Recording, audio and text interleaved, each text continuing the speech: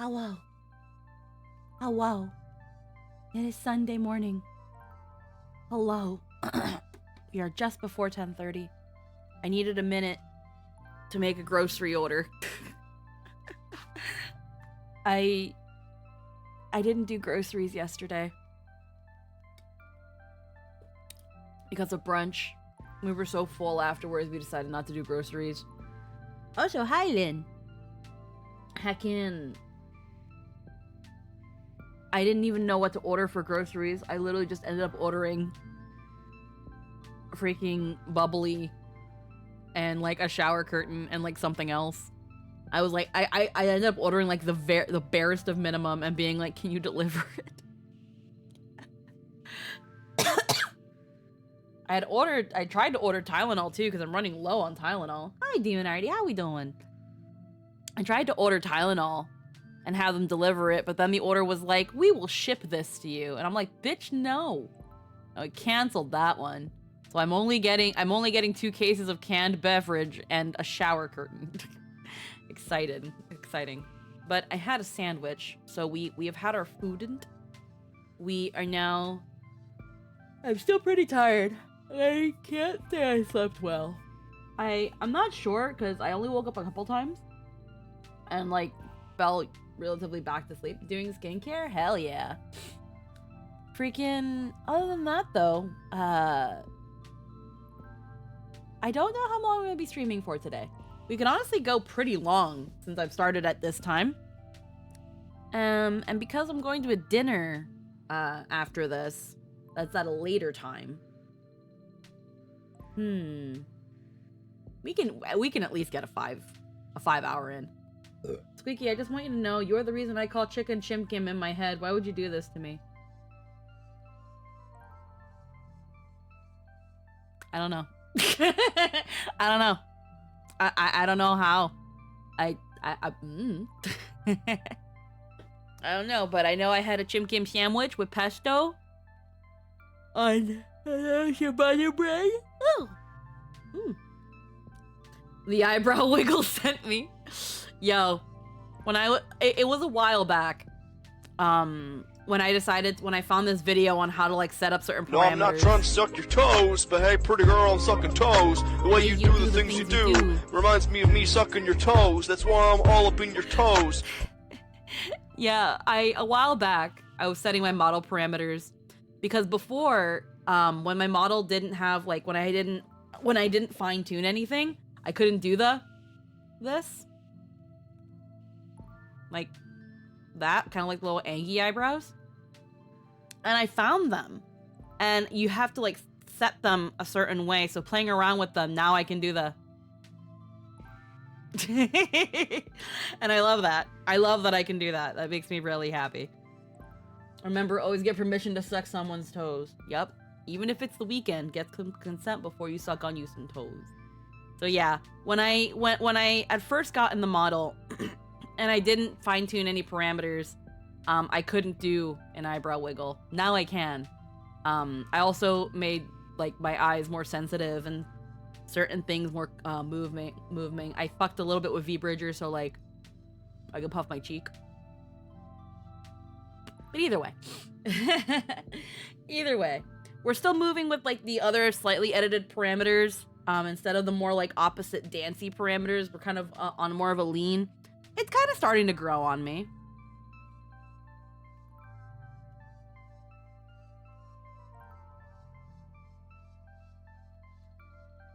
Yeah? Yeah?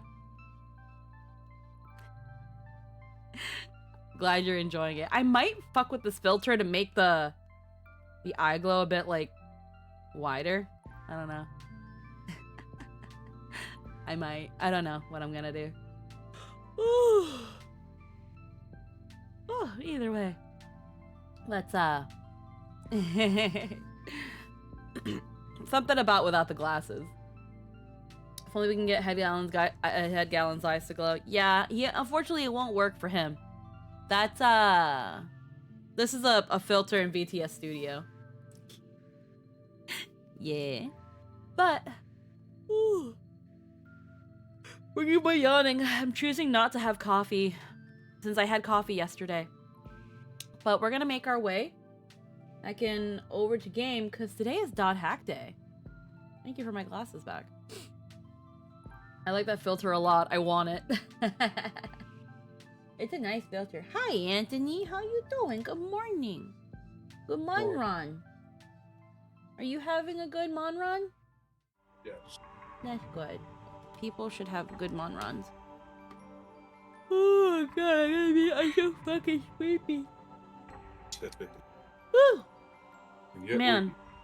Huh? Yeet. Heckin'. What? What? What? I can't remember if I told you, but you're fucking like super close to the end. My mic's super close? To the end of the fucking volume 1, yeah. Hold on. You ain't got much left.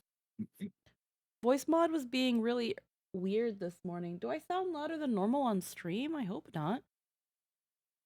Is it just Discord? Let's see. Okay. I feel like Lynn hasn't pointed anything out, and she definitely would have if my voice was weird on stream. What's...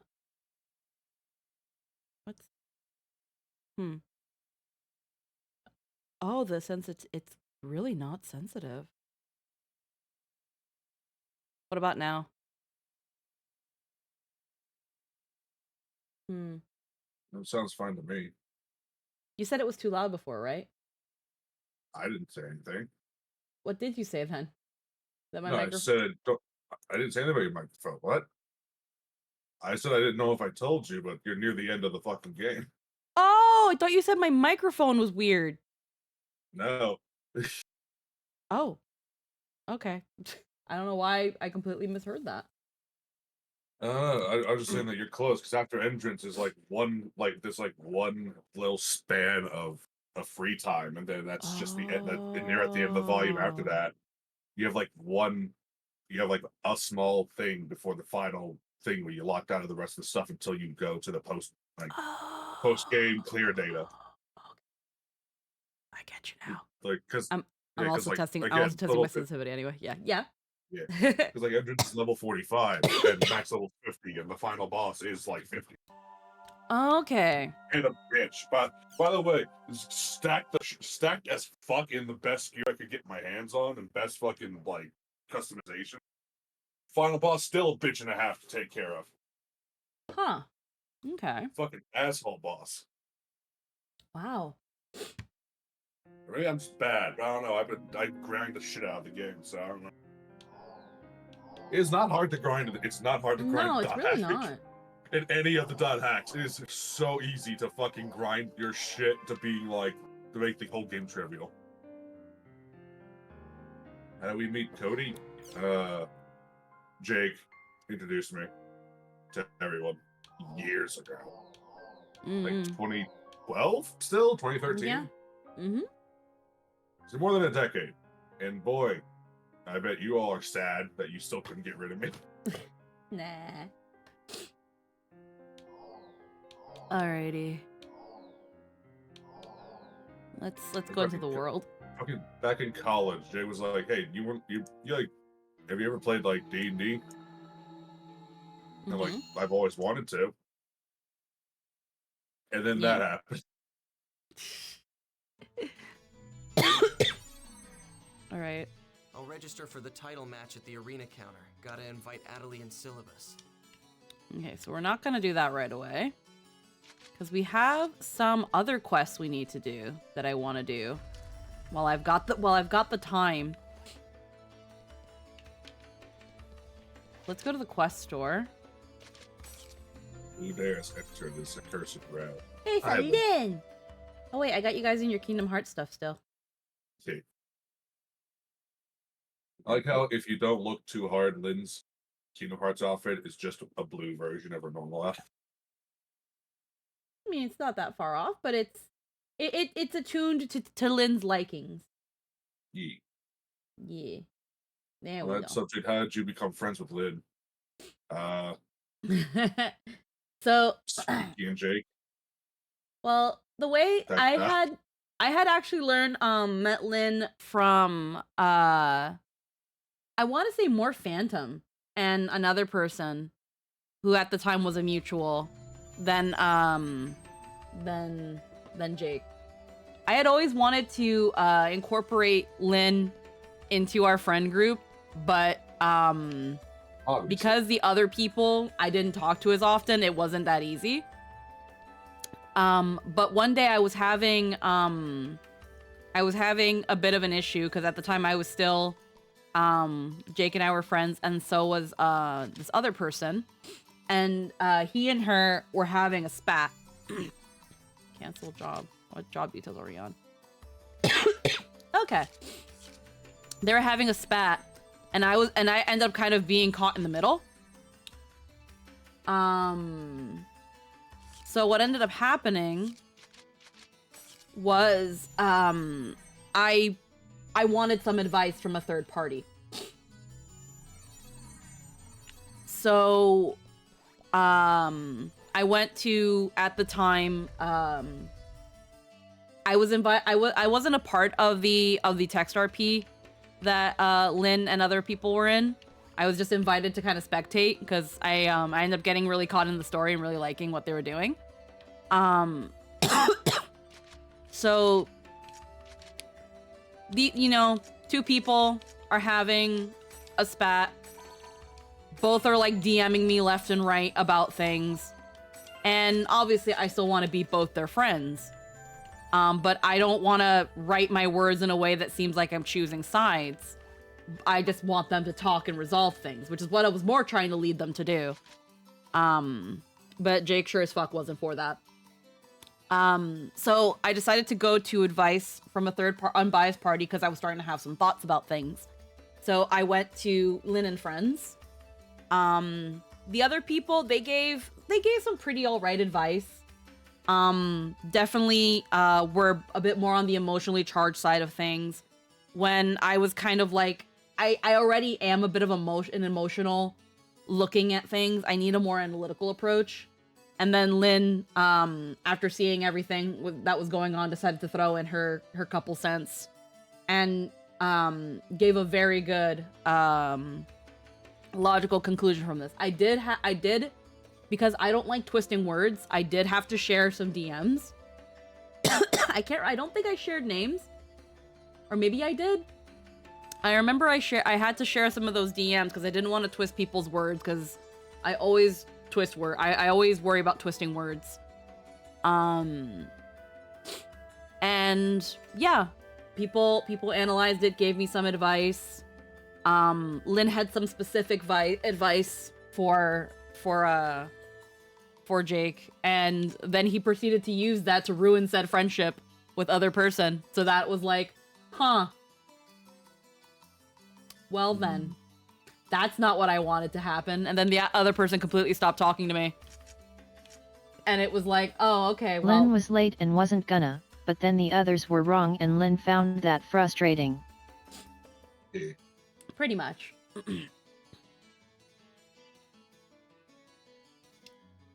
Pretty much. And then ever since, kind of, Lynn had always been like a part of the Summoners Network community and like always kind of involved herself in some things.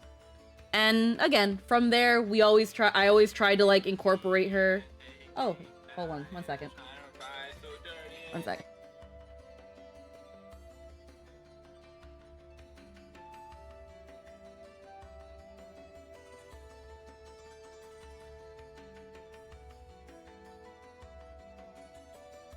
That's my grocery delivery. Yeah. Hopefully they bring it up. The last couple times they've not brought it up, and it's just like, what if I like had a broken foot and like I couldn't walk and you just leave my shit down there? You have no idea how ready I was for you to say it was your AM again. Nah, she's been pretty good so far this weekend. But yeah.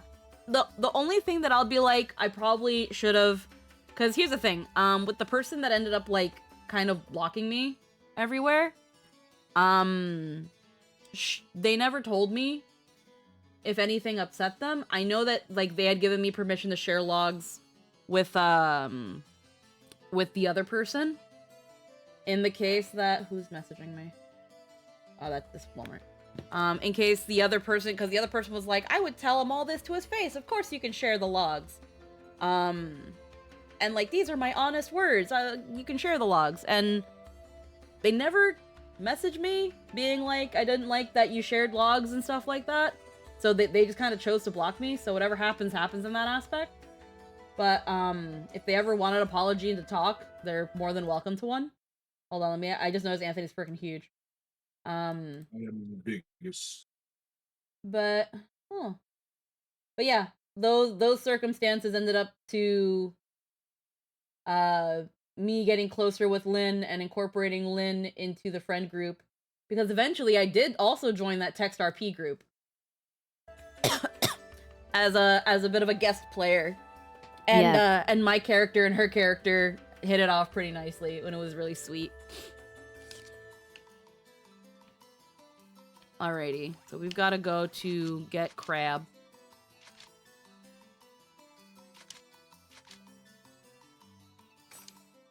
Silver Lining, I've been using that a lot lately. Using that a lot lately? What do you mean? Hi, Din Din. Hey, you're... Oh. Alcade. Hi there.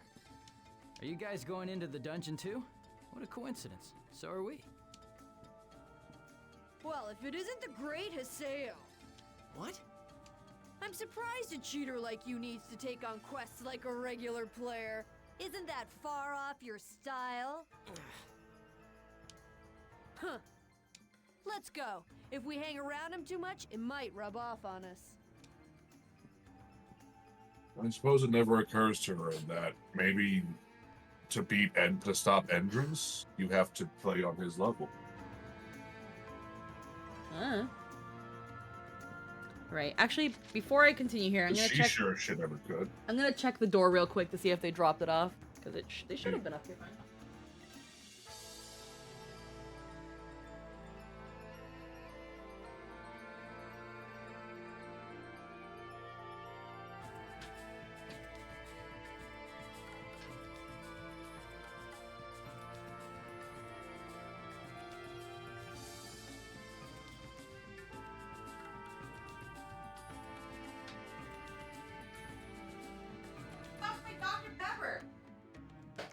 Nice. Damn it.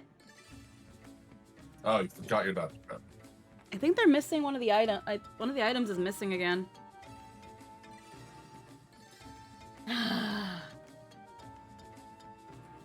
Sadly never got to interact with your character in the first one, where, in the second one, interacting with your cameo was the only real time I got to make an in-character connection. No one else gave me anything to latch onto. Wait. They only sent me 2 items? 2 items.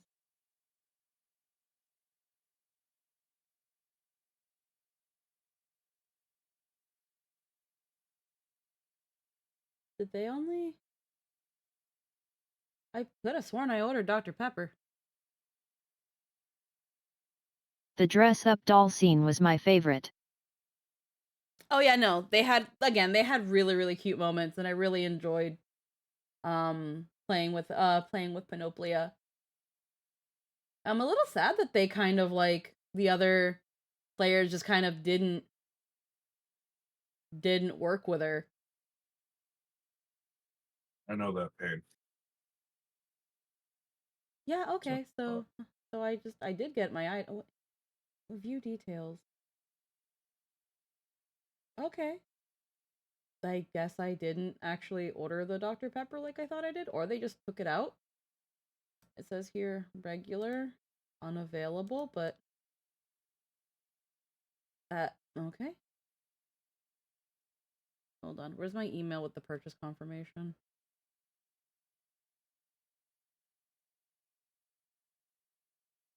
I'm just a little distracted 1 second because I'm just like, what the hell happened?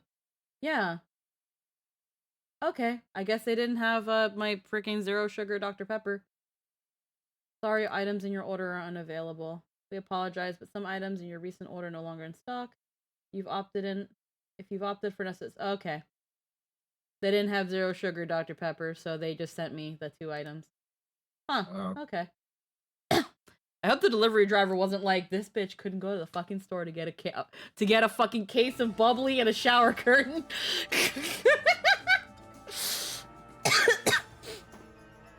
The only reason I had to get a shower curtain. They all did their own thing with each other, and my character was kind of hard to work with if you weren't willing to take initiative. Which was definitely on me. Threw plenty of lines out to provoke interaction though. Lynn can say she tried. Yeah. It's like, it's one thing when you make a character that's a little hard to, like, interact with, or that, like, can be a bit of a loner, but the player, if the player recognizes that that's the thing and still tries to throw bones, if the other players don't take them, it's like, there's only so much you can do.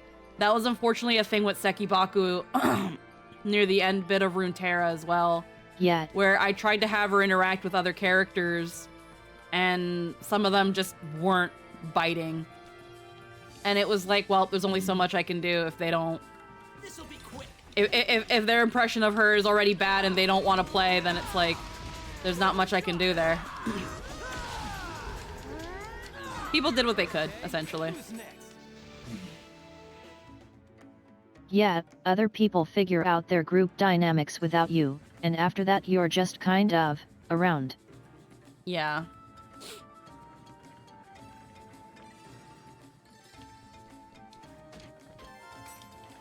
Like, I know there was that bit where Sekibaku was kind of like, robots don't have souls. And that, like, robots can never, like, understand things like that. And I even explained outside of character that she says this because she literally comes from the forest, where machines are not really a thing. She comes from a society that doesn't really look at technology as anything more than a convenience or maybe an assistance.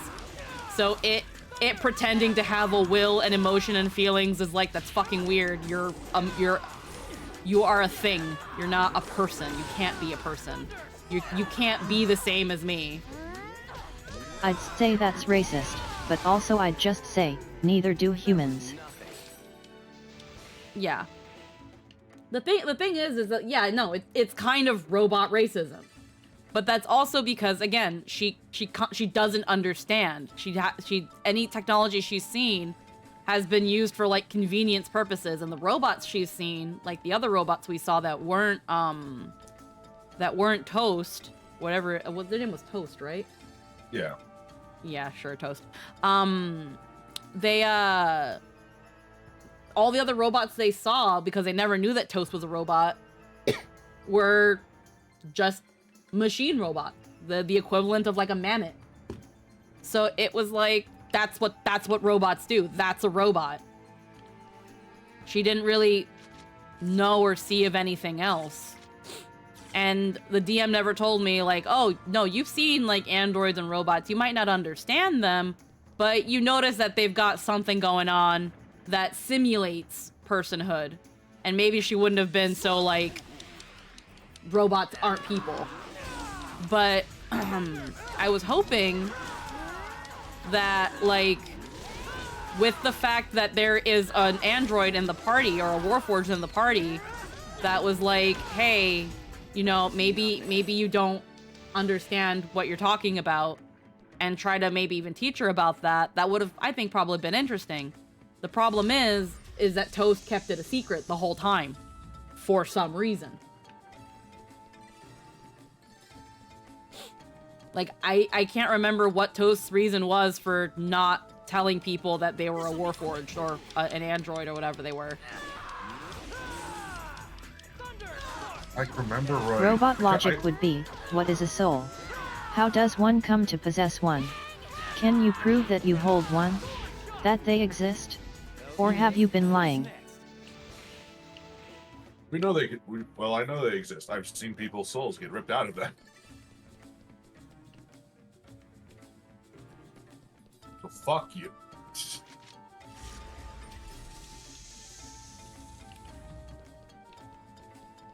Yeah. Honestly, that would have been, I feel like it would have been an interesting conversation of interplayer conflict.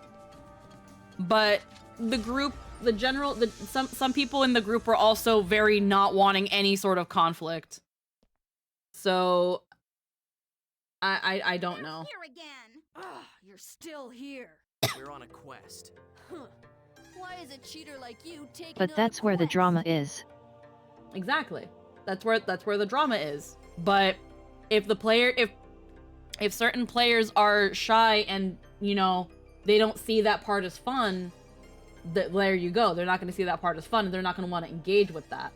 And I remember hearing that one of the reasons the player for Toast never approached Sekibaku to be like, hey, you're kind of wrong about, like, robots and stuff, is because they didn't want any conflict in the game. And it was like, okay, so you're boring. Okay, so you're low-key pretty boring, then I don't think I want to play another game with you if that's how it's gonna be. Like, characters can get on each other's skin, characters can have conflicts and argue and stuff. It's fine. I wouldn't say boring. I would just say conflict averse. That can be boring though. That can be It can be. I just think that I would chalk it up to they being a little just uncomfortable with the idea of interplayer conflict.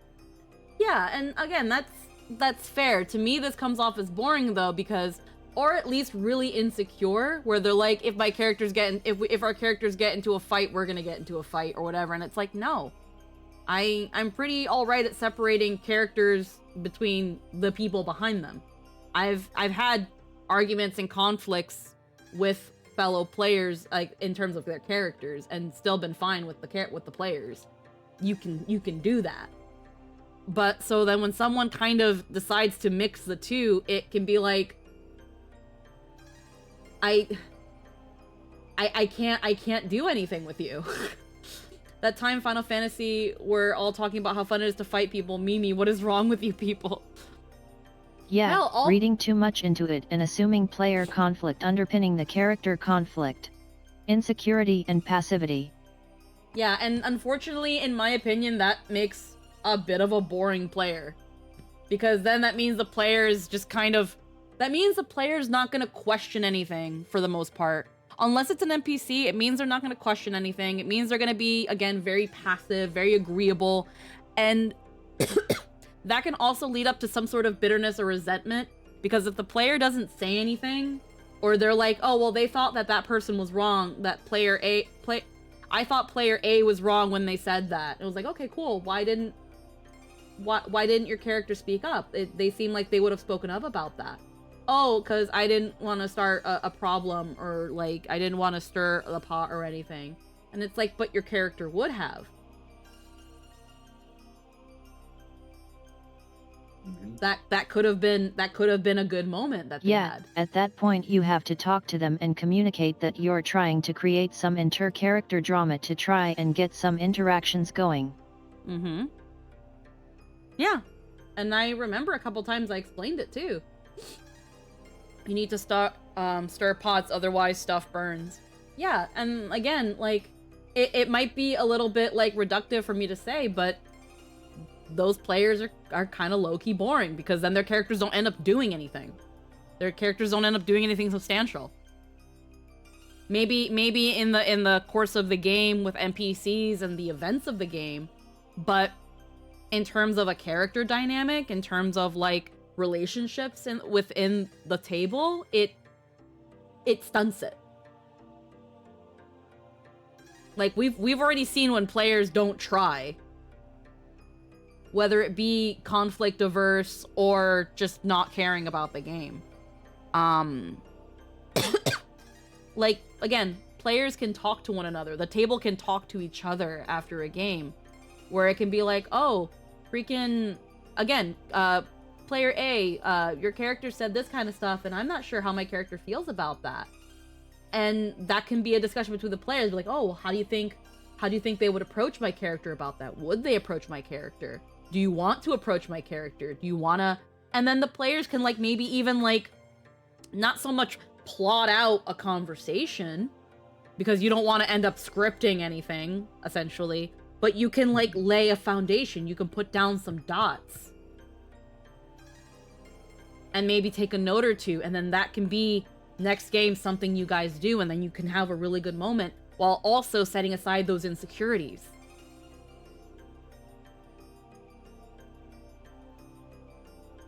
Then after that, it just becomes a matter of how the two players play it out. Because I've had an instance where me and another player were constantly talking about a situation happening, and we were excited for the situation happening, and then it happened, and it turns out that that player didn't like any of it, and that the player completely like the other player completely dropped the ball, and it was like, oh, okay. I mean, I still had fun, but there was this vibe the whole time that actually I don't like anything that's going on, and that was something that afterwards I just kind of had to apologize and never did it again. The saying, I don't want to stir the pot, is like, lift yourself up from the bootstraps. It's not supposed to be a good thing. My Final Fantasy character was made with a backstory that put her in immediate and extreme conflict with Squiacus. Though I knew she'd know I was doing a drama to make in-character talks happen organically and with relative haste. Mm-hmm. Yeah.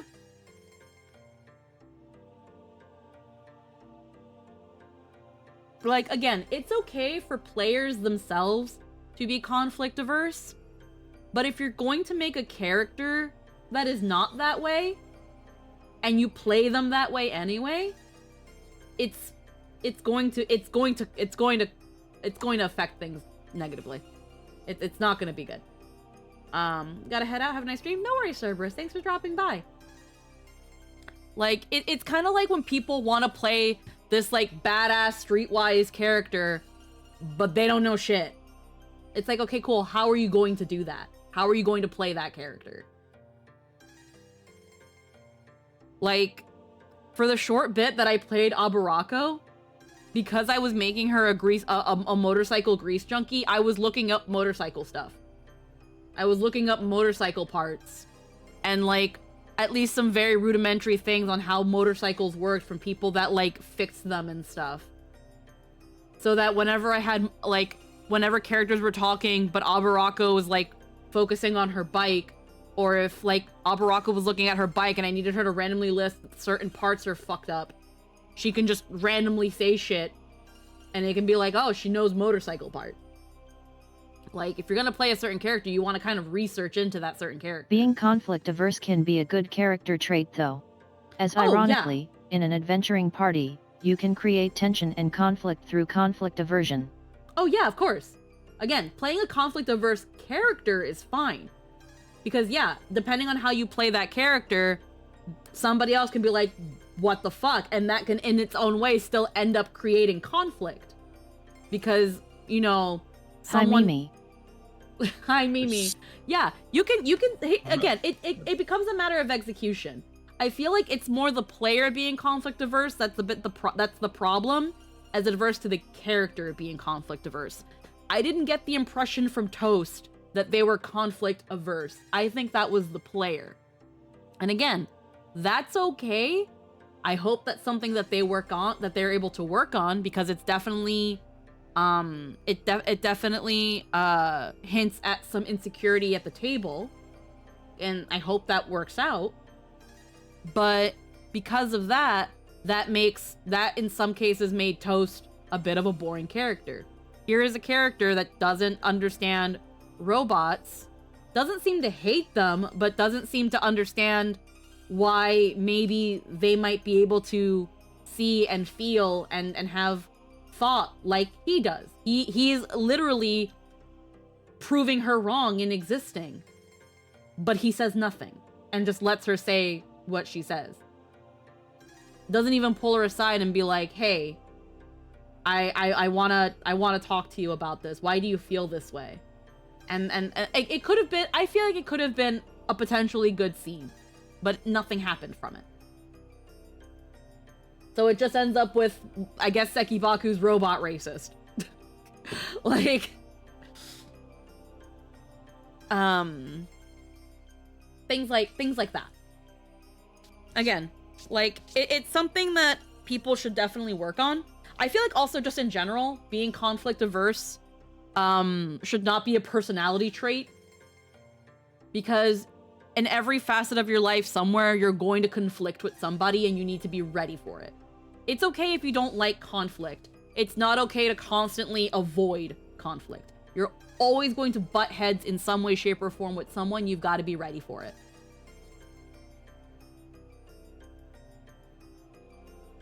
I think about these things entirely too much.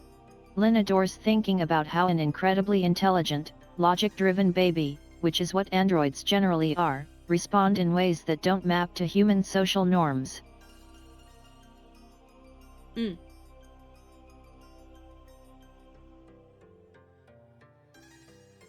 Yeah, so that's I don't know. That's kind of my thoughts on things about it. Also just in general, when I work a lot with people, so and I've worked in so many different places with different kinds of people. And the ones that are always like, well, I didn't want to start anything, I didn't want to start shit, I didn't want anybody to be like, those people are the ones that always end up starting the most shit. Like how you can insult a robot to its face, and it won't even recognize what you're doing, trying to engage with it genuinely. Oh yeah, and that's honestly, that's one of the reasons that like I fucking love Joust so much from Scheduled Conflicts. That freaking, I can't remember his the player's name. I think it's like Red Mario something. I can't remember. But that player does very well like playing like a robot. Like they do a really good job. Like there are times where like there's that little bit of emotion and like emotional thinking comes out because like, you know, the robot is like starting to get feelings and stuff, a little bit of a Pinocchio thing going on, but like it's still a robot. And it's really interesting to kind of see that.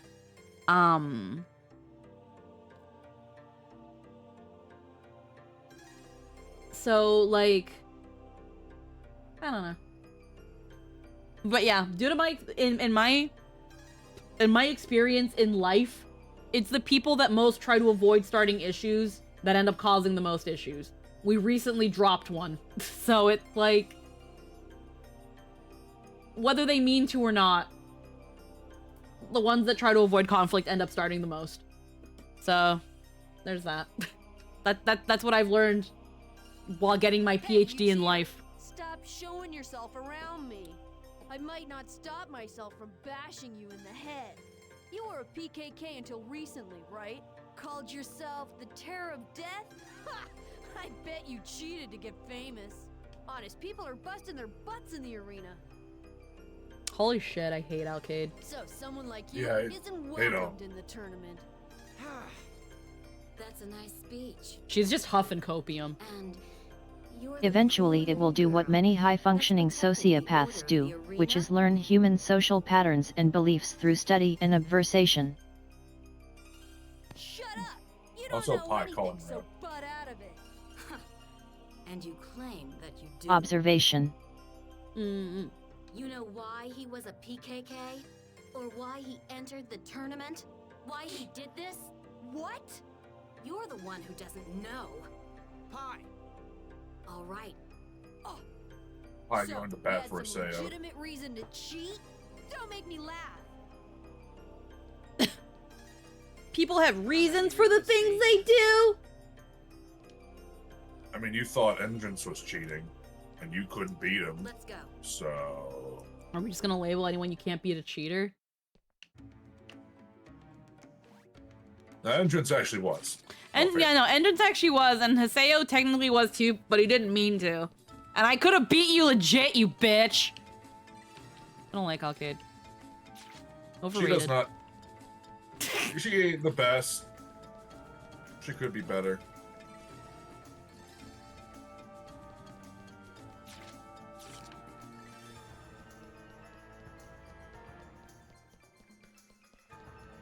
But, you know. People like fiery redheads. People are basic. You can learn empathy, learn emotional patterns in ways that allow you to emulate and feel them through understanding those feelings in others. By which I mean, hi Squeaky. Huh? Mwah. Mwah. You're mine!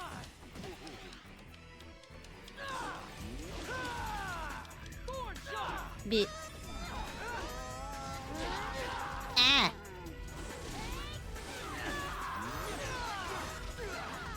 Bit. Bit. Bit. Bit. Well, that's that, I guess. Growlers heard from Something deep in is the still cave. here. I guess I'm going the right way. Yeah, I had to because I was talking out of my ass. I only caught like half of what you said. Do you want to repeat it, Lynn? I'm sorry.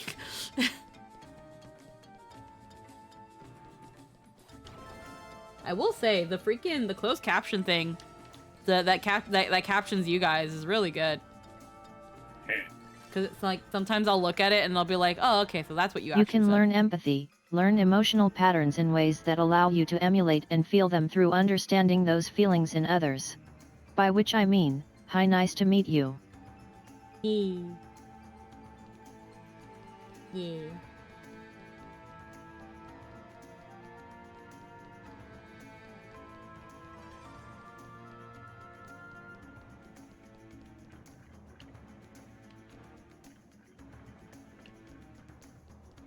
I'm not good at the thinking part of things. I'm definitely a very, very emotional person.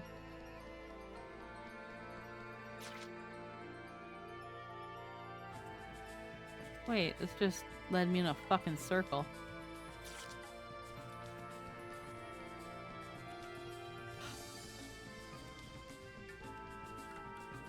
Her.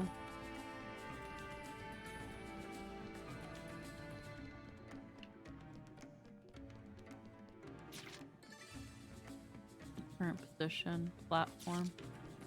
Sound deeper in the cave, but there's no stairs. How's the game so far? Hi, Heisei. We're doing pretty good. Right now, we're just doing some side stuff before we... I think we just have to bonk entrance. It's always my favorite pastime. Yeah. So we actually... If we're as that close to the end of the game as Anthony says, then we actually might be finishing Volume 1 today. And probably just go straight into Volume 2.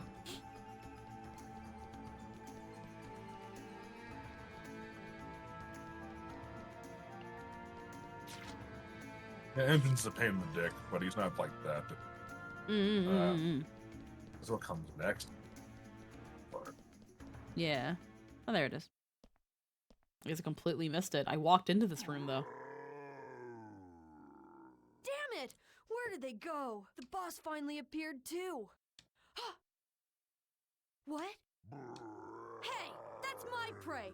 Don't Lynn even has think about it. sociopathic I was here tendencies, and first. is probably super autistic, never got checked, but point is, many people tell me I'm one of the most kind and compassionate people they've met, which I find hilarious, but I hear it a lot, and that's considering those things do not actually come natural to me. Lynn has learned. Damn it. How should we handle this? I think Lynn is a nice person, but she's also a very wary person. She needs to she needs to essentially gauge if someone is worth her time, to then also want to give them her care and compassion. Yeah. Because of that, and because of that, Lynn is also very analytical. Okay, who's next? That's not to say that you can't be those things. It's just you're definitely a lot more careful. You don't. It's not your Are you okay, default. sis? Did these guys cause you trouble? Obviously, you're going to be polite and cordial, which a lot of people can misconstrue for kindness off the bat. Because obviously, you don't want your first impression. No one wants their first impression to people be like, wow, they're a bit like haughty and rude or a bitch. No, but not many people want that to be their first impression. So obviously, you're going to be polite, you're going to be cordial, you want to, give off, like, even if not so much a good impression for people, you want to give off a good air. Because especially when it comes to things on the internet, people knowing people can be easily very reputation-based. So you wanna, like, present yourself in good standing. Like, to start. Lynn is incredibly cold, but quite warm if she's decided she likes you. Yeah. Otherwise, I'm polite and forthright because I have no particular reason to frustrate. Exactly. Like, again, like, it's more so just starting polite and cordial. With me, I like being nice. I like being polite, cordial, like, you know, again, polite, cordial. I don't mind being a little sassy, but I kind of need to get the vibe that I can be a little sassy. And even then, I'd be like, sorry, I'm just joking. But,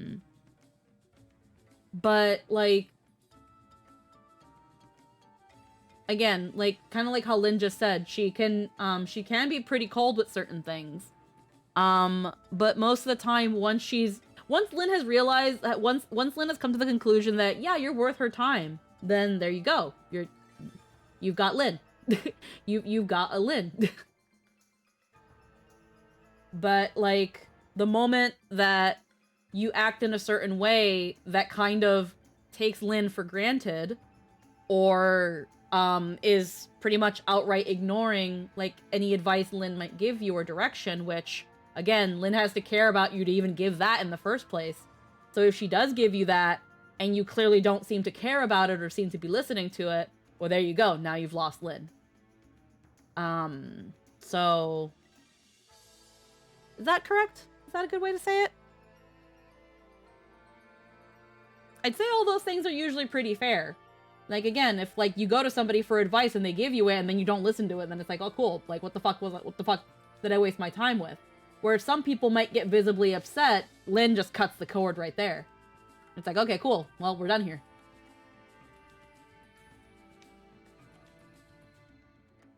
You're gonna get it for that! Stop! Why'd you save me anyway? Who knows? Why'd you have to win by cheating? None of your business. It is my business because you beat me! I don't know what you're doing. I don't know what your motivation is.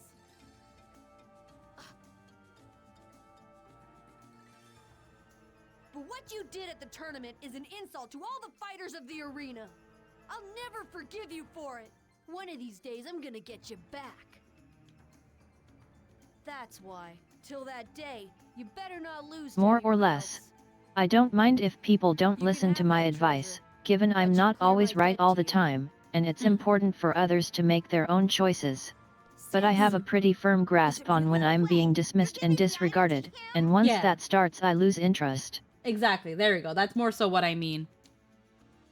When one's really, like, dismissive, and then, again, like you said, not being really regarded or appreciated. Hey, you got a nice item there. This is... It's perfect for a rookie like you. Did you invite me here because you knew this item was here? Don't get the wrong idea. We need you to become something that we can use. Thanks. What? It's not like you to show gratitude. Oh. Come on, we're heading back.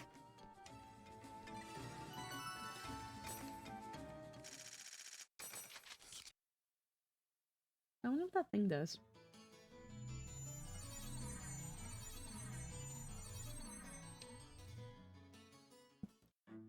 Hello. This is for you. Thank you. I was not expecting that voice to come out of that. See, what else do we have here? I can't do this because I need Pyros. Like I said, you're getting close. Guragon is... You'll have time. Yeah. Also, on the forums, the secret boss of Volume 1 is tied to the Necromancer side shit. The assassins coming after you. On this?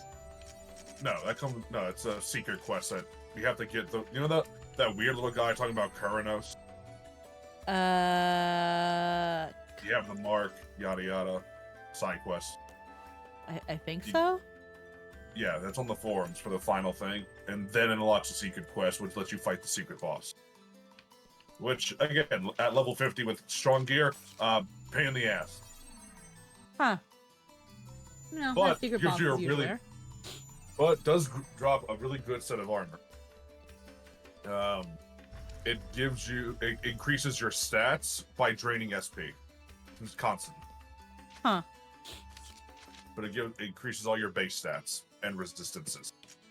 Let's see. Equipment. It's also a really cool model. I don't think they ever use it in any of the volumes.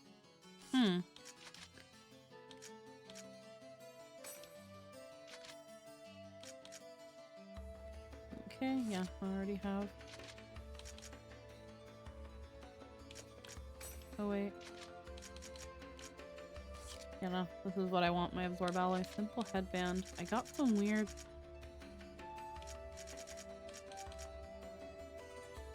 Simple headband.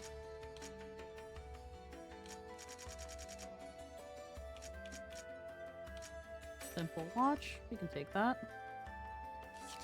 So then what did I just get?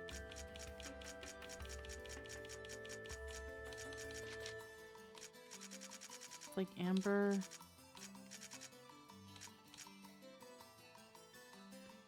Oh, EXP plus 10%. Oh, that's not bad. Red Sunstone, Arts Knowledge.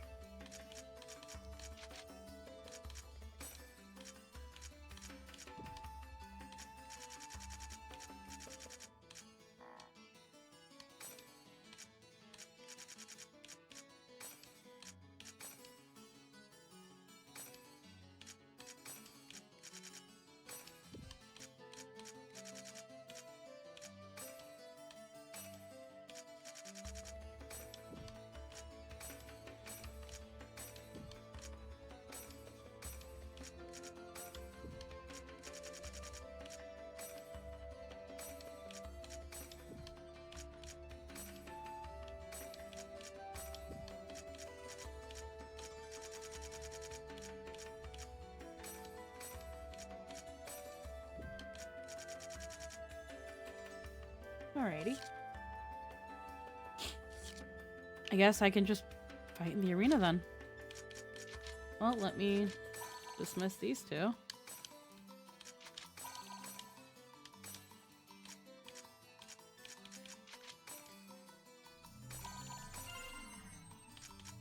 Four.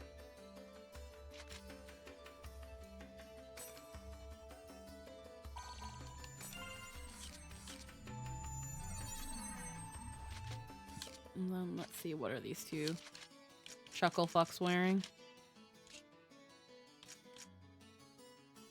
Also, the question that wasn't asked, I became friends with Anthony around 2 months after being very awkwardly placed in a private group chat with him where I get to sit around like, hi, I'm unfamiliar outsider, how are you? And they're like, well, okay, so this is weird, but I'll just pretend she's not there and see how it goes, I guess. I don't think I pretended to not notice that you were there.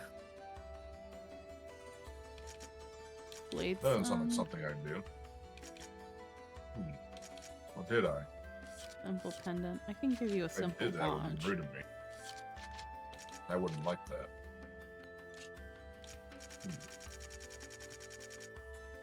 Give you a watch.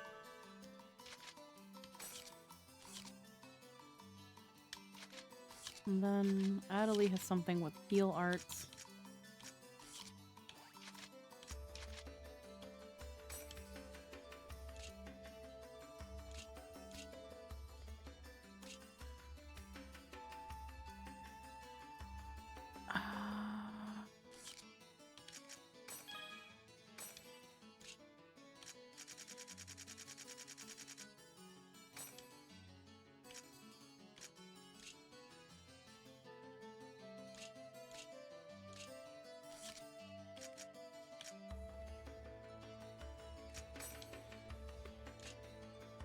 That's mostly a Lynn thing. She's hyper aware when she's the odd one out and that it can be awkward to chat about certain things when you know there's a stranger watching, even if someone else vouches for them.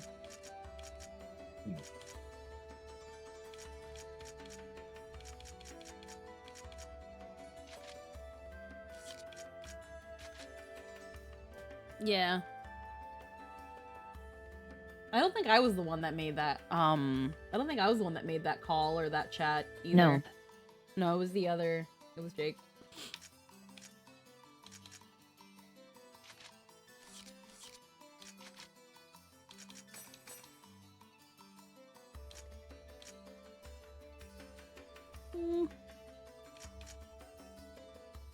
Don't really need to put any of this stuff in.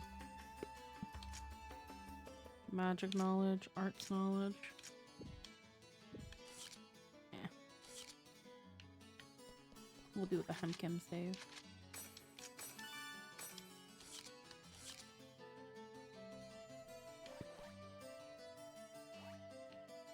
It's funny because up until said person up and left, I wasn't sure, like, I knew Lynn liked me and that we were friends, but I always had a feeling that other person and her were a lot closer than even me and them. And I feel like if Lynn had any negative connotations towards me, it was probably from times that they had told Lynn about me.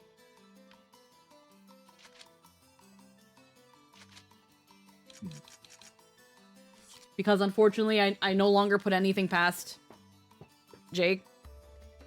I don't know. Because, like, you and I got really, really close after the split. And I want to say, but beforehand, we were pretty close still. Just not to the level that we are now. Because you and him were more friends. And if he ever said anything bad about me, that probably also kind of affected things. Just like he would tell me, like, things about, like, other people in, like, a negative way. Yeah, trauma bonding and all that. Mostly we both figured the other was a bit distant. Yeah, in my case, I guess I didn't want to bother you. I know that, like, I probably would have talked to you more about, like, stuff that Jake was doing, but I probably also figured that because you and him seemed a lot closer, that I was like, either she might just dismiss me because I'm the more emotionally... Like on my end, I just didn't want to bother you, since you were always busy and seemed to be having a hard time. Yeah, in my case, I thought you were pretty busy and just didn't want to push any of that on you. Because if, like, Jake was constantly giving me shit, he was probably also then talking to you about how, like, I'm apparently whatever. Probably not in a bad framing, because, you know, you and I were still friends. But, like, if he was going to me with all the things he was going to, I didn't doubt he wasn't going to you. So you probably would have already heard most of it, if not more. So I was like, I don't want to bother her.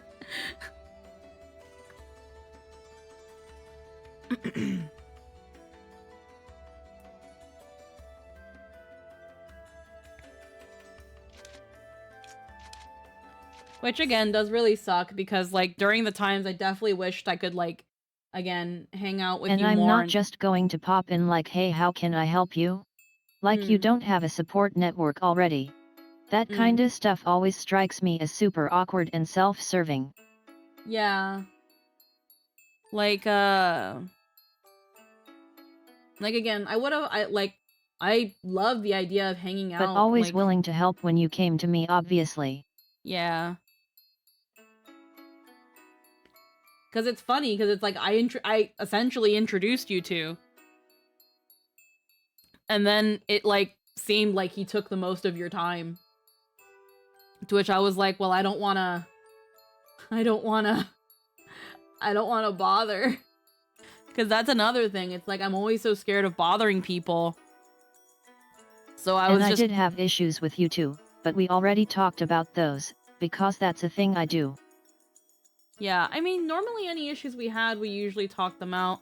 I can't remember the specific issues you had with me, aside from, again, like, me seeming like I was always busy, or, like, maybe being standoffish, and some like that. But yeah, we normally talked it all out. I hate that my memory sucks sometimes. But no, I definitely wanted to like talk and hang out and do more things. But again, I always kind of felt like Lynn's preoccupied with other things. I don't... Oh, it was mostly how you were usually super aggro in text and very domineering. Oh yeah. Oh yeah. That was like early mod mode stuff though. Yeah, we definitely talked about that. Yeah. Oh my god, V Richard didn't fucking break for once. Hey. But yeah, no, that was... Yeah, no, I kind of sometimes suck at text, and now, like, I super analyze and look at what I type now, because I don't want to come off as, like, domineering or aggro, or, like, I don't care about whoever I'm trying to talk to.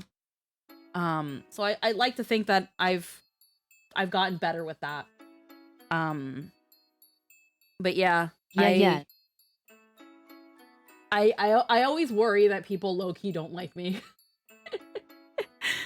I'm so afraid of bothering people, but at the same time, I really want to talk to people I like. Yeah. I can't believe it. The nerve! Winning the tournament the first time he enters. He's just trying to copy you, Master N. Honestly, he's annoying. But there's nothing to worry about. I have my ways of taking care of him. I want him to be just like, who are you? Relax and let me take care of it, Master N. Hey. Yeah. Oh, I also worry about people not liking me. It's just a part of being human, or in my case, human adjacent. So afraid of Haseo. Good question, Ed. I'm not afraid. I'm not afraid of a guy like that. Think I'll lose? No, of course not. Then Damn, don't that do hat. anything to him, Saku. Oh, he actually knows her name. Huh. Aww. I love how he's just like, Do then leave him the anything. fuck alone. You'll never recognize Just- me, Master N. Lynn don't lives recognize rent-free you. in her own head, And I have and no is a reason very to demanding blame you in tenant. the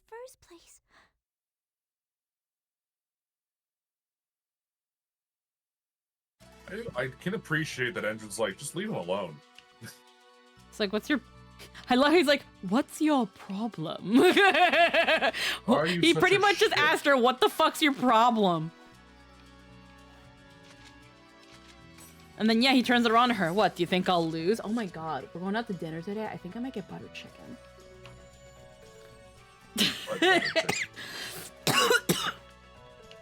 But, like, no, it's kind of funny. God, Again, you're I- adorable. I thought about it. I was like, oh man, butter chicken. But no, I definitely like put up airs a lot. I've said that like the best way to like get anyone to buy your shit is to just sound as confident as possible. Like, there is some truth in that. But I also consider myself a horrible fucking liar. I can't genuinely lie to save my fucking life. Because, like, I just kind of, like, start immediately feeling bad if there's even an inkling of that person believing what I just said. It's super funny when you think you're being deceptive.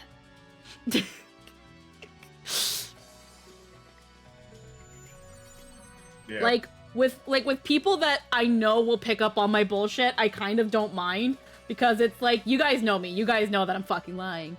But like with people I don't know, like I immediately start feeling bad if I even say anything that's like remotely disingenuous. So I just prefer to be really honest. And if people don't like me for that, then it's like, well, there you go. Like, what you see here is what you're getting.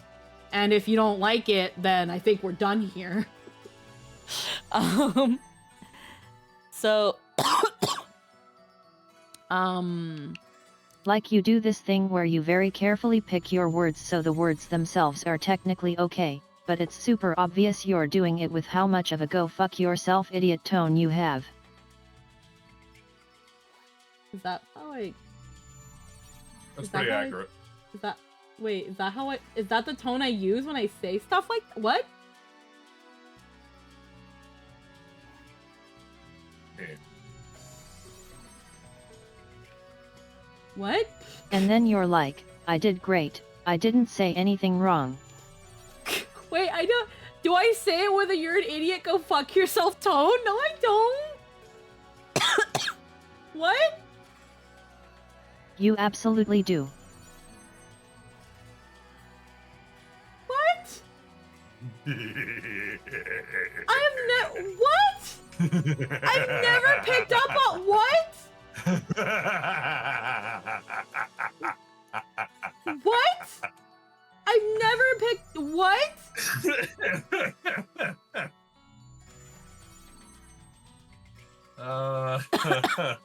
It's so incredibly obvious and it's so frickin' funny how you never have any idea. Huh?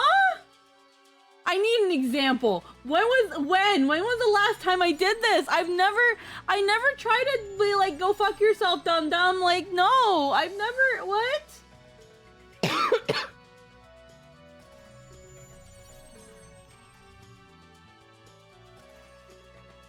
What?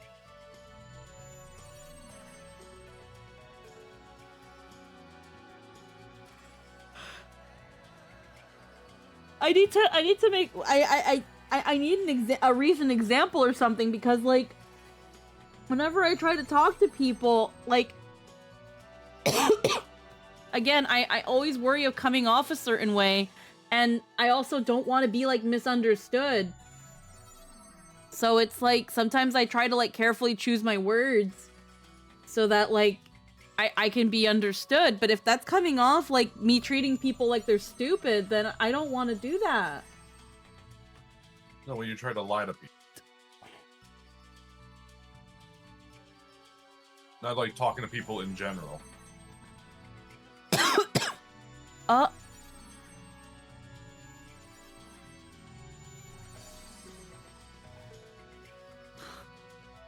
can't remember the last time I've tried to lie to people.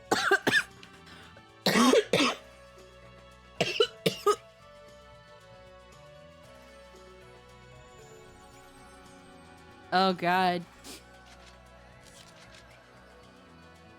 Fucking... Just fucking sign me up for the match.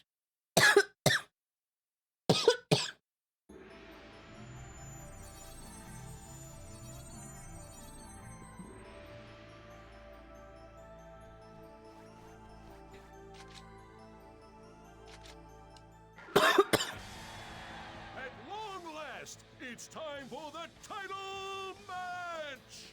The Emperor, as everyone knows, is the undefeated entrance. That strength, that mystique, that look! He is truly the Emperor. No wonder he has so many fans behind him. There's nobody there. And the challenge is the rookie Team Haseo. Comebacks upon comebacks, and the fights are truly miraculous. Oh my god, my throat. What kind of miracle will they show us today? The audience is packed. You're still ill? It's just a lingering cough, unfortunately. Swirling throughout the arena. Has there ever been a fight so anticipated? For today's commentary, we asked ex-Emperor and Terrace, who was defeated by Haseo in the finals, to join us. But there might be some sort of problem since he isn't here yet.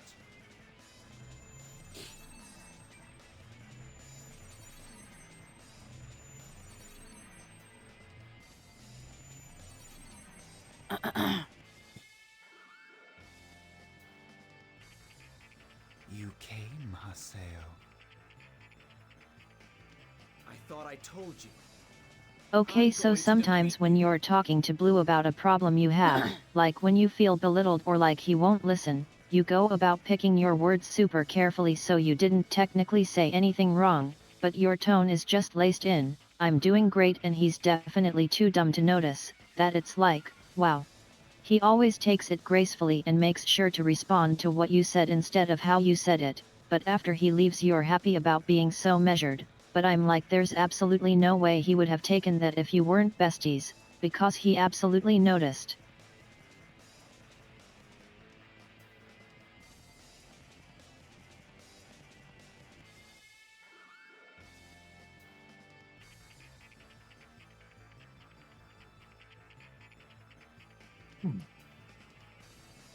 I'm...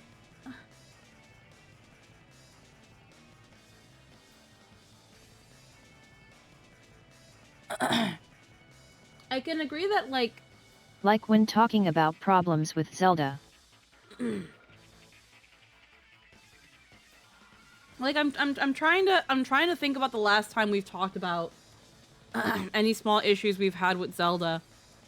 It's been a while. Yeah, it's been a long while.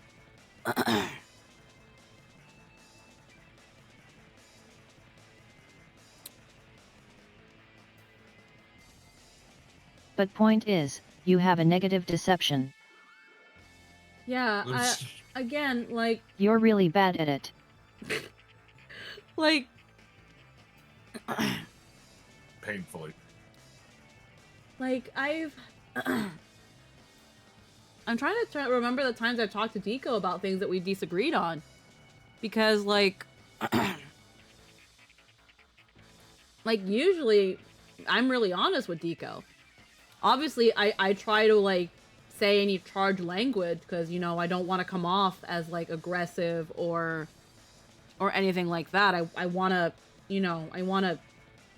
Which is funny because you're apparently a Machiavellian mastermind, but the world is a weird place.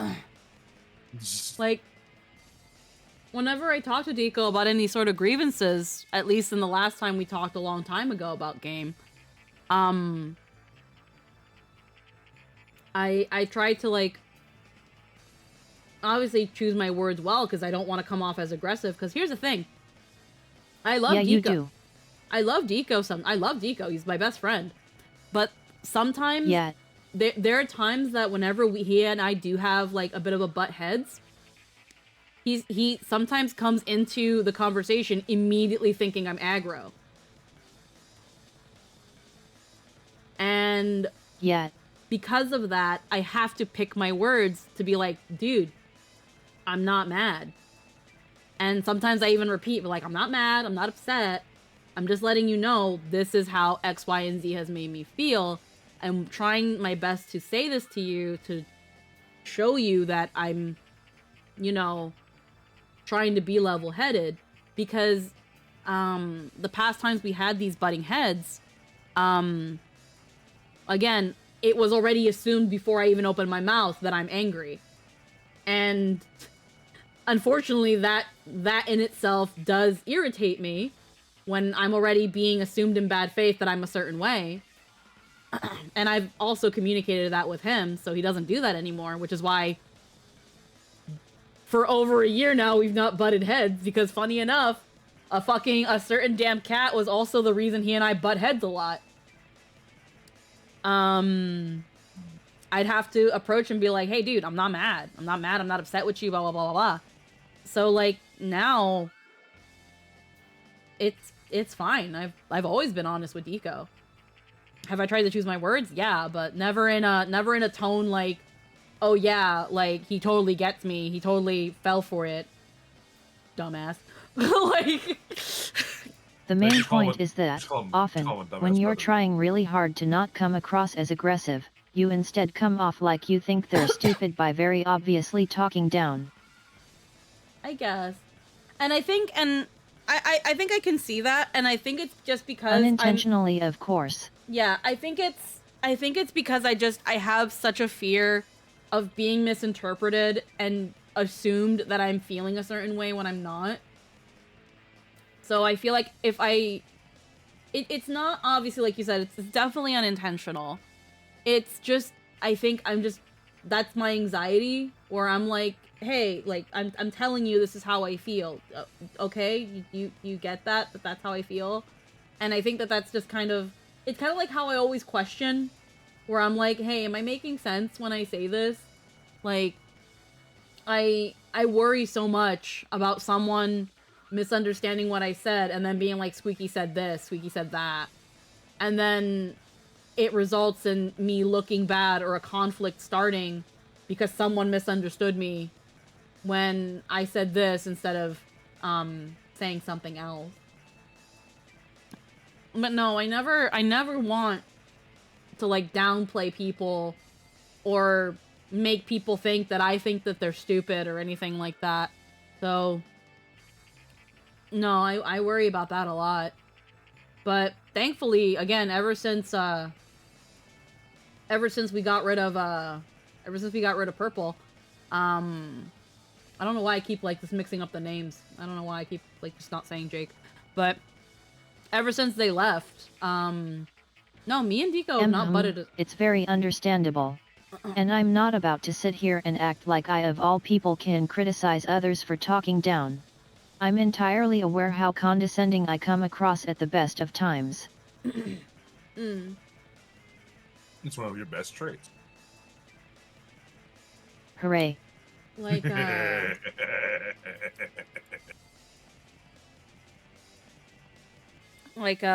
yeah, no, I always worry about that sort of stuff. And I never want anyone to think that I'm coming off as like condescending.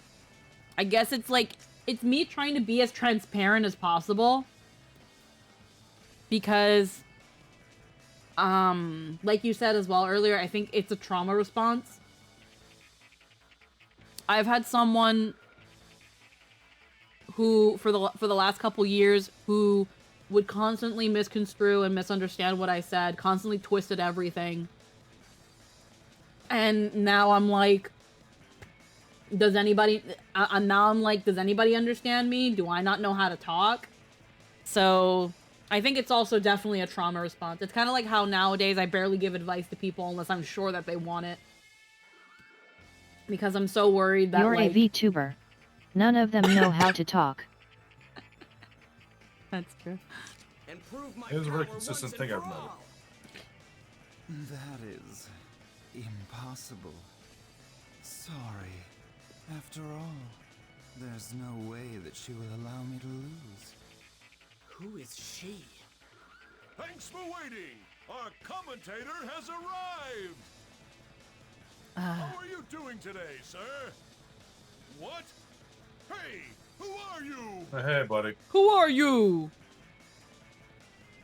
Ovan, why are you here? Ovan, you bitch. Why are you here? Hey, it's Ovan. He's a good guy. Smiley face. Shut up, Gabby. But yet, I figure that's one of the main things holding you back from being your best self.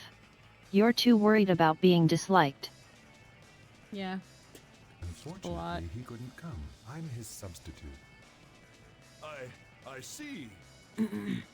And it makes you hold back and second guess a lot. What are you planning this time, Ovan? I think it's also just because... And also stresses you out. Are you familiar with today's participants? The challenger. I am definitely, unfortunately, a huge people pleaser. Oh, and what guild was that? The Twilight Brigade. The Twilight Brigade? I think I've heard of that before. It was disbanded over half a year ago. Yeah. I used to be in Ovan's guild, the Twilight Brigade. Welcome to the world. It's a pleasure to meet you, Haseo. I'm Shino. Also, I haven't eaten, so I'm going to see if I can do something about that. Yeah, get some fucking food. Come on, shake hands. Oh, are you blushing? Let's just try a bit more. Ovan, don't go off on your own too. This sky. I wonder how far we have to go before we can find the key. Haseo, what would you do if you found the key? If I find it... No, changed my mind. It's a secret. The guild's disbanded? Why? We have to find Ovan. I'm gonna search the lost grounds. Haseo, please search the town. If you find anything, call me right away.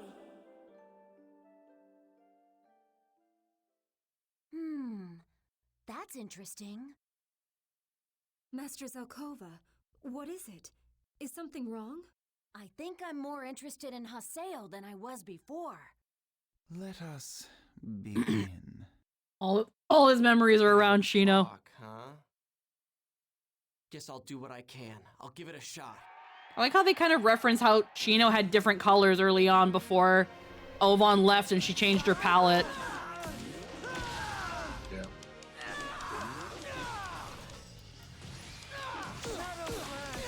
Although I think in like the little flashback where it showed like him meeting her, they had her in the black palette, and it's like she was with the pink hair and the white outfit before when they met.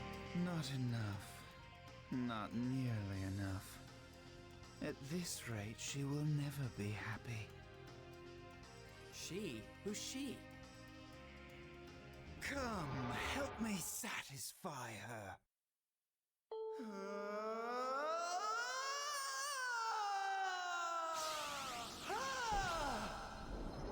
Okay, well, weird delivery, but you know what, Liam, you do what you could. Director's It's all man. right, Haseo. Mm-hmm.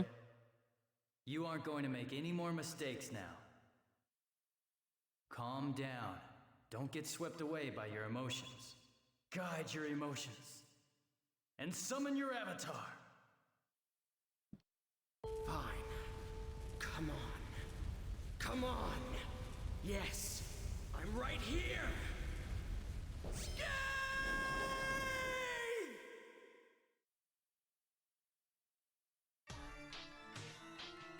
Okay, Maka. Or Matcha. I'm gonna say matcha because it's like the tea. Stun with shots, uh-huh. Approach while stunned, uh-huh. B the dash.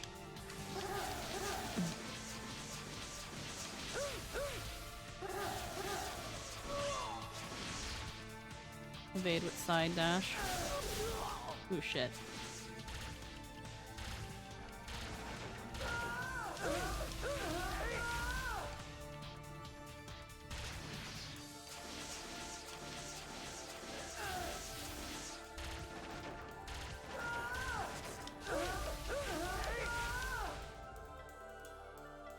Where am I?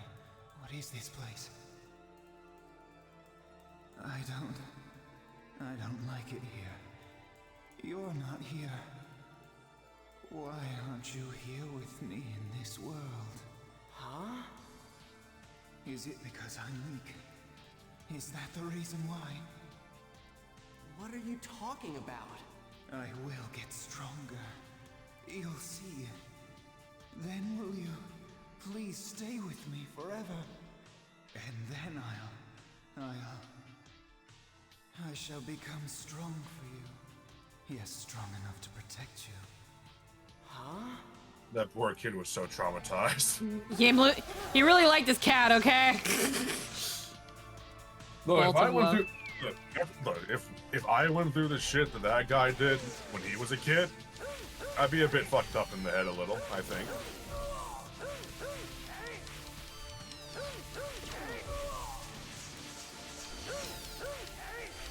Yeesh, though.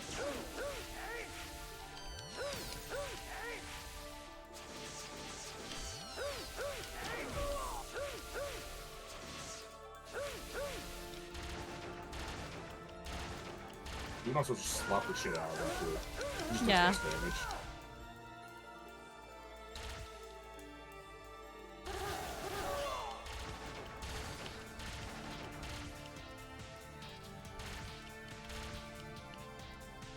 It's even on like a giant rose.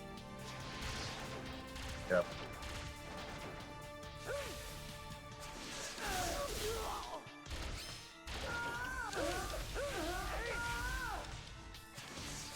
Vengeance is not a subtle boss design. No.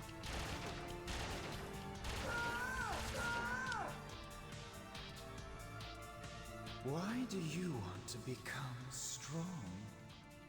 Well, because Are you just the same as me? In that case, don't interfere with me. The same as you? Why? Did you lose her too? I do not want to be alone anymore. I don't want to lose anything.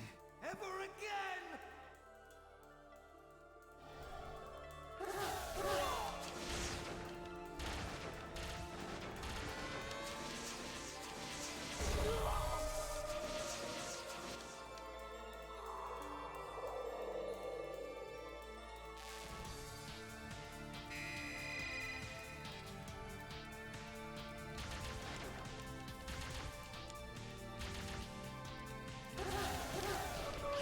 Fuck, ow.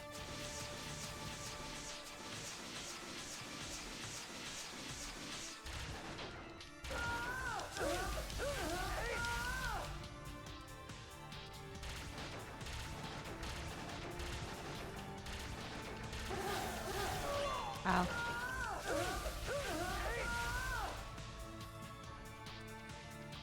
With you gone, I was all alone again. Until she appeared to me.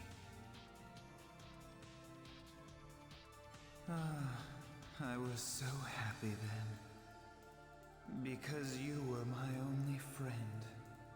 Because you were all I wanted. But it's fine now. She has returned. She has returned from the outside world. What the... What are you talking about? I am no longer alone.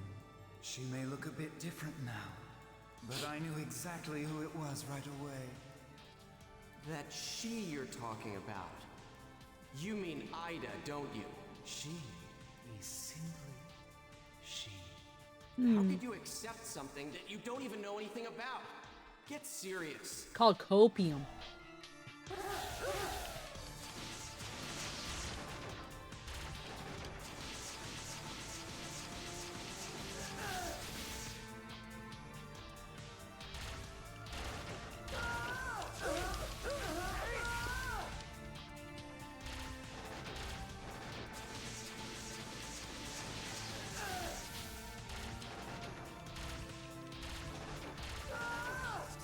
How long has it been between GU and the original dot hack? I want to say a couple years, maybe.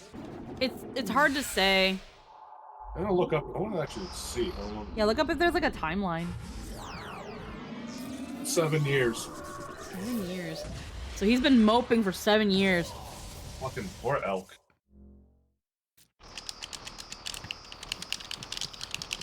Apparently, Entrance is 20 years old.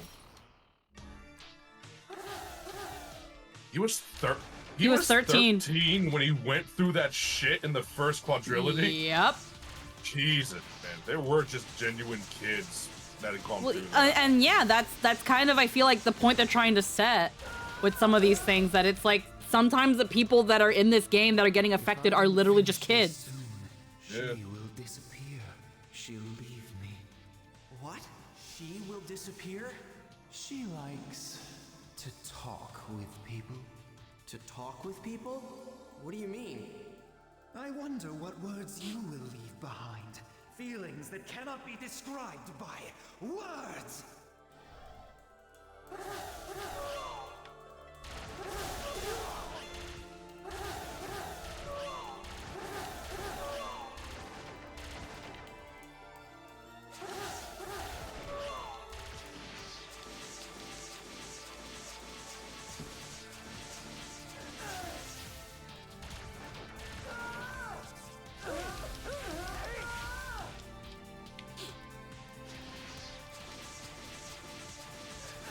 Whoop.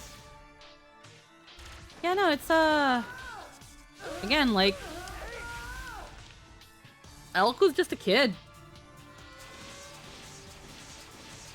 That's And fucked up in a lot it of ways. traumatized him so fucking much, and he's been holding on to it for 7 fucking years.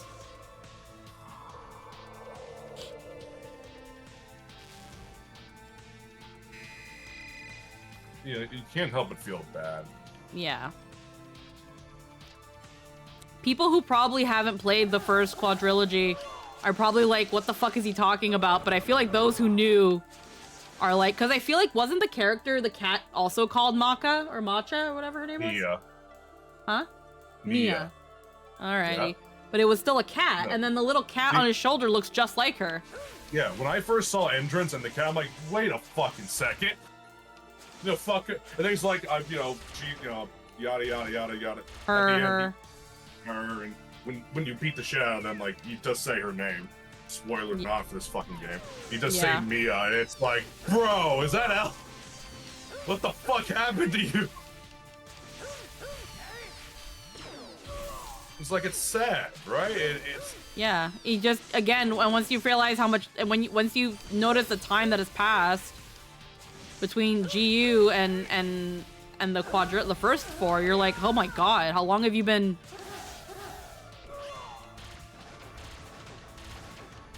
Remember, therapy is never a thing in anime, so don't even think about bringing that up.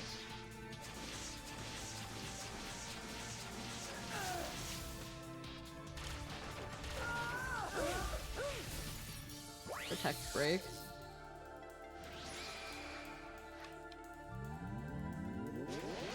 Fucking get him.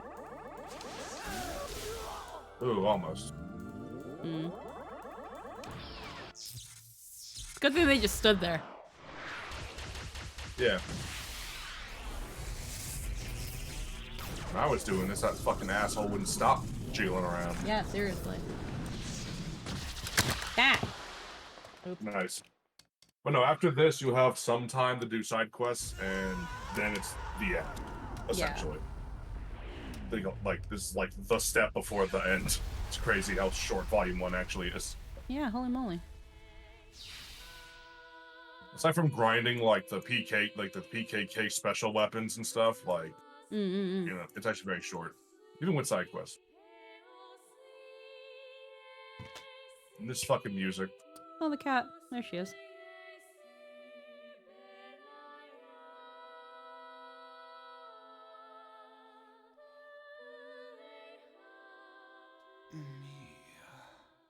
Yep, there it is.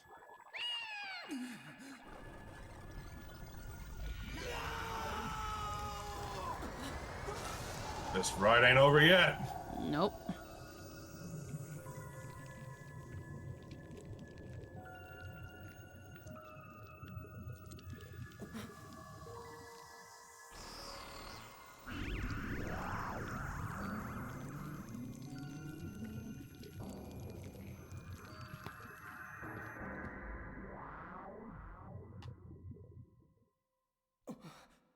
What was that? It was Ida. That cat was Ida?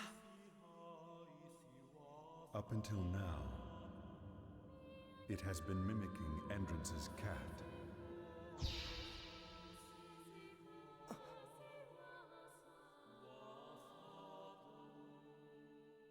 Hello. Well, hello there. Hello. How are you? I'm doing okay. How are you doing? I'm pretty great. Yeah. I have my tea, and now I'm drawing. Despite what Hell happened, yeah.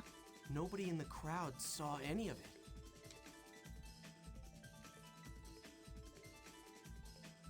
I guess Endrance truly loved her. What's that? Oh my god. Will that power? I forgot that little shit said that. I kind of skip these cutscenes just to go through the game. It will. I'm guessing Velkova can see things. Over already? I like God because he's fucking dumb as bricks. It's over? Haseo won, didn't he? See for yourself. He did it! Way to go, Haseo! Hey you, calm down. His objective wasn't to defeat Endrance. Come on, Pi! Who cares about that? All right! Get hype, Pie, fuck's sake. Right. But wow, I'm impressed. Haseo did incredibly well. He did. How very interesting. No way! This isn't true. It's not possible. It's because I didn't. Ever forgive you, Haseo. It's because I didn't do Who would've anything. thought that cat you had Clearly. with him was Ida. So Endrance knew it was Ida all along, and still treasured that cat. I wonder, what does she mean to him?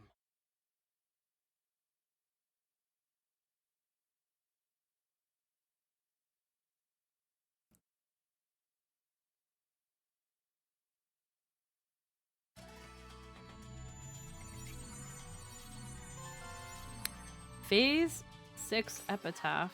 You have new mail. Yep. Alrighty. Let's Hemkim do a save.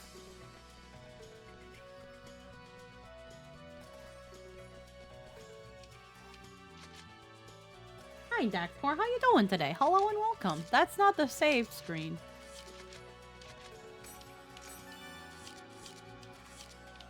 Alrighty, let's go. Let's do the heckin' logging out.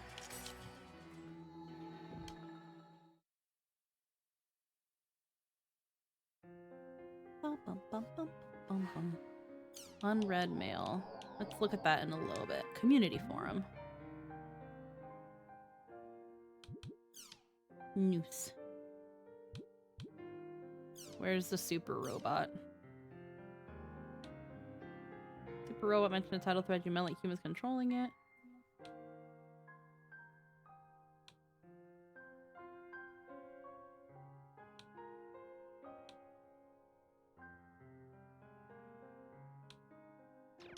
Alrighty. CC is a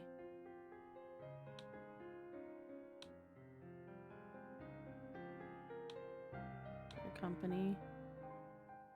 Games and provide some. Ha! How apt. See, where it's like people are talking about like the standing of CC Core. As a regular player, I don't really care much about the company. As long as they make good games and provide some customer service, I don't really need anything else. How fitting for the times. Yeah. I think most users have the same opinion as Faye, but is that really a good thing? Don't you think that we as users could make the company better? If you really want to do that, you should take control of at least 2/3 of CC Core stock. CC Core's biggest problem is that there hasn't been a decision about reparations for R1. If they can handle that, then the rest is their responsibility. People don't have a very good impression of them, huh? And yet people seem to... Wasn't even great before the fire, so I don't think they're not too great. If they were legit, I don't think you'd see stories about them on TV. They pay well and even have great bonuses. There's something wrong with this picture. So I hear. Gossip shows are constantly talking about their scandals and breakdowns. Is there any truth? The fear that we carry. I thought it had nothing to do with the digital divide problem, but it turns out I totally do. Good evening. This is Rice. The other day I lost my cell phone. I retraced my route and found it, but it had been run over by a car and was crushed flat. Since it's just before payday, I can't afford a replacement. At first I thought I'd be alright. I was wrong. I can't use my train pass. I can't access my ATM at the bank to take out money. I usually buy stuff with my phone, so I have no cash. I had to walk 2 hours to work with no food or water and beg to my boss for a pay advance so I can buy a phone. I realized this since I experienced it firsthand. Aren't we as a society too dependent on mobile phones? That sounds rough, butt rice. But believe it or not, you can live without a mobile phone just like me. I had a very similar experience. In my case, I dropped it in the bathroom. But even if the phone breaks, as long as you have the IC chip, you should be okay. Take a look at the back side of your broken phone's battery pack. There should be something in there that looks like a scrap of paper. That's the IC chip. If you attach that chip to another person's phone, you can use their phone like your own. Try it out sometime. It's not butt rice. It's rice. Rice. It's Like rice. Like rice. Yeah. Yeah. You can live. I think it's clever, but yeah. It doesn't. But like, is the symbol? It's the symbol. Yeah, but how is it? I mean, No, I'm pretty sure Ohm now I don't know why it looks like that, but I know what the symbol for ohm is, and I'm pretty sure it doesn't look like that. That's true. But I'm a little worried. the symbol. Because wait. This conversation looks so really. Oh, I think I know. Because the ohm symbol is the omega symbol. Ohm is omega. Yeah. But I think it might be ohm, like the chant ohm. Maybe. Because I looked up. Oh, because I'm looking it up. Yeah, like this. Like, look at this. Hold on, let me grab this. I'm gonna put in our little streamy thing.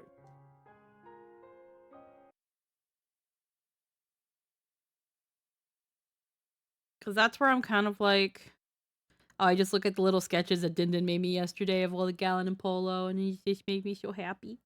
Thank you. They're so fucking cute.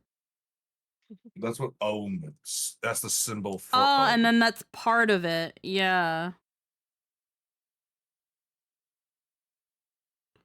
Why do I have this thing starred? I don't want this starred. Unstar it. It's just a fucking grocery delivery. Yeah, so I feel like that's where it's like a part of that, but... The guy made a very bad decision. Yeah, it just looks like a butt. That's why they're calling him butt rice. You can live without, but you have to admit, it's pretty inconvenient. I know Leader was at a get-together recently with his little telephone card, looking desperately for a public phone. There are no public phones anymore, Leader. The chip was all scarred up and I couldn't use it. They made me pay for the cost of replacing it. Yeah, whatever, butt rice. Well, everyone has a day like that. Also, the chip too was broken. That's rough, but it's okay. When something bad happens, something good will happen too, they say. Tomorrow will be your lucky day, I bet. It's a big deal when your phone breaks. One time I couldn't get into my own home because my mobile phone broke. I tried to call a locksmith, but there were none in the area, so I had to sleep outside in front of my own place, lol. Ever since then, I always carry a key and emergency cache. It's dangerous to rely too much on anything, really.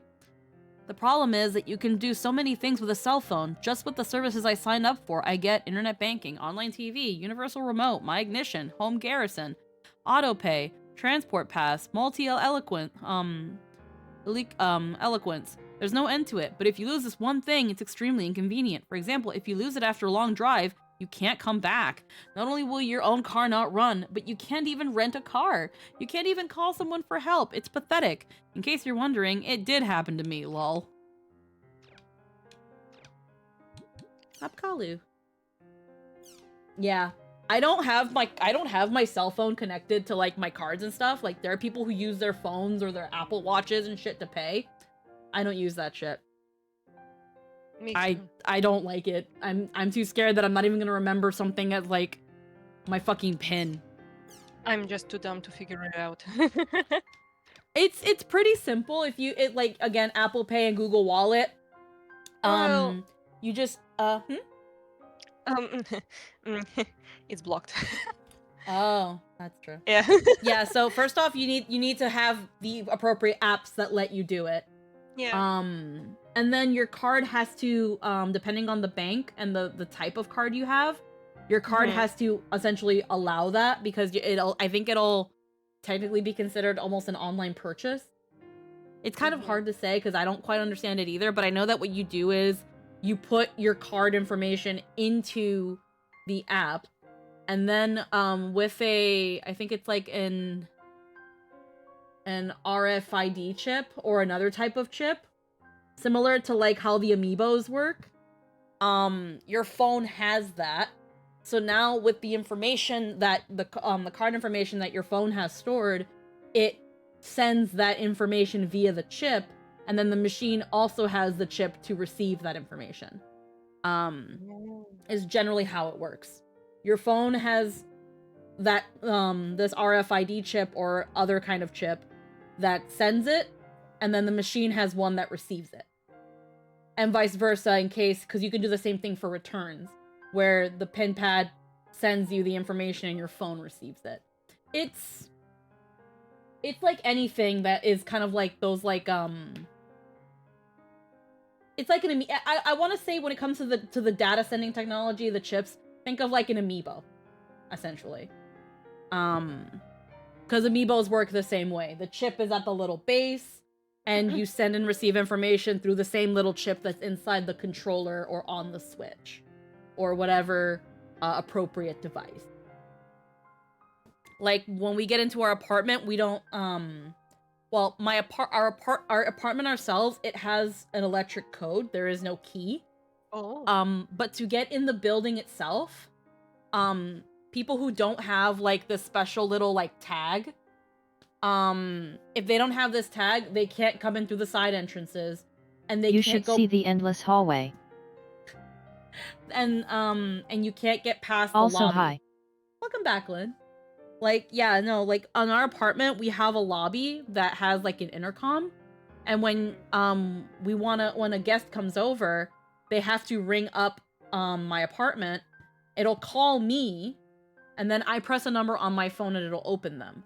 Otherwise, if I have a tag, I need that to get into the building. Because I put that tag against a sensor, and the chip inside the sensor, inside my keychain thing, picks up on the scanner that's on the door and opens the door for me. That way, anybody who does not live here, if they don't have that, they cannot get in. And you only get a certain amount according to how many people are living in this apartment. So that's why, like, me and Jester have one. Gotcha. Yeah, and that way you completely eliminate the need for keys. And that also eliminates intruders getting in. We have kind of the same system, if I understand it correctly. So yeah. Yeah, it's just a chip. Mm-hmm. But yeah, that's it's essentially the easiest way to make sure that the only people that can get into this building are people that live here and people they allow to come in. So it's actually pretty safe because of that. And obviously because we live on the 4th floor, unless someone is a fucking spider and can find a way to, like, climb on people's patios and then jump up to ours, like, we literally can't really be broken into. If anybody tries to break into our place, it's somebody who already lives here somehow.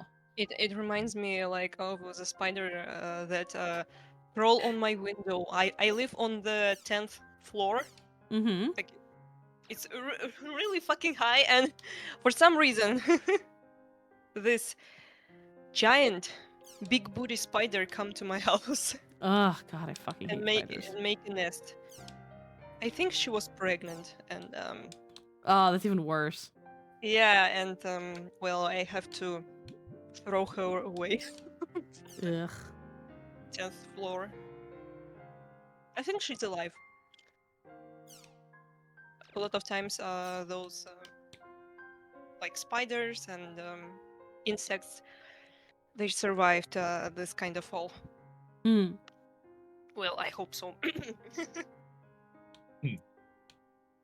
Yeah, I don't do that spider stuff. No. I don't fuck with spiders. I don't too. Yeah, and it looks like, and the spider look like a poisonous spider also. So I'll be like, nuh-uh. Maybe you mimic someone poisonous, but I don't want to know. Bye. Yeah. Yeah. Because I have a friend that she have a big arachnophobia, and she lives like in warm regions, so there is a lot of them. And one day she had a spider. She panicked, of course. She killed the spider and throw it away, but she have time to lay eggs, and after that she have a lot of her children running around, and she basically was like this meme with the spray from insects. Like, oh yeah, no, I've seen like where somebody was like, I think they had like a bushel of bananas and it had like a spider egg sac on it, but they didn't know, so they like brushed it off, and then all these baby spiders came out. Oh no. And I was just like, nope. Miss me with that shit. More trouble in the world. A graphical glitch involving countless black dots.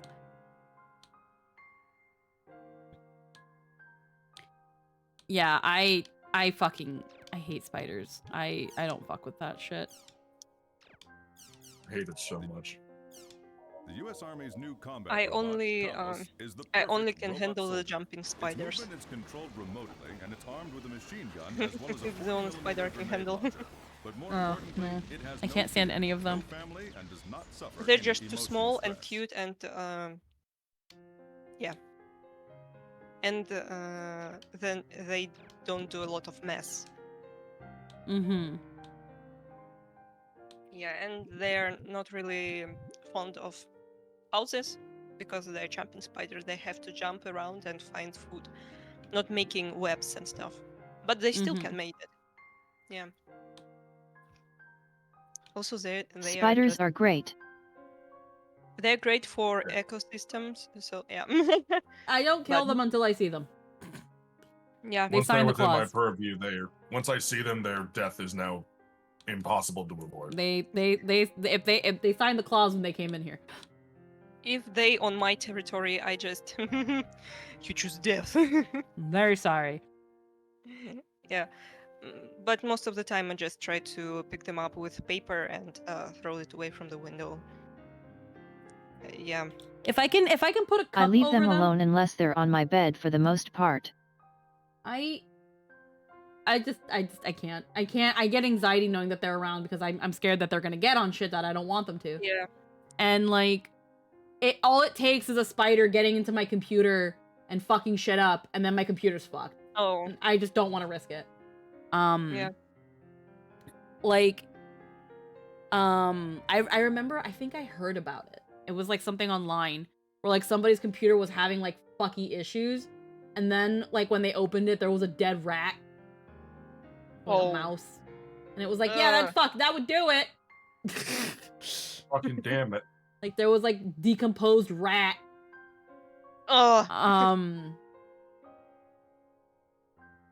But heckin', again, if I can, like, for the most part, if I can just get them out, I don't want to have to kill them. Like, if I there's cleaned out my box fan and found a dead frog. I remember that. I was there for that. And it was dried up. And it was dried up. You said it was dried up. Like frog, it was like frog jerky. That's something that I would have probably gone.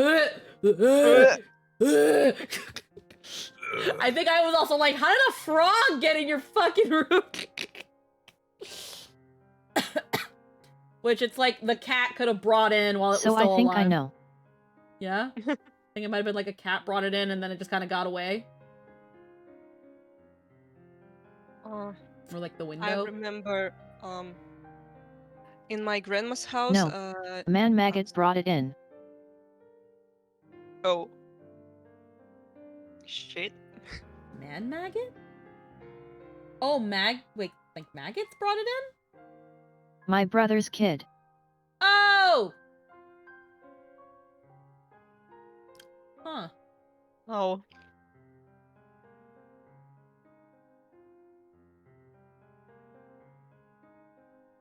What a shitty kid. I mean, kids grab shit, but like, yeah, ugh. Yeah. How did it catch a frog? He captured a frog, brought it inside, watched it for a while and then lost it. Oh. Oh. Poor froggy. They just dried up and die. Oh. Yeah. Oof. Well, there, that frog. Yeah, I remember Shame. on my grandma's not basement, or it is basement, like on the roof. So it apparently found its way to my room, found a place to hide, and then got cooked by the internal workings of the fan. Oh. Yeah. Yeah. It got cooked. Yeah. Oof. You said the upstairs, like the upstairs most room already, so that's the attic. Yeah. What? It's called you said basement, but upstairs, right? Yeah, like where the roof is. Yeah, that's called an attic. Attic. Mhm. Okay. Yeah. In attic, they don't usually come there because they're pretty old. And they don't really have to. And in this place there was like a big fucking dried out um nest of wasps. Oh. And it was built like on the it was built like on the roof, but it fell down and it was cracked open, and there was like thousands freaking dead wasps around, and a dead bird that they probably ate. Yeah, I had a gag reflect like instantly and scream. Oh yeah, no. I apparently our house, my old place where my parents still live, has an attic that I've never been into. But who's snapping me? Hold on, it's Jester. Who darest? Okay, cool. No, don't allow access to my contacts Snapchat. How dare you? Animal Fuck outta Crossing Monopoly? Let's fucking go. He sent me a picture of Monopoly, Animal Crossing New Horizon. Great. That's cute. There is Monopoly in Animal Crossing? No, it's an Animal Crossing Monopoly. It's themed. It's the board game, but there's an Animal Crossing version themed one. Wow. Interesting collab. Yeah. Never thought about that. Yeah. So Animal Crossing from Nook's perspective. Oh my goodness. Basically, yeah. But yeah, no, I've never been to that attic, and there's always low-key a part of me that's kind of like scared of attics. Yeah, same. It's kind of weird because it's like I remember even having nightmares associated with an attic, and like always getting like weird vibes about an attic. And I mean, it's not like I haven't been to attics. I've seen some nice attics. But just sometimes when I know that they're like a house has an attic and I know that it's a fairly neglected one, it's like, I don't know what the fuck's up there. I don't want to know what the fuck's up there. I'm not touching it. Yeah. I guess there's also, are some horror games that I've played that I feel like they always put some shit in the attic. If they don't have a basement, it's an attic. Yeah. But Those are just the two creepy rooms. Yeah. Attic that was in my grandma's house, it was pretty light up. It had windows. Mm-hmm. That's why the wasps got in the first place. Yeah. Freaking wasps, I hate them so Sometimes, much. sometimes the window, when it comes to attics, sometimes one window is all they have, though. Yeah, I remember it being like super sunny and warm. Mm-hmm. But freaking dead wasps everywhere and one dead bird, like a skeleton of a bird. Yeah, the child me was traumatized. Like I've seen some houses that their attics are relatively accessible, if not having their own little staircase upstairs. Like one attic I remember seeing where it was just like you'd go to the second floor and then behind the main door into the second floor house, because it was like a 2-family house, there was like another little corridor, just another little stairway going up, and it led to essentially a third floor, but more of a, instead of it being like its own little house, it was like just 2 bonus rooms. And like a little tiny closet. It wasn't really something that you could use for like I wouldn't, like, if you were to rent those rooms, they would have been like illegal renting because they didn't even have like a bathroom or anything. At least I don't think they did. But there was another house that I would frequent when I was younger that like they had like a ceiling panel where they would pull it down and it would bring down a ladder, and that was how they would go to the attic. When it came to my family's place, the way to get to the attic was you would have to go into my brother's room, move like 2 ceiling tiles, and then get your own fucking ladder and go up there. Oh. To which I was like, that's too much work to get up to an attic. I don't think I'm supposed to go up there. That just tells me I'm not supposed to go up there. Yeah. I'm sorry, this attic is not accessible. Till this day, I don't know of any other way to get into this goddamn attic except for that one.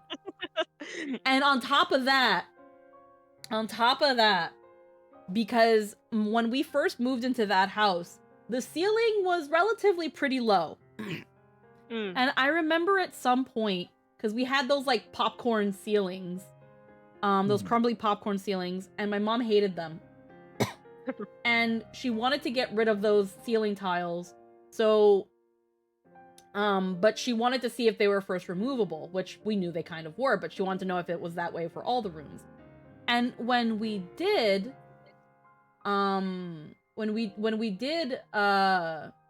do that, she had learned that at least for the living room area, there was a whole framing that hid another ceiling.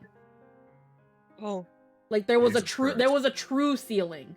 And then they added like a wire framing to then lower the ceiling.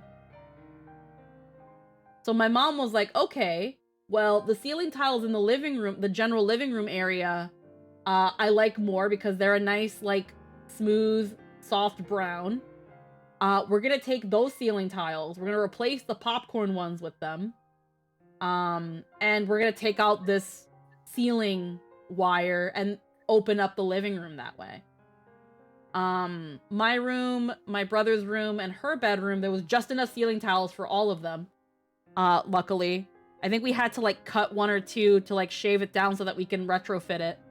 But, our rooms, they had some semblance of also, like, a true ceiling. But because my brother's room had essentially the entrance to the basement, she was like, fuck it, we're not gonna fuck with that. We're just gonna replace the ceiling tiles. We're just gonna keep the ceiling wiring, the wire frame as it is, the metal framing.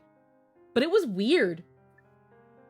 Because it was like, they just decided to make a whole new ceiling. For, like, the whole house. Weird system for the whole house. It was probably definitely a reno that was done before we got the house.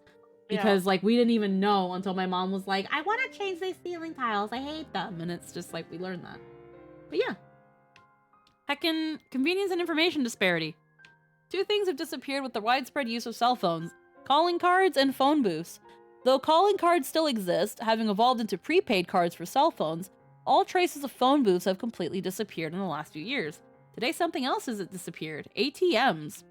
With the advance of online banking and credit functions becoming standard in cell phones, people have become used to a new cashless system, where they never feel the need to take their wallet with them.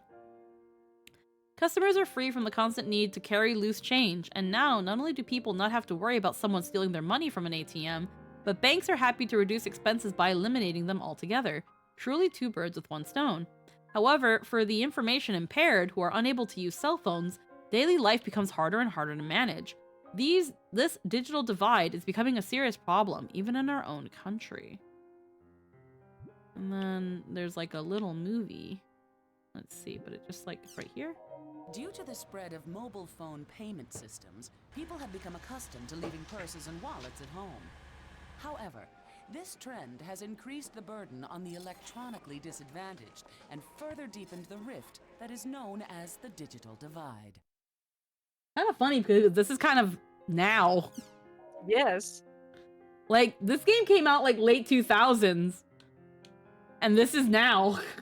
Like, I get a lot of people that like forget their wallets or don't bring their wallets, but they have their phone.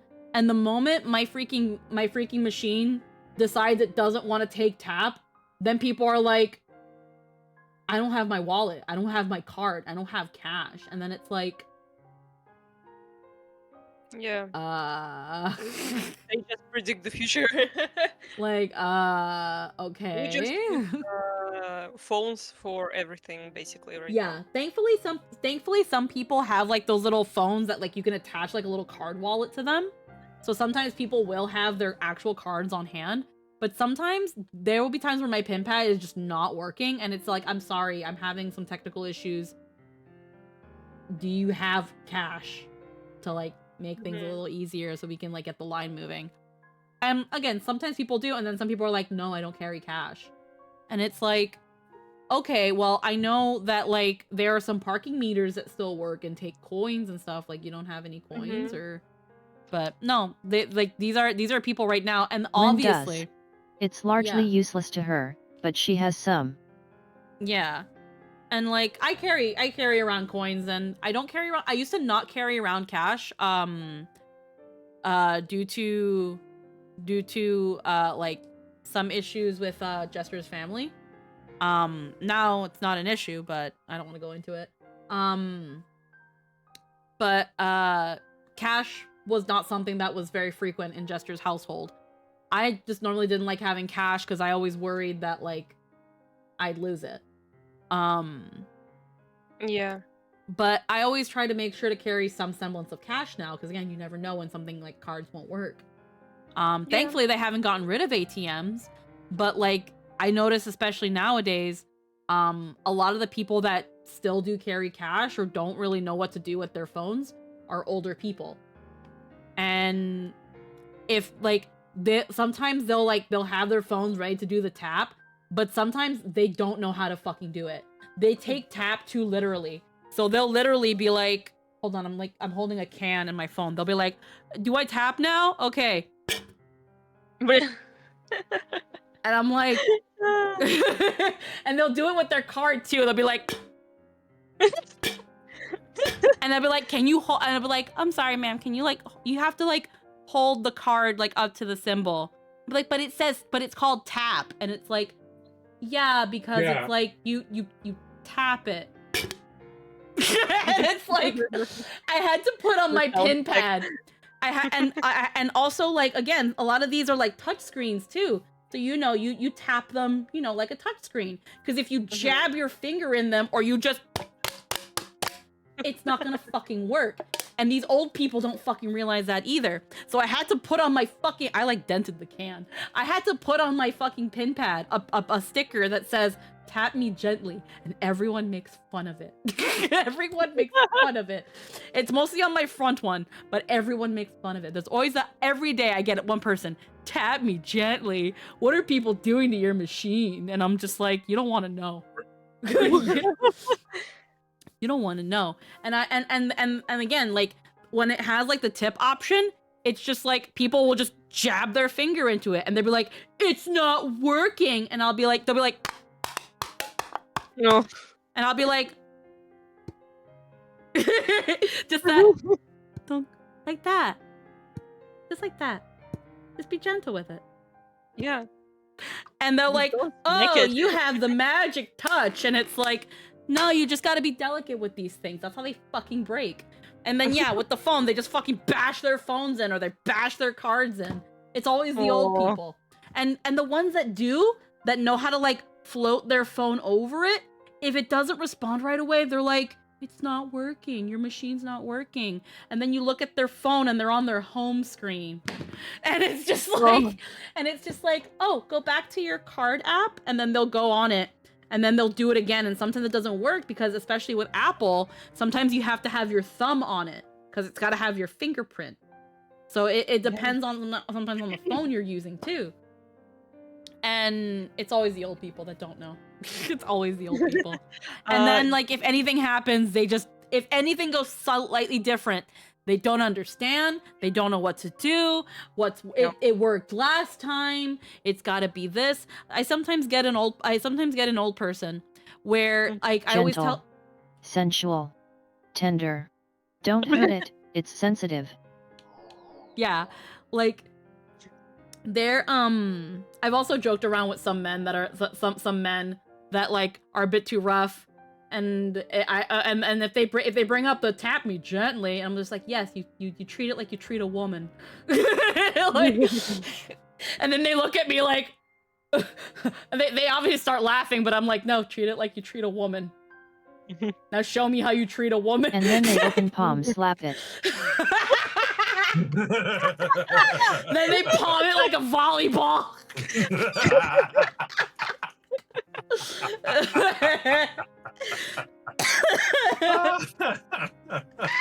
I don't have a phone app to pay. I just got the card. And honestly, the card half the time is all you need.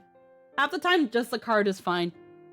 And again, you want to have the card with you anyway, because sometimes for some things, tap doesn't work. So you want to have your card, and you want to hopefully know your pin pad. Can I ask you something? Yeah. Did you ever have like scandalous people about this? Scandalous people? About what? Yeah, like with those tapping things, like if they don't work, they just start a fight, or just you stupid thing, it doesn't work, or something like that. Thankfully I haven't had anybody get overly aggressive. Good. I've had some people where it's like they'll pull out one card and it doesn't work, and then they pull out another card and it doesn't work, and then they try their phone again and it works, and then they're like, what the hell is fucking happening? And I'm like, I don't know what to tell you. I always tell people ahead of time though, whenever they go to pay with a card, I'll be like, the pin pal will just ask you a quick the pad's just gonna ask you a quick question before you what do I say exactly? What's my fucking script? Oh, it'll just ask you a quick question before the tap. Some people don't hear that. They just immediately just put their phone on it. And then they're like, did it work? And then it's like, oh, it's still on the option machine, on the option prompt.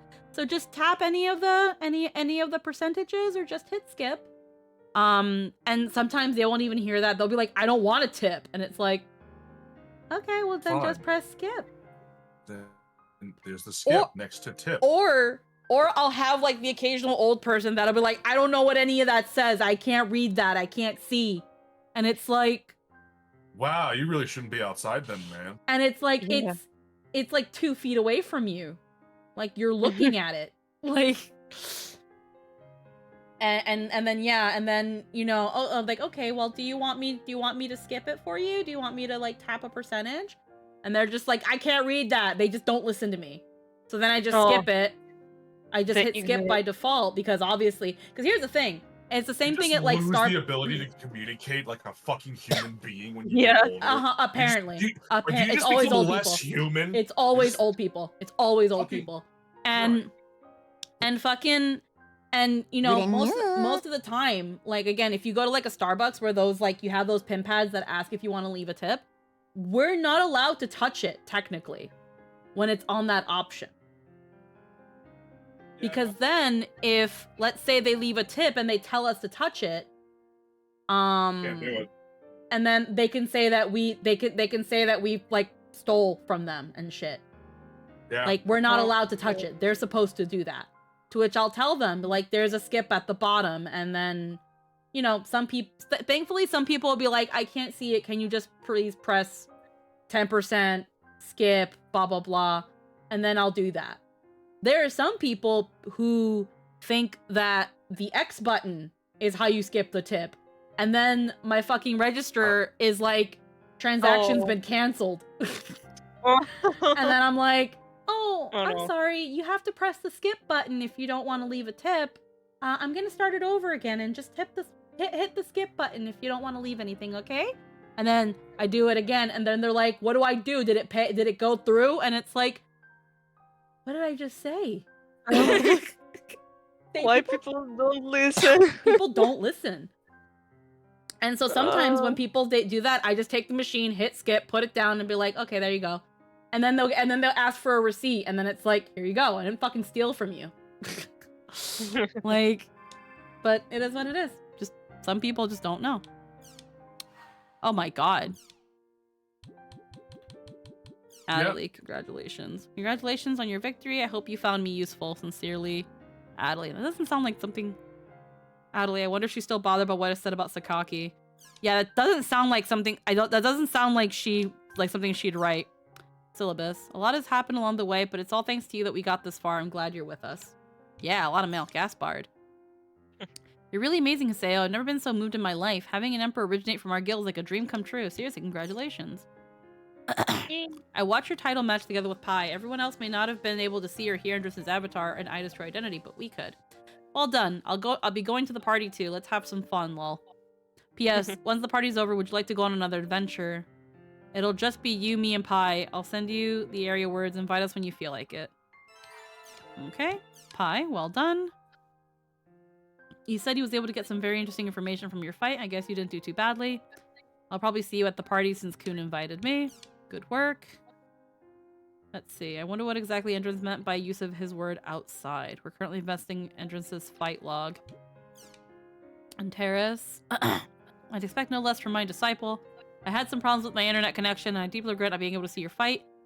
The fact that you defeated Entrance means you might have found the answer for yourself somehow.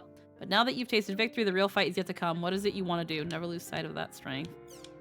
You'll pay. How dare you defeat Master N? What do you have against him anyway? I'll never forgive you. Crowning ceremony. Thank you for the regular patronage.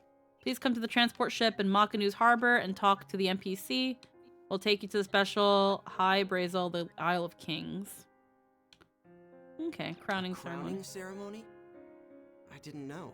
I need to talk to the event NPC in Makanu. Okay, I think I forgot to look up a news thing that was there that I wanted to see. Sus cocky. Yeah. I really can't remember what events you need to see. It's all in the forum, I think, for weird happenings, but that's how you unlock the secret boss. That's what you did the Girl's coma. Sometime last night, a junior high student who had been playing an online game was found unconscious in her room by her mother.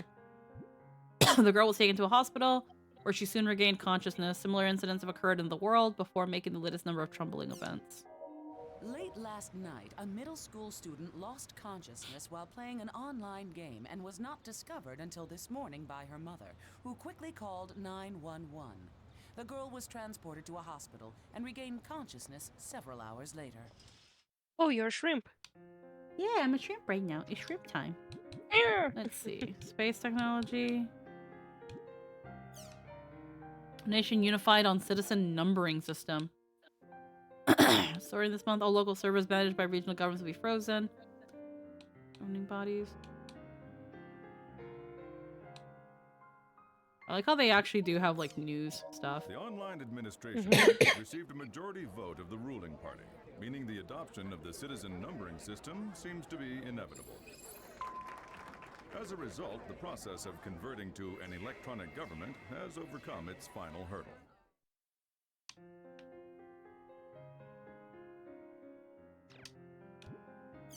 Space station nearing completion. With participation of Japan and many other countries, the International Space Station, slated for completion in 2017, is nearly done. As large as a soccer stadium, this fully manned facility will be used for various types of research in a deep space environment.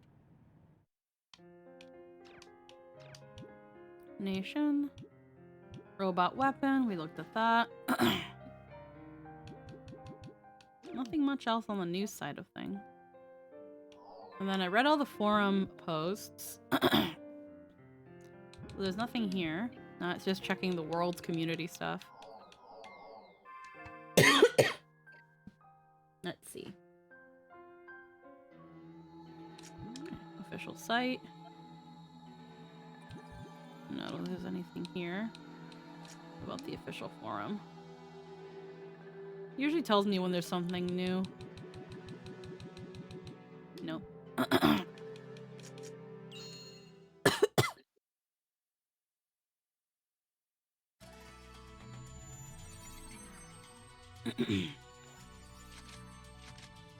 To town, Makanu. Okay,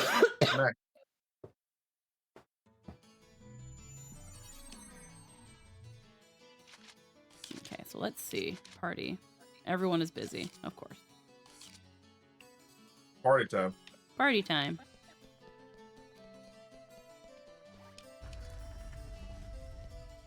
So let's see. Harbor.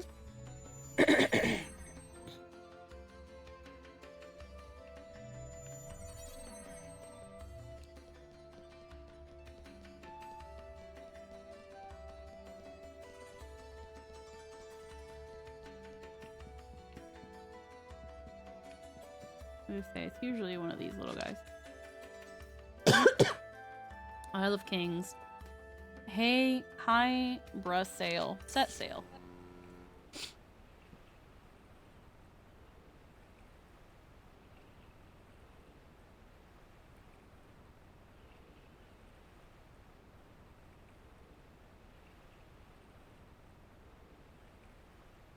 There we go.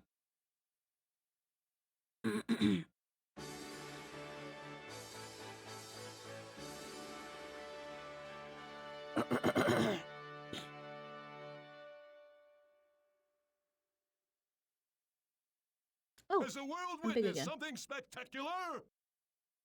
The flash of a shooting star carved into the river of time by the chosen ones? We call them legends! Victors surpass ordinary men. They understand the true meaning of power. And today, a new legend is born. Let me He really introduce gives it his our all, new doesn't he? emperor, Team Haseo!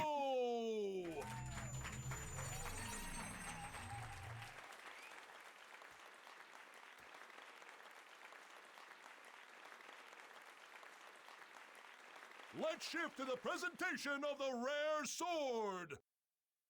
A sword? Wait, there's a prize? Oh, what? Amazing. Well done. Well Spin done. needle. And the Christmas ceremony is over. Everyone, relax and enjoy yourselves. That's it, guys. Cheese and crackers are to your left.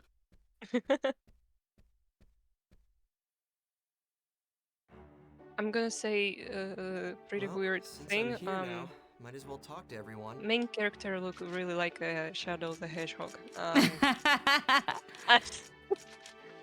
He gives off I the don't know. vibe a little bit.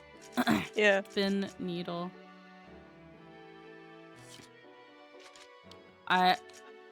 Okay, so what they gave me is not as good as what I have now. That's funny. Here's the rare sword. It sucks. It sucks. I mean, I love it. Yay! Thank you. Cool. It's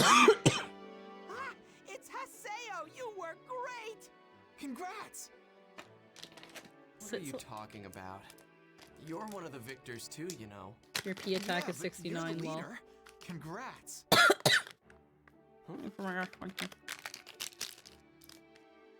Question time. Kun was here till a moment ago. What are you two talking about? Ladies, compared to your dazzle, even the guest of Hello, honor Demon Artie. Oh, hello. If you keep giving me that kind of compliment, I'll... Do you have a particular moniker you prefer? Oh, very specific question. I like it round and in medium size, but in design, That's just so I'm pretty like open-minded Kun. about designs. But I like sparkles. Why are you asking? Wonderful. What kind of manicure do you prefer?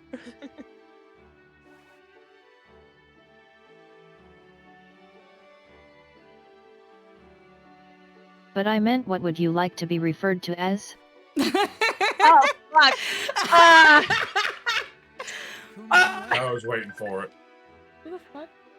I am so stupid. I'm so sorry. I didn't catch this thing. One moment. You're adorable. That was precious. Sorry. I hate Don't myself be. so much. I use she, her, she, they. I don't really care. But yeah. So those are pronouns. Do you I have a won't fool particular myself. username that you like to use? Demon Artie, you can call me Demon Artie or Ada if you like. I'm so stupid. I'm sorry. No, you're fine. You're fine. No lie. I'm not. Should we call you Demon Artie, or is there a more applicable nickname? Essie. You can call me by my real name. Aida Like is cute. Ada, yeah. Ada, Ada. Yeah. A day. Yeah. Text-to-speech will have fun with that.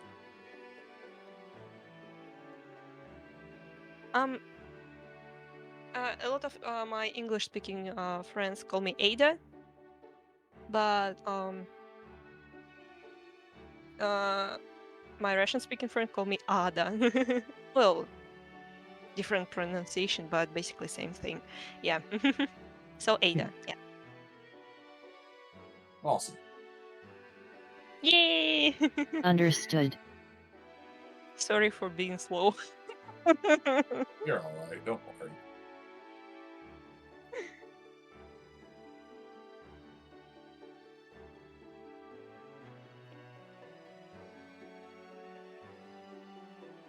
No, it's a second language and I'm using more advanced vocabulary, my bad. It's okay. It's okay. I probably should learn more English. So those kind of situation wouldn't be again. Yeah.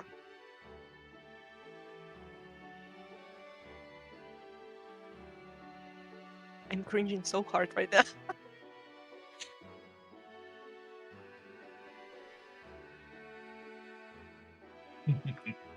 You're alright.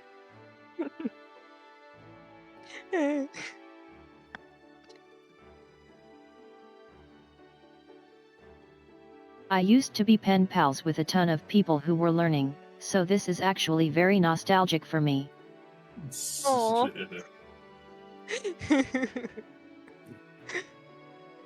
That's adorable.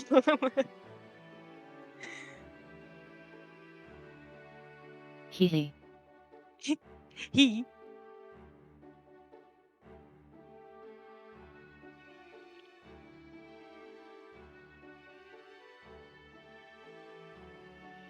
Tangential note. Sorry, I'd gotten a phone call. What happened? Nothing happened. Well, no, Definitely nothing. I know. Lynn asked for your moniker, and you gave a completely different answer. It sounds like a moniker. Well, wait. I embarrassed myself. No, just to make sure, because I heard moniker. So what word did you think you heard? What word did you think it was? Like a manicure, like oh, for manicure, nails. manicure. Yeah. Because manicure basically sounds like in Russian, so I've heard like manicure, and I'm like, okay, and I looked at my nails like, what do I like? That's adorable. Absolutely precious. I missed the actual answer to the question. What moniker do you prefer, Artie? Okay, again, manicure like nails, or manicure like what like name. Like name. It can be Demon Artie or Ada. My nickname, like in real life. Okay. That's basically my. Come to work my out shirt. sometime so we can be friends officially. Aw. You're precious. Yeah, no, we normally do workouts Haha. during the week. I know with your time zone difference, I think you're an hour or so. You're around Din's time zone, definitely. Yeah. Right now it's 12 a.m. or p.m. Like it's night right now. Okay, so you're 12 a.m. Yeah, I know you're actually dead tired when it starts. Oh. But yeah. No, you're definitely again, like, you've probably seen us like in certain chats and stuff. You're always welcome to jump right in. Okay. Yeah. And again, and if you're ever worried, you can always ask. You can always ask. Like, I'm more comfortable with asking. It would be at 2 a.m. your time, which is ridiculous. Yeah. But you're always welcome to ask. Always welcome. Okay. Yeah. I just feel more comfortable with knowing the consent. Oh no, of course. So I'm mostly being silly. I know. You're amazing, Haseo. You're silly.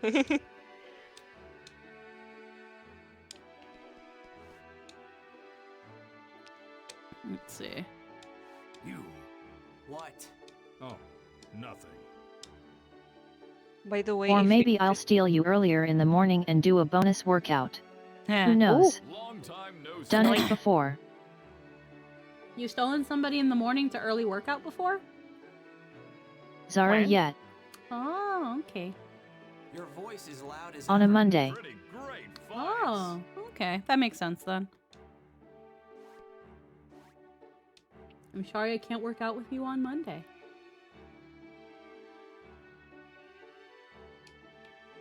Oh, Din said she. So am I. Almost 10 p.m. Oh, okay, it's almost 10 Yeah. p.m. for Din Din. Yeah, so basically 2 hours. Yeah, 2 hours. Huh. Not that a lot. Yeah. Well, I am Right. in Europe part of the Russia, so yeah. Yeah, it fits. See, Adelie's not here. Did she leave or?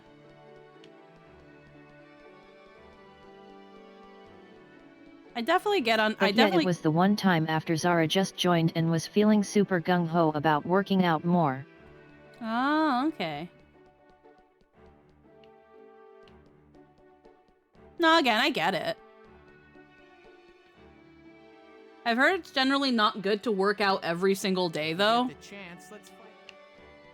Like, you're supposed to give your body time to rest. Yet only did it the once.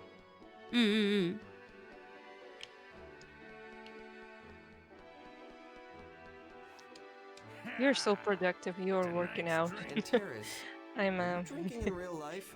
Yeah. I'm kinda lazy. Bet I am. Hee hee. You won't get any congratulations from me. Yeah. Alright, and here's Pie. Where's Adelie? Since you're the star tonight, I hope you're not going to pick a fight with me. I like this girl design. Oh, there's Pyros. Yeah, I like. Oh, you mean Pie or Alcade over there? Pie. Yeah, no, her design is cute. It's a bit much in some aspects, but Yes, I think but it's cute. still pretty cute. Like Yeah. 2000s cute. Yeah. Oh, he with fair eyes. How about a kiss to celebrate your victory? No thanks. Wait. I didn't stop. expect come that now. voice. Where? I like that it lets me look around, but Adelie is nowhere. No, she's there. Go left. No, I'm fine. I'm looking for her. Go left. That's not the right left. Well, I looked this left. The gazebo on the fucking jetty. You see it? Turn. To your right. To your right. Now. I was at the gazebo. She wasn't there. Idiot. Okay, Anthony, where the fuck is she? Fucking thought so. She's not there. I'm sorry. Why is Haseo saying where she is if you haven't triggered her The bread spawn is yet? here. That's not how that Can works. you believe it? They were just Huh? about to throw all this away. What a waste. Hold on, let me check the memoir real quick, because it'll tell you.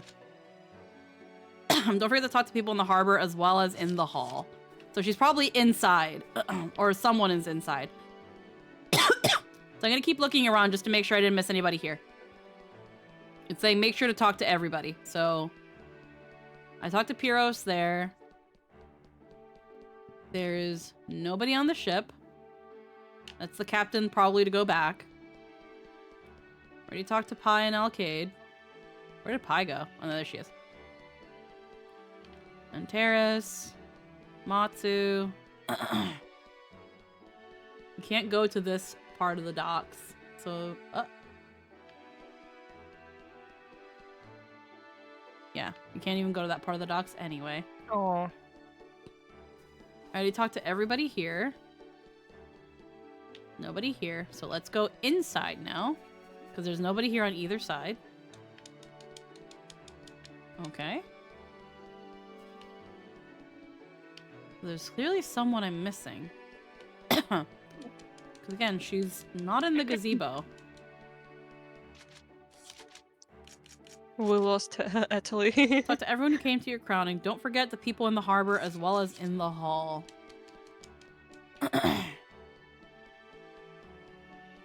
Okay, let's talk to everybody again then. As well as the hall. Did I talk to you? You're amazing. Congrats. Is this an end game or? I guess we're pretty close to the end of the game, yeah. After this, Oh. yes. That's the last. The next big thing will happen. Is the Okay, I guess I forgot to talk to this person. Maybe I should go to the balcony. Oh. There we go.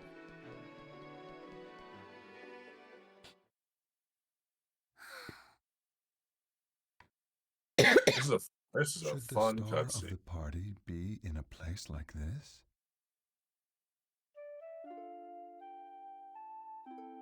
You're... the commentator from the title match, right?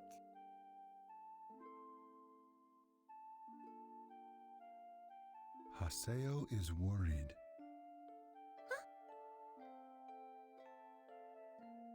He's probably out there looking for you right now. Oh no, I doubt that. I'm sure Haseo doesn't care about me. You had a fight? I think the problem is deeper than that. We're not even close enough to fight. Ha! I think he might hate me. Oh, hon. I love her. I'm totally dependent on others, and I'm always so slow. It's no wonder he always gets frustrated around me. Lost my voice. I see. Sorry. Nice, okay. But even so, you still want to get closer to Haseo. In which case, you have to put in some effort too. Isn't that right? She is the only one putting in effort! What do you suggest? Hold on, shut the that I fuck do? up. Listen, your character.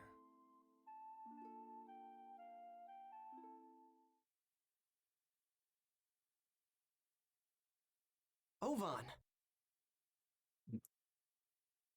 Oh, I'm being a home wrecker. Haseo! Ovan, what are you doing here? What are you up to? It's been a while. Don't sound so irritated. Yeah, it's been a while because you keep wandering off. Perhaps I did, but even so, don't you find this scene nostalgic, Haseo?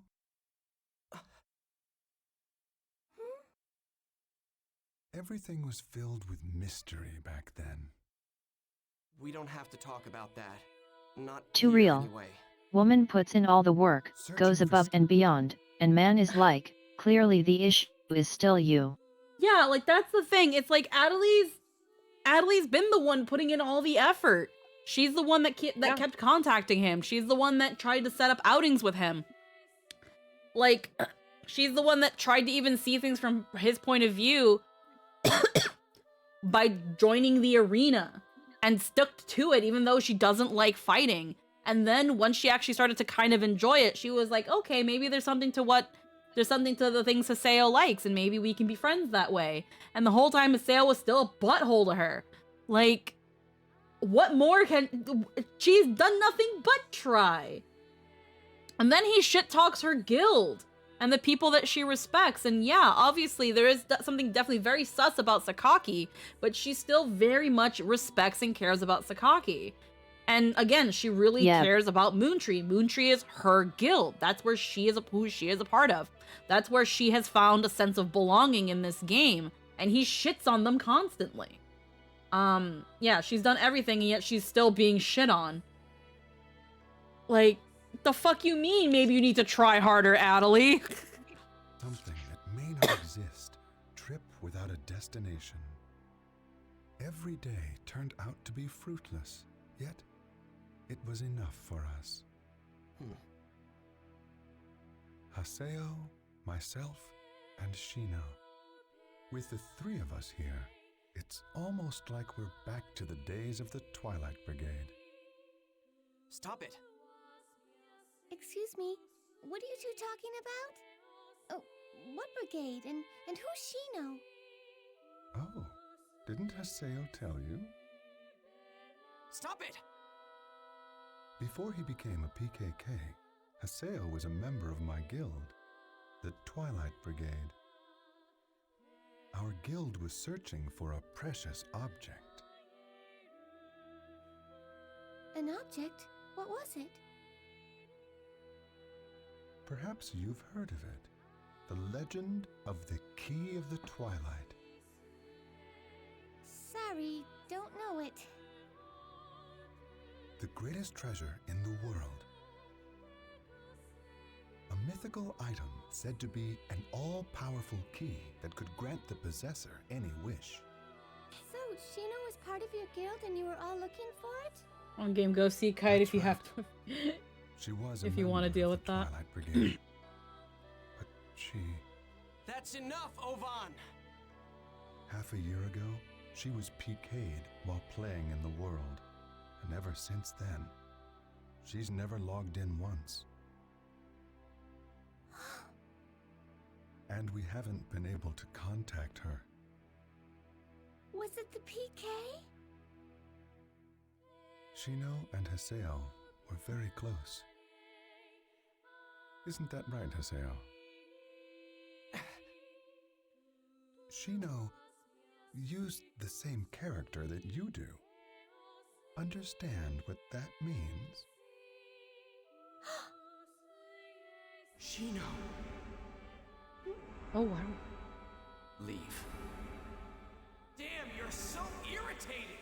Don't show your face again! Oh, I see. I'm wondering what he said to her then. And our guy here was like, I'm going to stalk her in-game profile waiting for her to log in again, instead of touching grass. I enjoyed being with you. That was why I wanted to become closer friends with you. I know I'm so slow and clumsy. And I know how much I irritated you.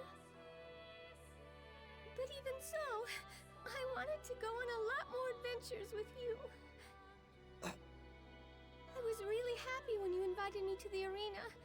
That's why I studied so hard by myself.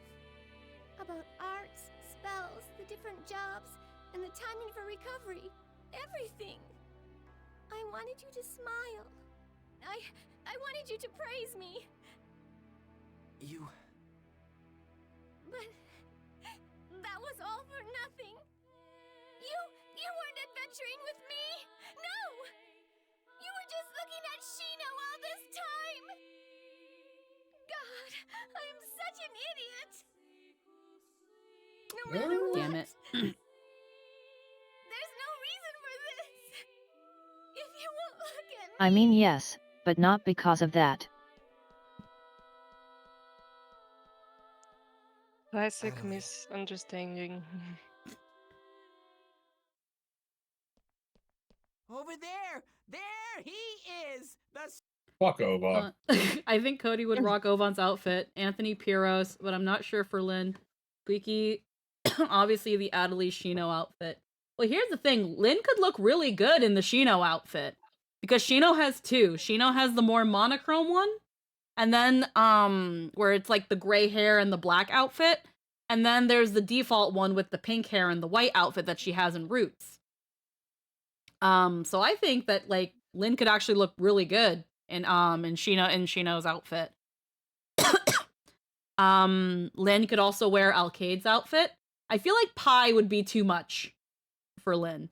The main reason you're an idiot is that you like this trash human who does nothing but disrespect you. Also, yes, I'd rock it. Like, yeah, no, that's the thing. It's like, the fact that she's like, again, going back to, the fuck you mean Adelie doesn't do enough? She just told Haseo, you'd asked me to join the arena, so I started studying the game. What spells to use, the timing for the recovery, What good offensive arts? She really stuck her nose in the game and tried to learn it and learn her role. Because she wanted this guy's attention. She wanted this guy to be I know happy. Squeaky relates to that. Fuck. Yeah, I do. Like, again, Adelie's one of my favorite characters of, like, all time. I love her so fucking much. Picking up Pathfinder book because wants to be friends. Like, she just wants someone, like, obviously there's a lot more to Adelie as to why she's the way she is, but just being like, I wanted to spend time with you. I wanted you to praise me. I wanted you to see my efforts and recognize them so that we can be closer and have fun together and for you to be happy. But you're not even seeing me. You're seeing this chick you used to hang out with. Adelie is a flawed character who's very well written. And it kills me because there are some people who genuinely don't like her simply for the voice actress in GU that say that she's annoying. And it's like... Yes. And it's like, So if you... that tells me, what that says to me is you hear her voice, but you don't hear what she's saying. Exactly. Yeah. It just means you're not listening to her. You've decided that she's annoying and you don't care what anything she has to say. Now, yes, the game makes it very clear that you have to use her. When you have to train in the arena, you have to use Adelie. You have to dedicate resources to Adelie. You have to dedicate time to Adelie. But if you do, she will keep you alive. She keeps you alive so that you can keep hitting things. And like I don't like her voice, so I switched characters, but she's a great character. I think Bridget Hoffman did also real bit. If someone doesn't care about you, putting in all that effort is just you being obsessively delusional. They don't care for or appreciate you, and no amount of effort will change that. Yeah. And again, that's why now she's like, leave me alone. All this was pointless. What? I'm so fucking stupid. Because again, like she was even telling Ovan, I don't think he likes me.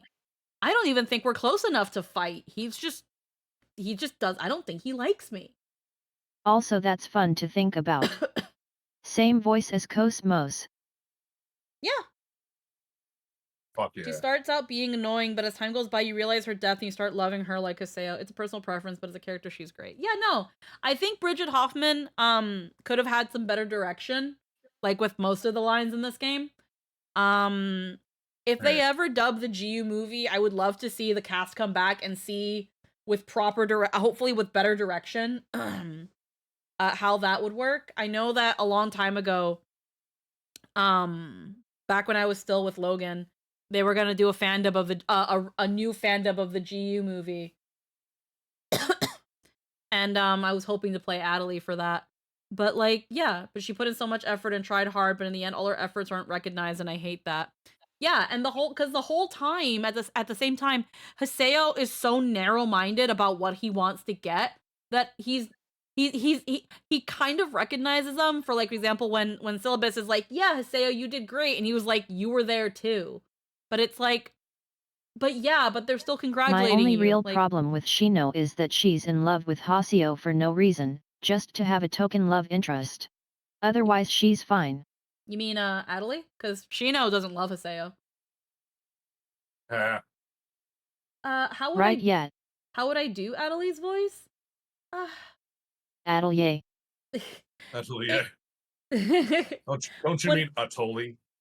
When it comes to Adelie, like obviously you want to keep her voice high. You want to have a little bit of nasal. You want to have like, again, this very like sweet, gentle naivete to it. So you want to keep it soft. She never really you want to keep her voice generally soft so that when she does exclaim, it really hits. That she's dropping the facade or that she's dropping the pleasantries. She's just a teeny bit sassy. But she's just in generally someone very, very sweet. You don't want to go too high because she's around the same age as Haseo. My voice is still a little bit fatigued, so it wouldn't be like perfect. But maybe something around here? But maybe a little bit with a bit more firmness at certain times. It it's funny because I used, funny enough, this one her recent voice lines was something I used for like a demo I did a long time ago. For like a demo reel. But I think Bridget did a good voice for Adelie. I think she went a bit too pitchy at times, and I think that was due to direction. She's pretty pitchy in GU, and I would probably try to keep it away from being pitchy. Because clearly, with people that don't like Adelie, that was, again, her voice being the biggest thing. And I feel like if they round out her voice a little bit more, maybe ground it a bit and not make it so airy, then Adelie could be something that people could first tolerate to listen to in the first place. So starting with my normal voice as a base, going a little bit higher, around here, rounded out, a little bit of air, and then something around here. I can't recall a line at the moment. Like flowers blooming around your ankles. Or talking to all sorts of different people. Like, it's hard right now. But yeah, Haseo has only ever disrespected and insulted her and everything she cares about, treats her like trash, but she's still obsessed with making her like him in an incredibly self-destructive fashion. Yeah. Girl found an abuser and was like, yes, that one. That one treats me how I feel, so he's the one. Yeah. People pleaser. It's that thing of like, and again, I'm saying this as someone who unfortunately really relates to Adelie, is that people who have been abused tend to unknowingly put themselves in a position to be abused again. Yes. Like, sounds like really bad daddy issues. Or It does. Because it is. Some would say it could be daddy issues. It could also be a result of being bullied, which Adelie has been. Adelie has been very badly bullied. That's her backstory, more or less, is that she's been bullied. They seek approval so much because they don't want to be bullied again. Yeah. Where it's like, in the world, everyone is kind of on a clean slate. So people can learn to like you for how you present yourself. But then you also have like the fact that she tried to play the game and she's not good at it. And then other players made fun of her. So then she was also being bullied in the game. Oh. And then she learned about Moontree, which is just a guild of let's be friends. We don't have to fight. The game can be a social experience. And she loved that. On top of that, she also seems to very much like role-playing in that she reads up on the world. She's read up on the world. She's read the lore. She's read about the characters in it. She treats it like a world that you can go to, and she sees it as a form of escape. It me. So then when Haseo comes in, being like, who gives a shit about this place? It's textures and polygons and number and lines of code. There's nothing alive or beautiful about this. You're stupid if you think there is. And she took it. She took it. And then she was like, okay, well, I guess I need to just see things at your level. Without, like, she would never admit it, but she has only ever brought herself down to his level. Yeah. She has only tried to see things from his point of view after he's completely destroyed, after he's completely insulted and berated hers. She's like, okay, fine, let's see how Haseo does things.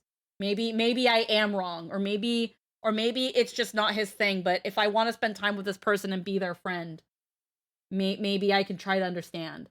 Maybe I'm just not understanding. Like, Adelie is first and foremost just blames herself.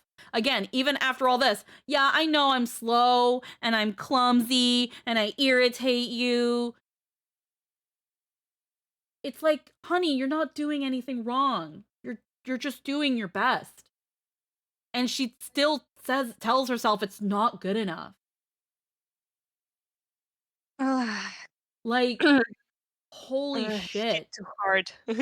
And again, and unfortunately, because she's also made herself such a fucking doormat, it's so easy for people who have these abusive tendencies, whether they're even aware that they have these abusive tendencies or not. Again, Haseo, he might not, he probably doesn't understand how mean he is to her. Because he's so narrow-minded and so focused on, I gotta do well in the arena. I gotta find Tri-Edge. I gotta be Entrance. I gotta figure this out. I gotta figure that out so that I can rescue Shino. You don't even know you don't even know if any of that will work to rescue Shino. You don't even know Shino's even fucking alive. You don't even know if she's alive. Yes. But he's been so narrow-minded and focused, and on top of that, he's also jaded himself because of his own trauma and experiences first coming into the world. And just his own, like, stubbornness that he doesn't know how cruel he's being to her. Again, that whole thing, he was like, oh shit. I never praised her. I never recognized her.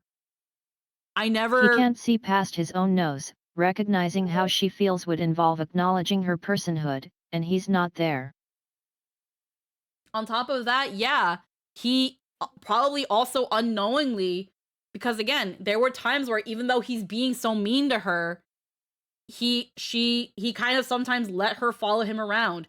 He still humored her to some extent. One, because he wanted to get her in the arena, but also because even if he himself wasn't too aware of it, he was using her to kind of as a replacement for Shino, as a bit of a pacifier until he gets Shino back, and probably was just gonna get rid of her once he got Shino back. We don't know, obviously, but like he didn't really like a monster. He didn't really see Adelie past the character, the character sprite. Yeah. And you know, I'm really curious now, and I know it's gonna come later because I cannot remember from the movie what Ovan said to her. I thought he had said to her that her player character looks like Shino, but then he brings up Shino and she's like, who's Shino? So I'm guessing it has something to do with something else about Adelie that we're gonna find out later on that I know. But yeah, he doesn't acknowledge Adelie. Like, obviously in the emails, I have been so fucking nice to her. I even sent her the little funny grunty cards. Oh. Because I would. Haseo would never. Yeah. I would. Yeah. I don't care. You give me control of your emails, I'm sending her the cute grunty email. Yeah. I'm sending her the fucking cute, the little cute cartoony grunty postcard that says you're the best. Yeah. Because I love Adelie. But no, he's an asshole to her. In the manga, they actually end up meeting in the real world and having a little bit of a date. They meet IRL, and I can't remember the exact context, but it's like right in the middle of the plot. And she's like, Haseo, are you thinking about Shino? You're not having fun, are you? Like, why did you come here? Like, and yeah, no, Haseo's... He's like, he can't even fucking answer, right? If I remember. No, if I remember, yeah, he was like, oh shit. Like, yeah. Oh. She's like, why did you agree to come out and meet me? Like, because she was like, do you want to go do something? Are you having fun? Did you want to get something to eat? And he's like, whatever. Yeah, I don't really care. And it's like, okay, why are you here? What are we doing? I just love the call out of just like, the fuck are you? Why am I here? Yeah, because it's like, it's one thing if you do it online, but like, we're like actually out touching grass. Like, what are we doing? Like, I think he was on his phone. Why the fuck is your personality only Shino based? I'm actually, hold on. First off, I gotta quickly pee, but I'm actually gonna also look through my GU book because I think it's volume 3 of GU. So I'll be right back. I'm so curious. I remember it though. Okay.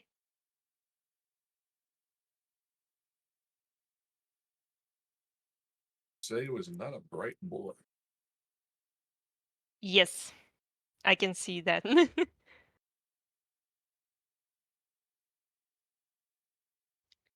trauma and ignorance most of the time. Absolutely dangerous combination. Yep.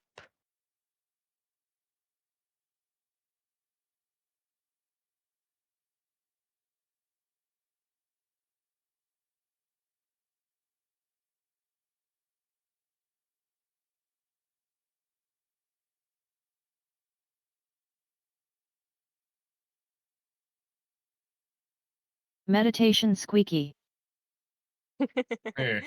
Yeah.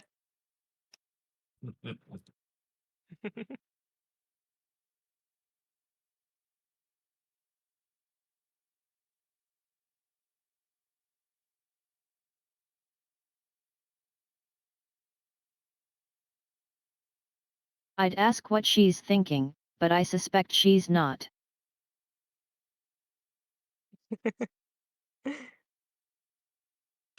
No thoughts behind those eyes.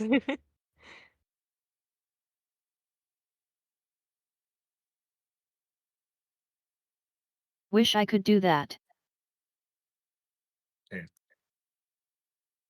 Do what?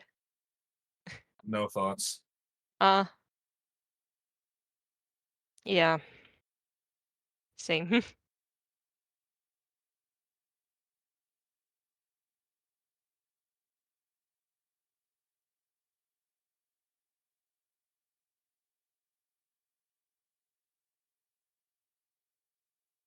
No thoughts, brain scrambled eggs.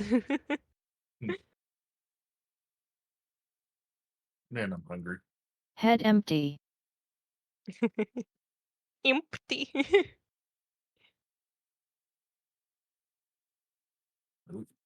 Right back.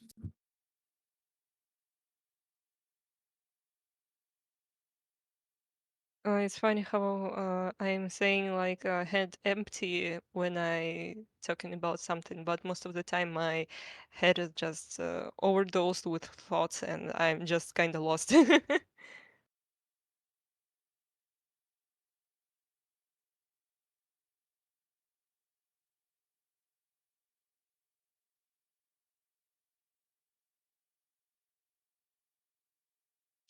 Drawing. The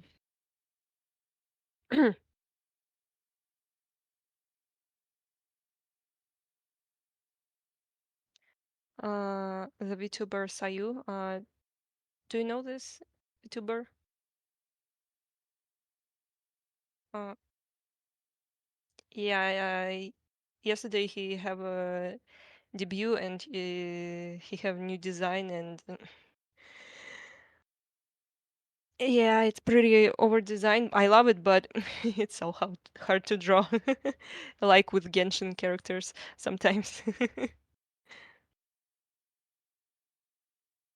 Oh, Yeah, just a lot of details that you should think about when drawing. my And audio cut out a moment. What was that? I was talking about Sayu debut with the new model, and it's have a lot of details, and it's pretty hard to draw. Oh, I I'm just see. Yeah, I'm just whining about drawing. Still love the design. Mood. But damn.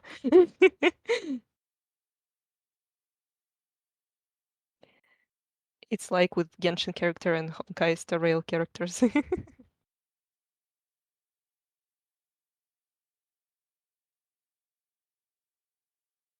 Oh my. Yeah.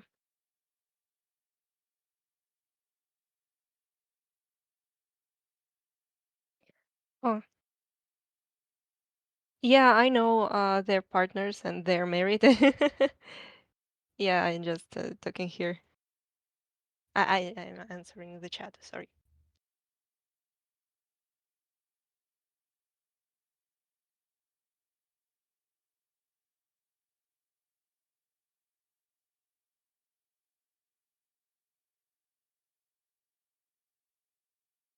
I need to look at your art more. You can look it in my Twitter account and TikTok.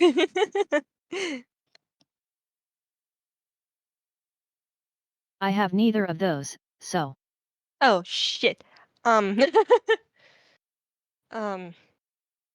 think.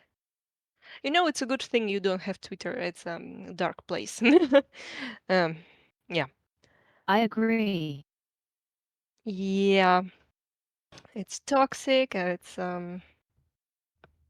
toxic. And it's It's designed toxic. to be. Yeah. Yeah. Um. That's not a bug, it's a feature. Yeah. It's a lifestyle.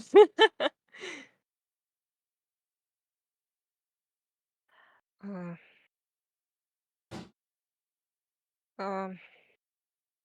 I believe that the other social media I have my art in, you don't also have, uh, like Telegram and VK. Yeah. I have Instagram. I don't post much there, but I have one.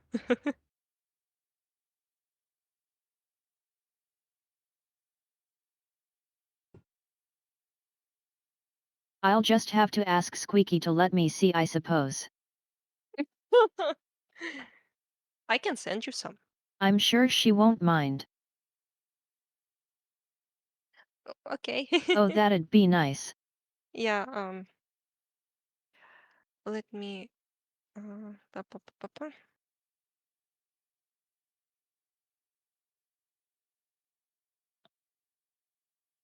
Yeah. I send you a friend request. Yay.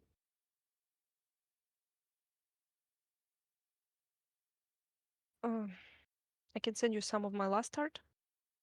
I did. Alrighty, I'm back. I had to spend a bit more time in the bathroom due Hey. to things. I did check. I might have reread GU because I thought Haseo met Shino in the real world and was rejected. He was rejected. Okay. I could send you some of mine, though I'm still learning. Oh, you can send me. I'd be happy to see it. Let's see. Sayu, Scylla's husband. Squeaky's actually in a D&D stream. Oh, yeah. No, I know Scylla. Yeah, I was talking about Sayu designs. Oh, So yeah, yeah. yeah. No, it's okay. Let's see. Yeah. So, it's opening of volume 4.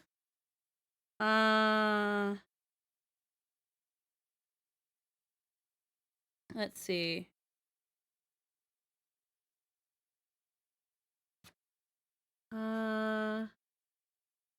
Let's see. Okay, so they're together, and his name, yeah, Real Misaki High School Junior, and he's with her at like a little like tavern, and he's like, I'm bored, and she's like, how about a movie? There's just a bunch of lame ones. We could go shopping at Parco. There are some cute things I want to check out. Then he replies, you waste so much money on that crap.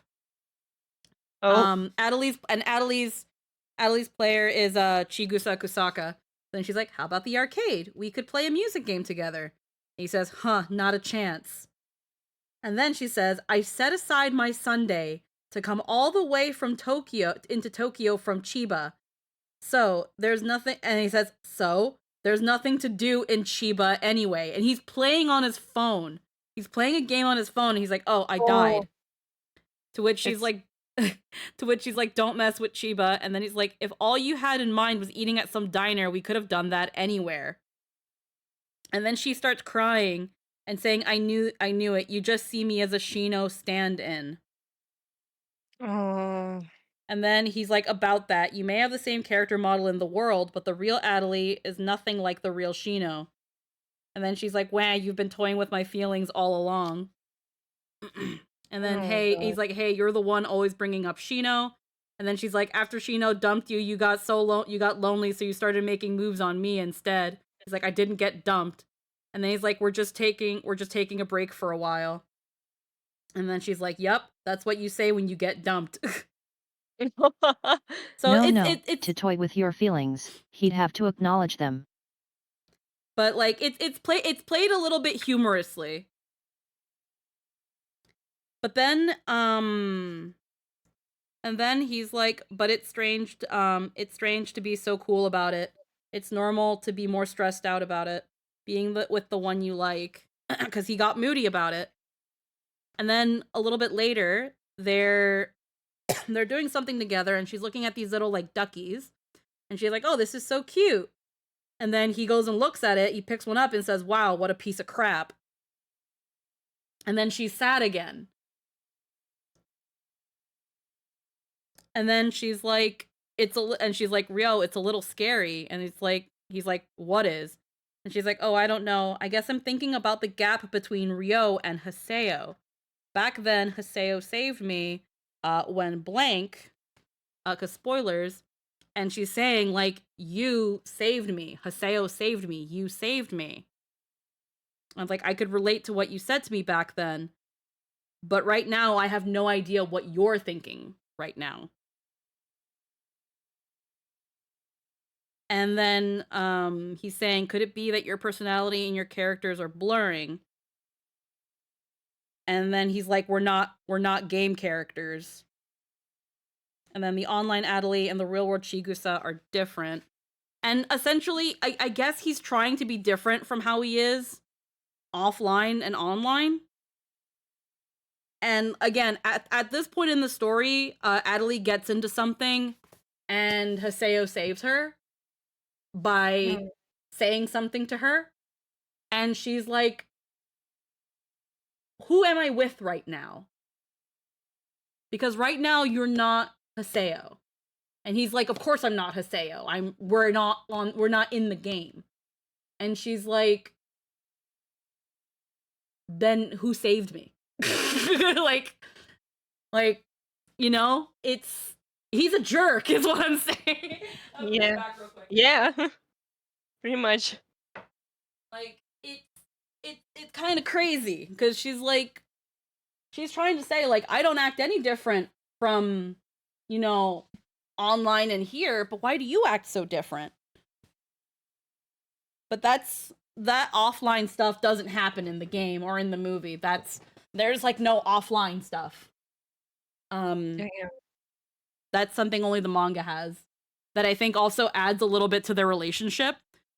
And that, and it sucks because, like, again, this is still her trying, because she even said it in the comics. She was like, I came all the way from Chiba to Tokyo, which seems to be a good distance away.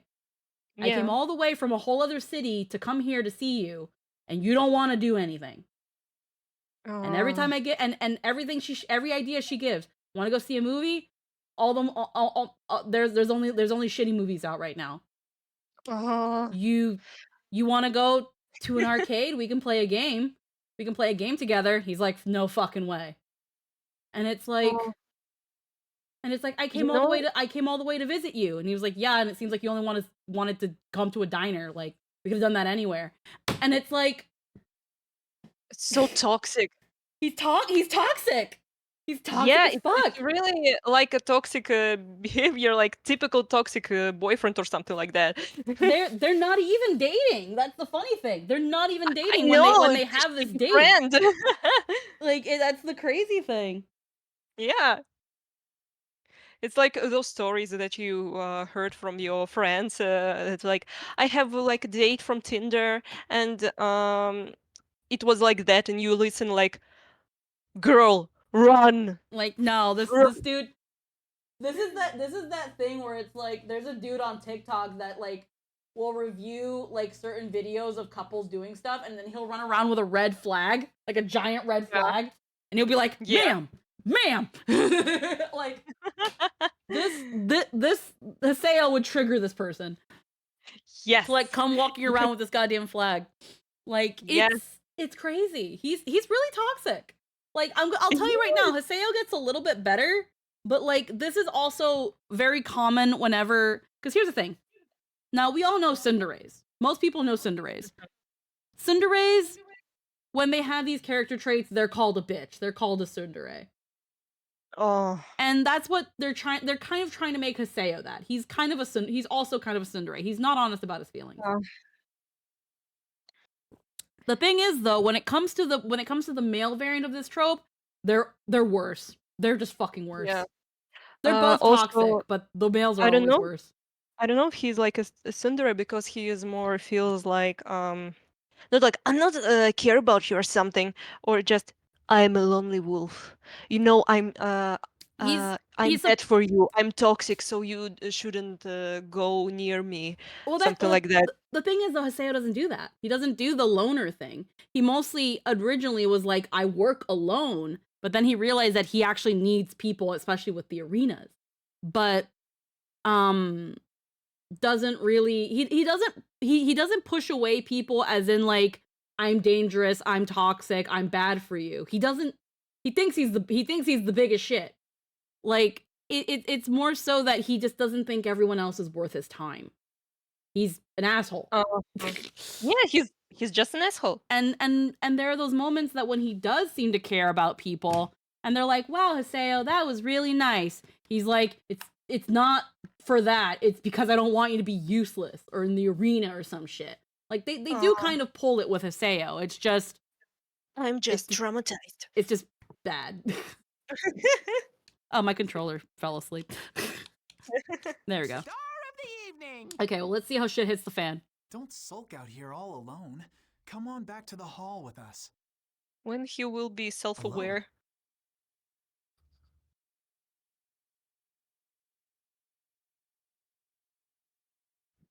Like, alone? Where's Ovan? He was just here.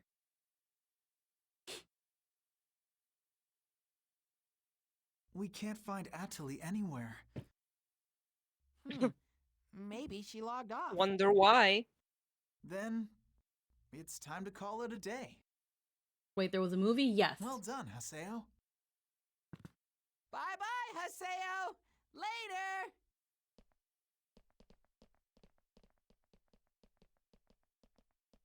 Ovan, what is it? What do you really want? Atali.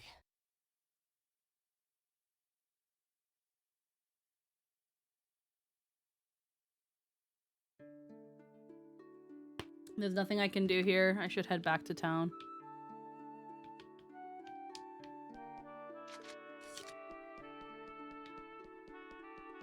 I mean, everyone's gone, but it doesn't mean I can't look around again.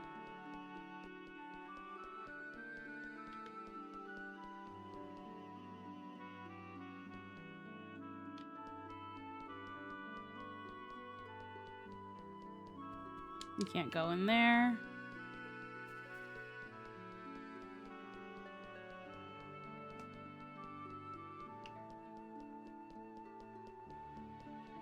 And they have like a nice little thing and you can see like the city from there.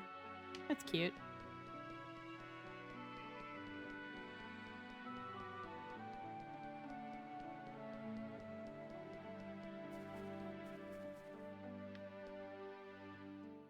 I'm back. We still talking about how Say was fucking absolute garbage.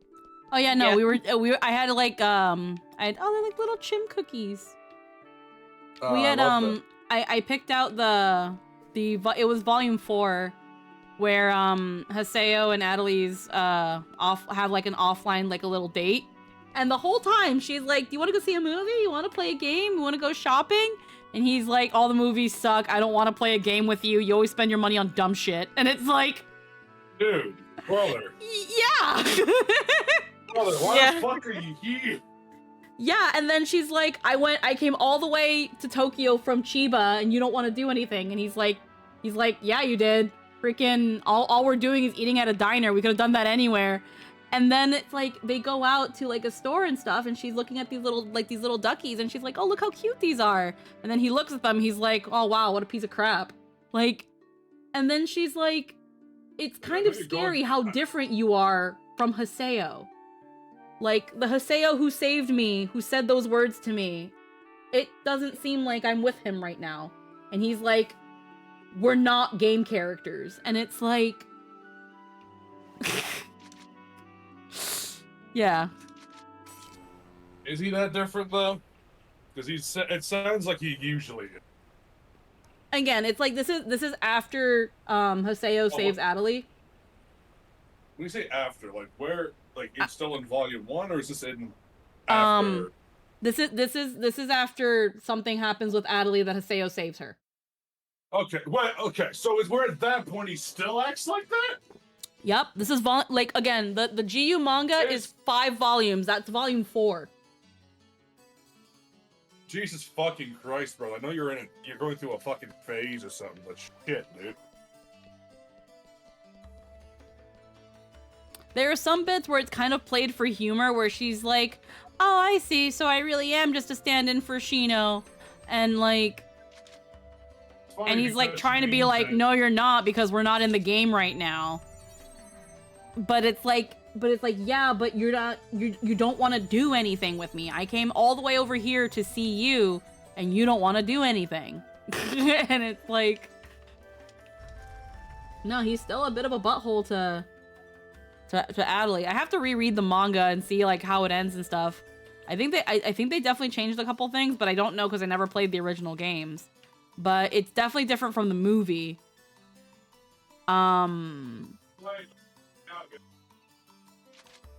Let's see. Memoir. Adelie has disappeared after talking to Ovan. Head back to town and check your email. Oh, no, I think actually, let me save. I think you check this email, and then you have that little grace period before the end. Yeah. Alrighty. By the way, Seo is, I can't believe he's such a dick at every given turn. I thought he might have at least, especially after that, right? Like at that point. After that point, I was like, wait, you're still being an asshole? Still like this? I don't think you were like this even in the actual Volume 3. Yeah, I can't remember. I think the manga also the manga goes a different route than the games, but I can't remember. But I do remember they introduce a character that I have never seen in the movie. Where can I get an Ohm shell? So I learned that you can also re-equip. You can change items in combat. It just you have to stand there and do an animation for a little bit first. Mm-hmm. That's for Ohm shells. Null garment, but I can't seem to find one. No. Oh, Yeah. garments. Looking for monster. A gaze night, huh? I don't like gaze nights. They're a pain in the ass. Thanks, got one. Sorry. Crimson Verses. Artist announcement. Machi got a recruiting email from CC Core. Machi is a great artist. Can't wait to see what Machi's cards look like. Apkalu. And then... That never changed. That's just always the open. Well, before here it said, something. Somebody's name, like Bami or something like that, that it was like now working. Biwa, there we go. Let's go towards... Okay, we already saw this one. Saw this one. Huh? I think I got an email from CC Corp's came to our division. No way. Is that job email? Maybe. It says, would you like to draw for Crimson Verses? Yeah, offer. A little too formal. Congratulations. I'm not sure how you get the secret boss. I think you might have already. I don't think you've done that yet. But it doesn't matter. Who cares? That's fine. It's a fun fight. Okay. New mails. Syllabus. About Adelie. I promised not to tell, which is why I've kept quiet, but you guys had a fight in the arena locker room, right? Ever since then, she's been talking to me about a lot of things. I don't think she was useless, and I don't want her to leave, but it won't do any good for me or Gaspar to talk to her. Adelie's been working so hard because she just wants you to approve of her. I bet she's waiting for you to come and get her. It won't let me answer, so... Urgent. Yata. Come to Raven's home. It's an emergency. Calling. Yep. Here we go. After this, then it's gonna be fun. Alrighty. We're for some fun times.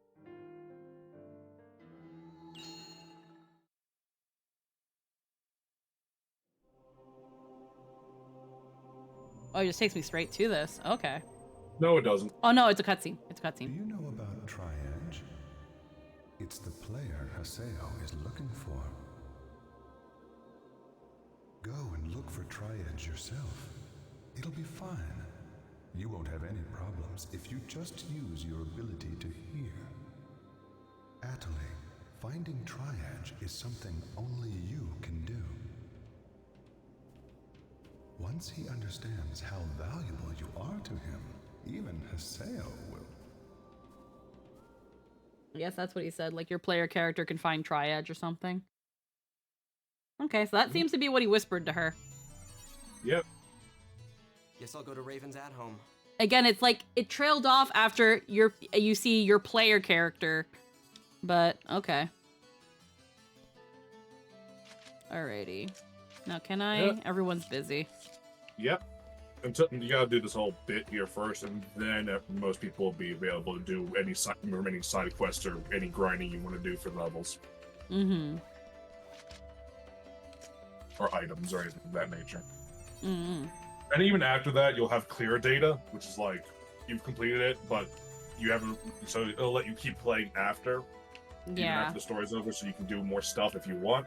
And then just once you're ready, take the most recent clear data, and then transfer it to Volume 2. Yeah. Okay. I did all this research myself because I'm like, how does this work actually? Because it's been fucking years since I actually finished any of the volumes. Yeah. Hey, Yada, you fuck. Huh? What do you want? Can't you see I'm busy? You called me? No, I was talking about. I said, hey, Yada, you fuck. Being busy have anything to do with Atali? Sheesh. I was like, huh? Somebody call me, huh? Atali has always been one of our targets for investigation. What? Atali. She is another Epitaph user candidate that we found, just like you. What? You know, you were an asshole to her. Of course, we were unable to confirm this information until after you had entered into the Demon Palace tournament with her. You didn't tell me that. Do we have to? Of course not. All you wanted was information about Tri-Edge and Shino. You weren't interested in the activities. You didn't No, I'm not trying to suck your toes, but hey, pretty girl, I'm sucking toes. The way you do the things you do reminds me of me sucking your toes. Yeah. That's why I'm all up in your toes. I love how it's. I love how it's literally you just wanted us to use us for your like, tiny-minded objectives. You never cared about what we were doing, so why should we bother? We didn't have to tell you because you didn't. You said you only cared about information about Tri-Edge and Shino. You weren't interested in anything else about what we were doing. You couldn't care. We figured your friend also counted among that. And now, to be fair, you also act like complete garbage towards anyone around you, so we figured you wouldn't care anyway. We didn't think you even liked her. It's not like you two were friends. That's again, and this is those things where now, and I like that it's happening right now, but I don't know if it's gonna actually manifest in anything later on. These are the consequences of Haseo's actions. These are the consequences for his behavior. Just like him throwing around his epitaph at people almost got Kun killed, and he immediately learned from that. Now, Atali's being avoidant. Now, he's seeing that being so narrow-minded. Why didn't you tell me that Atali might be an epitaph user? You made it very clear that you don't give a fuck about what we're doing. So we didn't feel the need to tell you. You also don't treat this person nice, like you're friends. Like, and yeah, it's not that they were keeping it a secret from you. It's just you made it very clear. You only want information about Tri-Edge and Shino. You only care about those two things. You bastard. Thanks. I'll take that as a compliment. Where's Atali? Where is she now?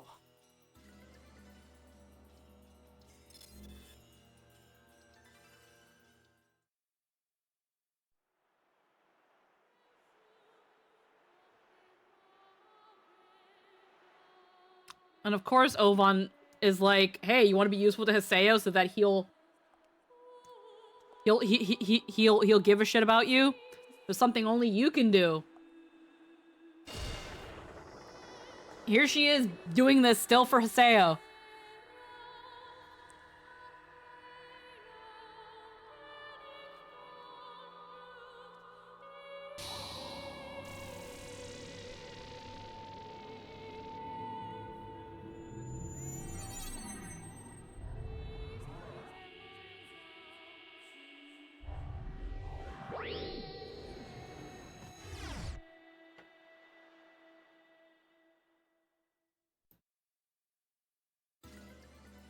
Ah, we lost her. This is it. Huh? Immediately after she returned to Makanu from the tournament crowning ceremony, she used the Chaos Gate to transfer herself to another area. But there are no records in the system of her whereabouts after that.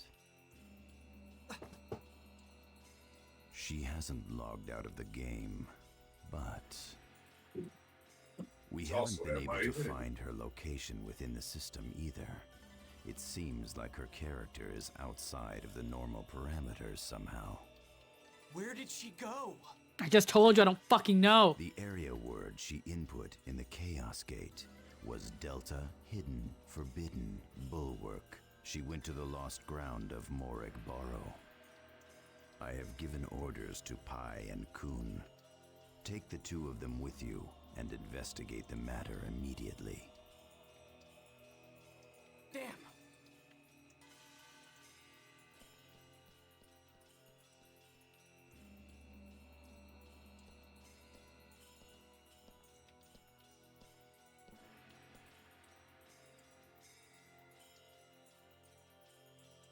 To think that you would give me information. Was it none of my business?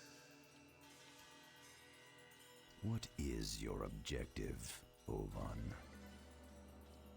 Simply for Haseo to grow. On that point, I believe our goals are in accordance with each other. Fine, I will accept your words at face value for now. Very good. Now then. That's not suspicious as shit. For Haseo to grow up. Oh. Interesting. Alright, so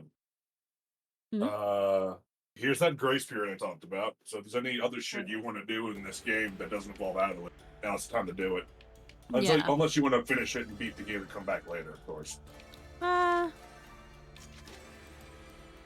still can't grab Pyros.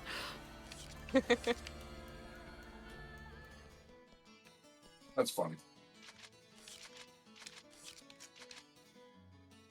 No, it's making me grab Kun and Pai.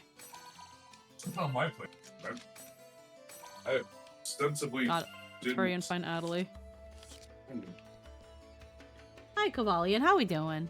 I apologize. I guess I remember it wrong. It's fine.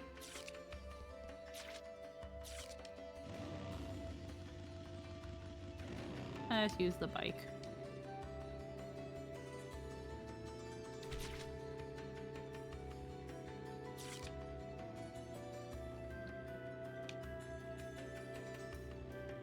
Funny when you consider the bike is bad. That the bike is bad. Not a good driver. I'm getting off this. Dome. Yeah, no, so, and again, now it's like, why didn't you fucking tell me, you fucking asshole? It's like, we don't have to tell you shit, like. Not part of you. So Adelaide's missing? I guess she's in some kind of trouble, huh? Let's go find her. Our destination is Delta Hidden Forbidden Bulwark, Morag Barrow. You didn't have to say it so, like, oh my god, we have to go here. God. whoever directed this game needed to stop. Fight gaze knights in this area. Oh, level 50. Reach the temple.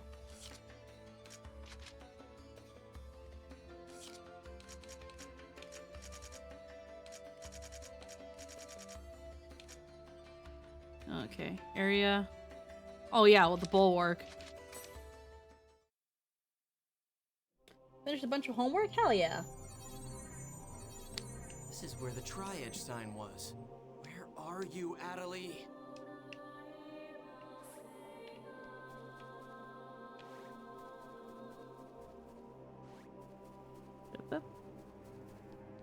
Tri-Edge is... it's glowing? Let's go. Ottilie is sure to be down this way. Okay, well. Utterly. You said it right the first time, Pi. What happened? I've got a bad feeling about this. I better make sure we're ready for what's coming up ahead. Yes.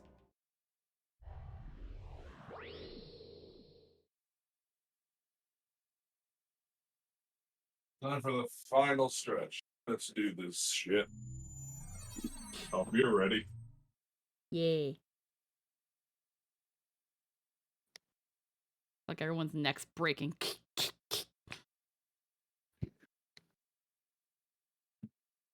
Fuck you doing, Natalie? Haseo,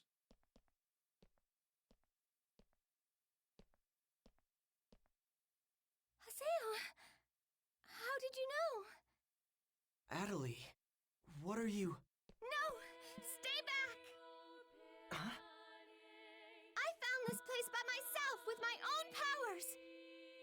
Please don't get involved! I'm going to find Tri-Edge.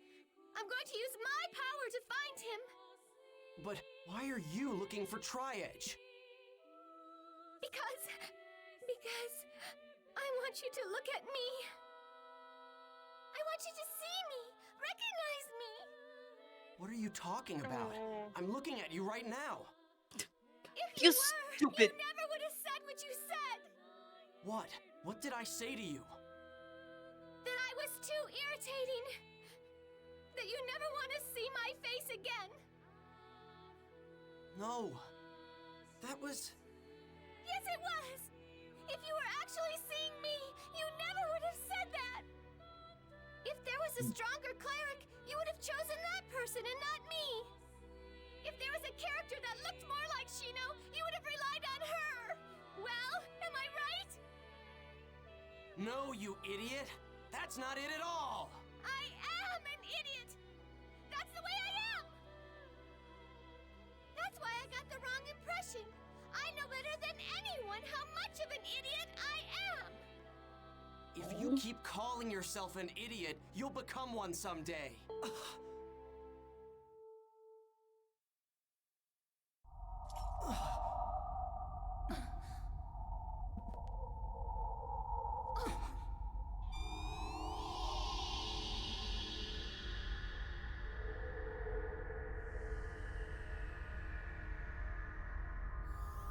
Tri-Edge.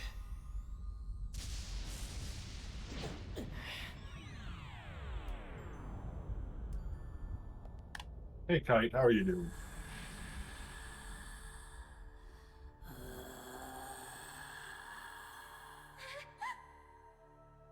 Who are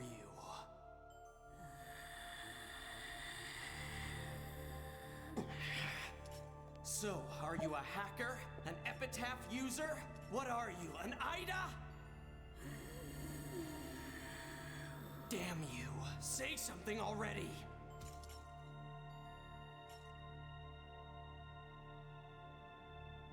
I won't let you. You won't get away again! Give us back all of the lost ones! Damn.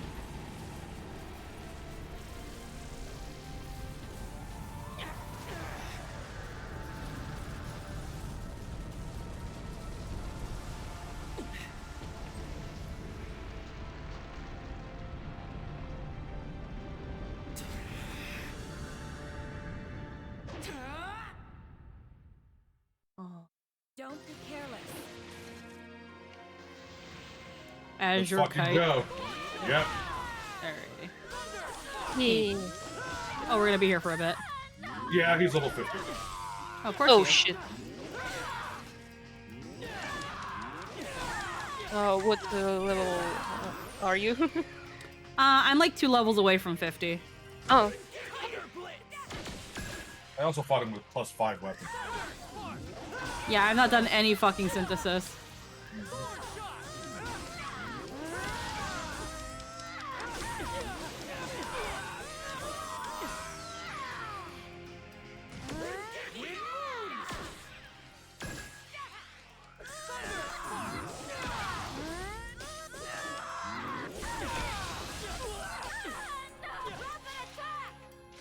Why are they losing so much fucking health? What are you guys doing?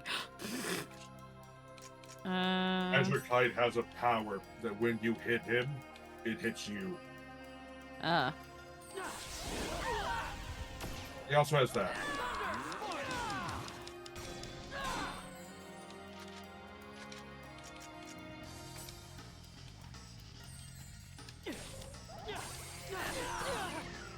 Like just right now. Just hit you.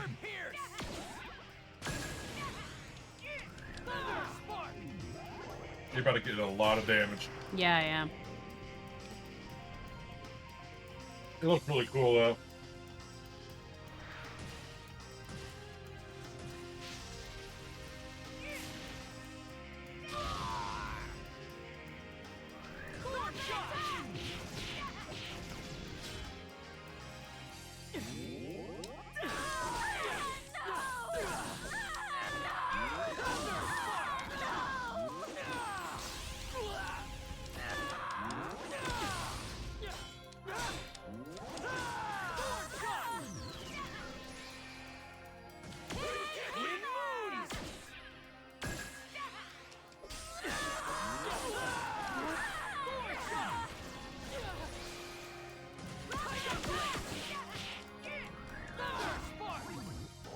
Ah, fuck.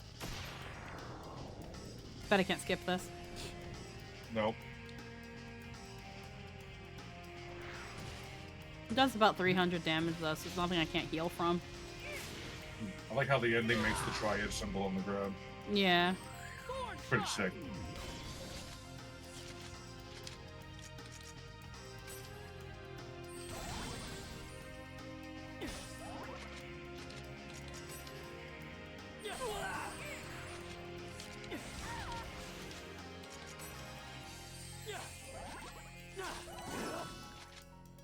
Let's see. You get the morale up. Let's fuck him up. This is it! Alright! I'll finish it. Kick his ass.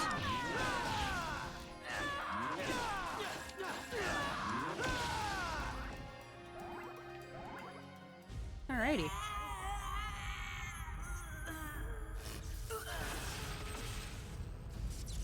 Not really a hard boss, but I'm guessing there's like a phase 2 or something? Did we do it? There's gotta be a phase 2. You ready for the real hard part?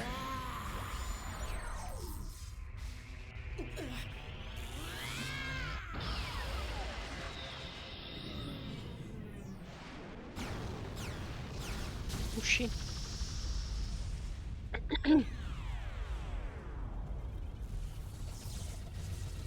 Is this the final boss? Volume 1, yeah. Oh, volume 1, yeah. There's 3 volumes and a 4th bonus one. Oh no. Huh? How is that even possible? Watch out! He's coming!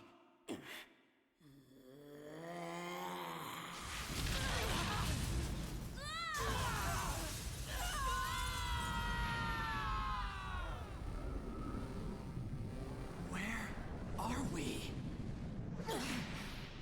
Where'd Adelie go? Don't worry about that. Hmm.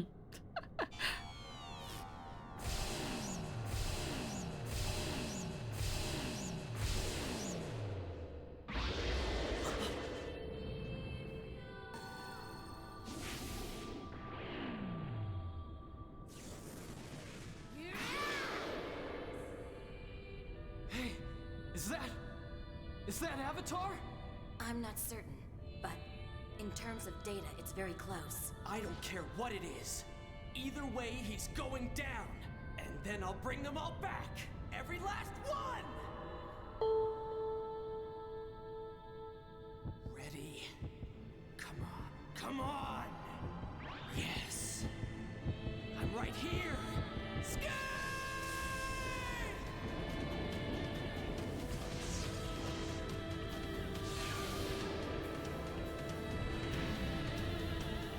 Robot fight. Robot fight! Yay! Yes, I know how to Avatar fight game. Azure Flame God. Ow. Alrighty.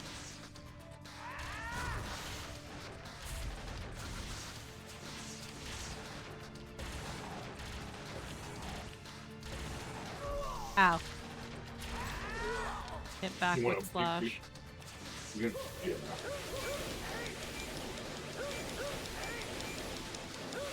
I love ping pong!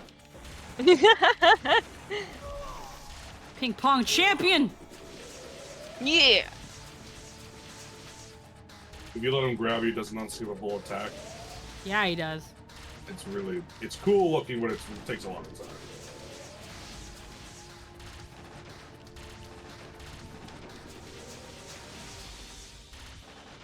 I didn't seem to spam it that much. No.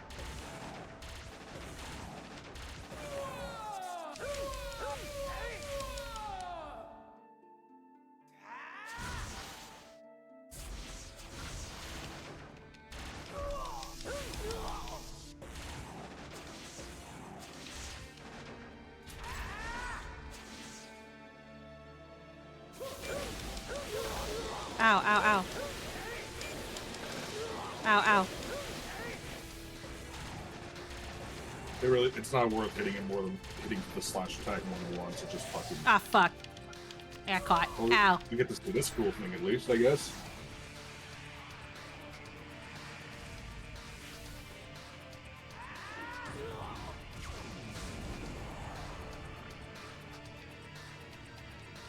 Doesn't do that much damage. Yeah. It just eats time.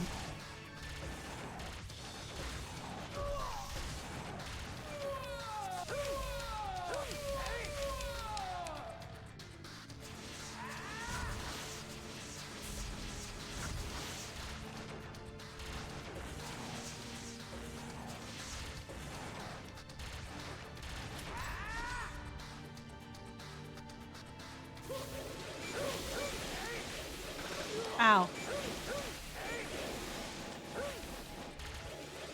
Ow. Oh, shit.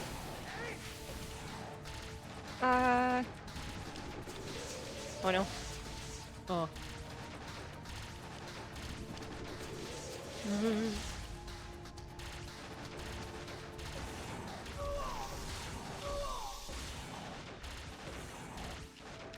His freaking shield comes back and it's annoying. Yeah. Yeah.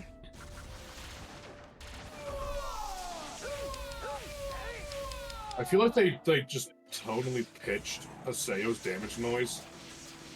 It sounds like it, yeah.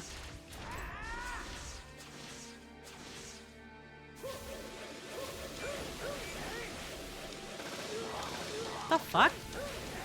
Like I'm telling you, it's just when they go red, just hit attack once. Well, that's what I'm doing, but it didn't register. I thought I thought you were just doing the whole combo attack, because that's No. not something you can cancel out of or anything. Once you do that, you're committed. Okay. The full combo is committed. You can't just stop halfway. Which is a really bad design choice, I think.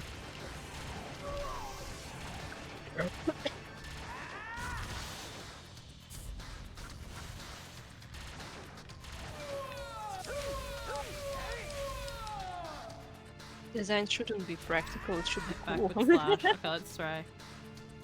Wait for the to go beep. Ow. See, when it goes red, that's when you hit it. Okay. That's how all those attacks have always been. Is they're untouchable until they're red, which is in your melee range. Yeah. Which again, I think is dumb shit. Okay.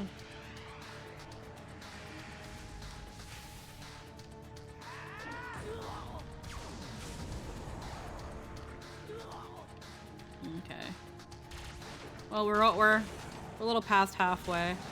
Yeah, we're doing fine.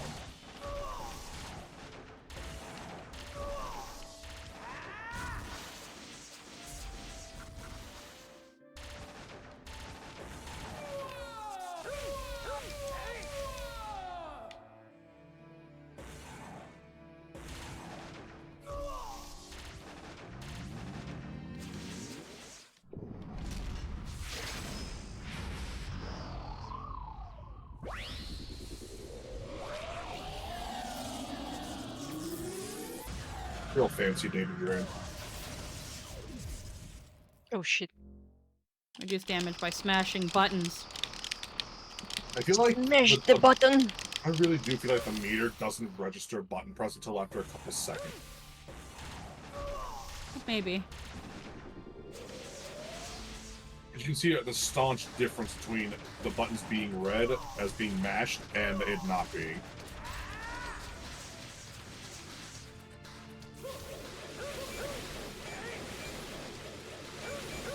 There we go. There we go. Yeah. Yeah, I feel like that kind of move is the game being like, have you not taken damage yet? Okay, fuck you. Because up until you get the button mash meter down, you're just taking damage. Yeah, he's gonna do it again. Yeah. I don't know, you could do it more than once. Huh. Apparently.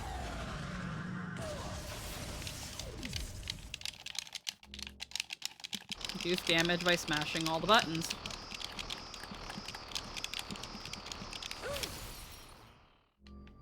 I guess I'm just gonna fucking start hitting him because he's...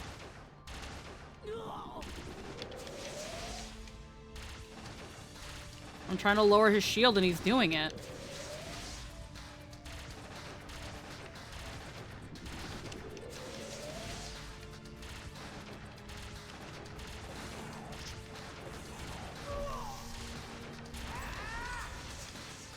Oh my god. And then he does this shit.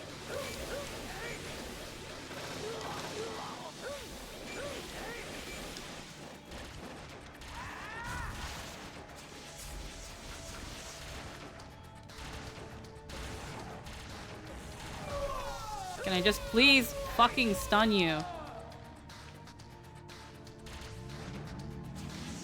He's gonna do it again.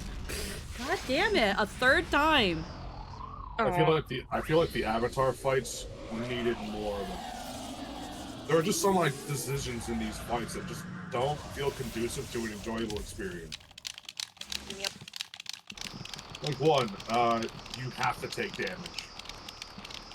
So if you're not good at the Avatar fights, and they just keep the boss assigns keep spamming that, you're just gonna lose. You're not gonna even be able to win because they'll just make you take damage because you can't interrupt that. You can't prevent that.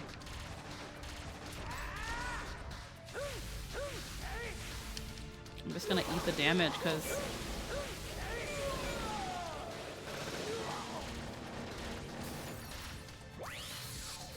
now here's this part.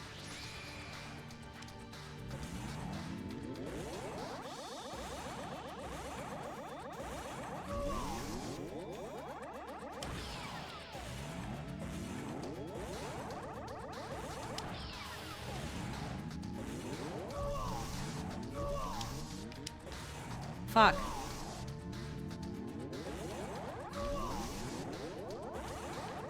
Stop moving! Oh my god! That's the pain. And then you take damage, and then you have to charge it all over again. Stand still and let me kill you, Danjit. No, because this is just being irritating for the sake of being irritating. This isn't hard. I have to hold the button and wait. It's just being hard just for being hard. Protect, restore. Like I said, the Avatar fights did not feel like they had a fun fight in mind when they were made. Beginning to remember this fight being janky. Yeah. Oh, I know. I remember .hack boss battles, they were incredibly frustrating.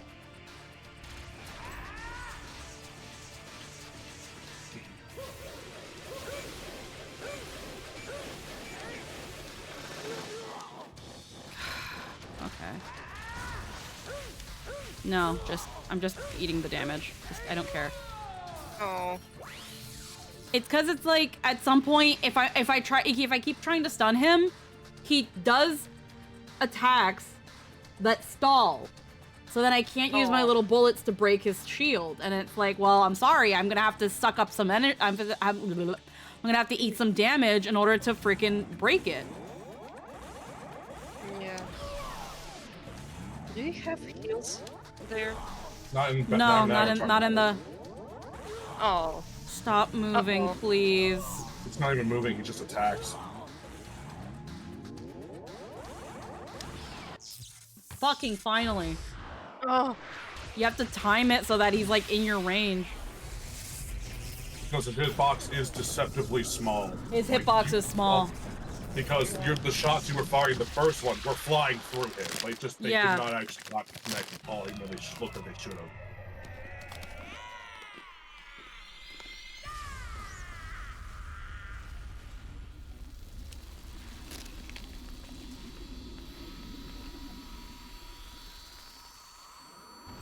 So I got it quicker when I first played than when I first played this. Eh. Yep. I hear.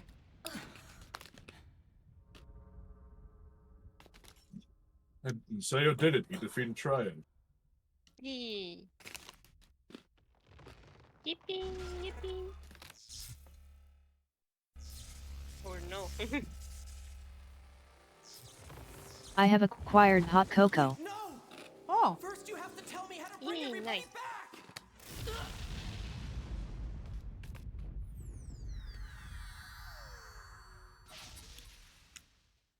He's dead.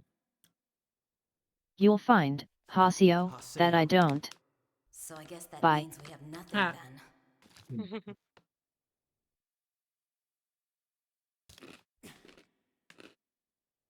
So anyway, that weird locker box. Don't worry about that. Like, it looks like it's kind of rain.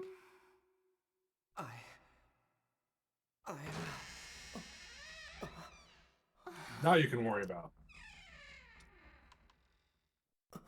What the? See you, kiddo.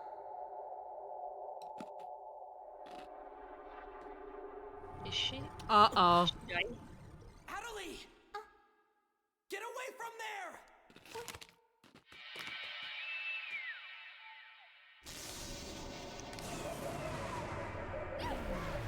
Oh no.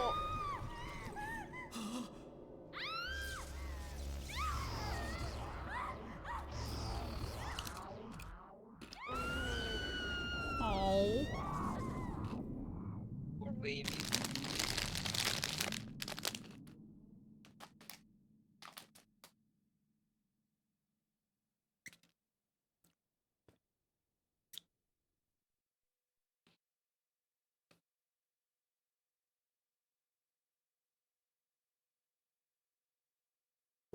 You know, just have Haseo indirectly relive his trauma again. Yeah.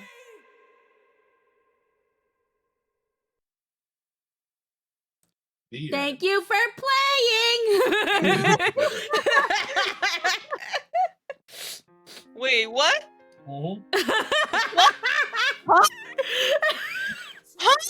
You have to understand, it's a 3-part game. I just want you to know, Hasio. This is your fault. What a cliffhanger! Yeah. Oh man. What the fuck? Can you imagine that? Can you imagine if that's where the whole series ended because it never got a sequel? That would have been fucking awful. That would have been horrible. I would be so mad. I feel horrible right now. Yeah, Dave Whittenberg. I'm not even playing this game.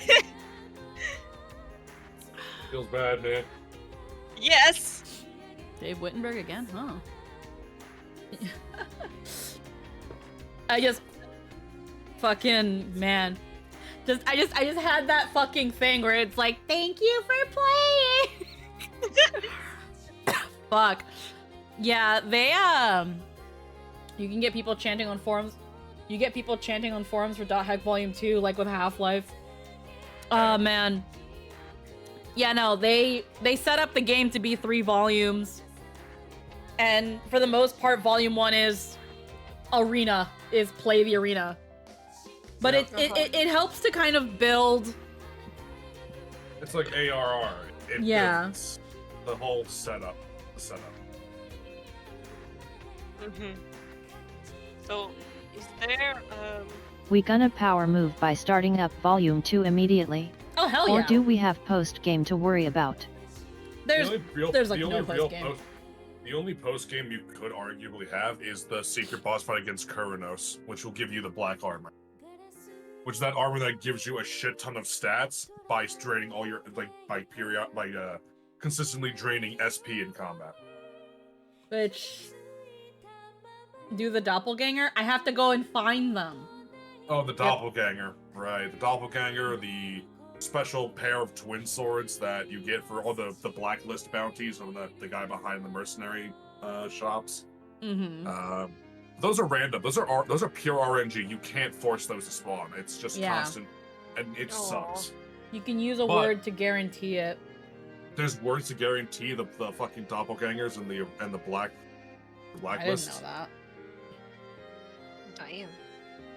It's complicated. Wow. What the fuck words do you need to get those? Because I want to get them. Because honestly, it's the special weapons are like rare 5, so you can't actually customize them. But these were the weapons that the PKK list is for like the opening one. It's a Seiyu's weapon, the Terror of Death's weapon. Yeah. Right. The fancy chainsaw sword, the big chainsaw swords. Yeah. Scythe. Those what those are. Yeah. No. I get it. I mean, I've still got a good amount of time that I can keep streaming, and I kind of want to start Volume 2. I feel like right now, stat-wise and stuff, I could have better stats and things, but like, I'm also not in a bad spot. Moonlight's the one that causes the doppelganger to show up. Moonlight. Also, if you don't enter battle for 5 minutes in an open field area, the doppelganger comes up. Huh. Do the stats transfer over? Yeah. Yeah. They do. Once this is over, it'll say, "Hey, now you have clear data. You can still keep playing." Yeah. And keep saving into that clear data. Yeah, as long as every save you do at this point will be clear data save. Hey, Ufotable. Ufotable help with this. Unless I wonder if it's that Ufotable, but I just said like animation checkup UFO table.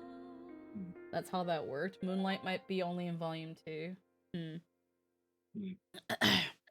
Oh, I'd have to do. I probably have to do stuff. I see you're playing the original SAO. Eggy River, you want to get banned? You want to get banned? They hated him because he told the truth.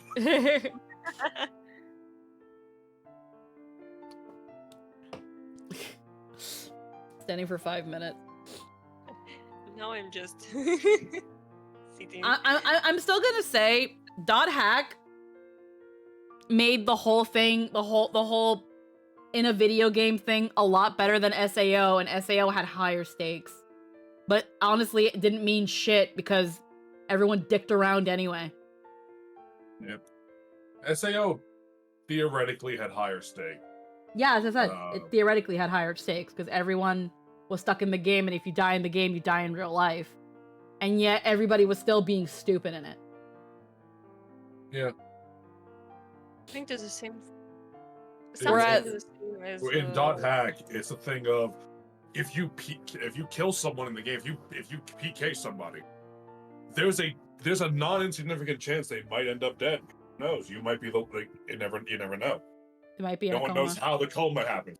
And honestly, being stuck in a fucking coma, they might as well just straight up be dead. It's not all. This rarely, and even if there's a guarantee they can get woken up, the damage would be done. SAO is a good example of higher stakes doesn't mean better story. Yeah. they could have just been trapped in the game. But no, they had to throw the stakes up, and if you die, you actually die. And it's like, okay, well, why, with that being said, why are your, first off, what's the outside world doing about this? Yeah. Yeah, we never see what the outside world actually did. Yeah, Log like- Horizon does it one of the best. I think. I've heard Log Horizon is good, but I've not seen it, so I can't really judge it fairly. I would recommend it. I've seen a good chunk of it. You know, it's like people are dying in I this still game. think Sword Art could have been a more interesting story if it being a death game wasn't actually true, but there are arguments for and against. All I know is that, you know, maybe some people might feel robbed that they were, that they didn't get Kirito unloading 2 years worth of cum into Asuna. No one in the game would ever be able to confirm that the people who died actually died.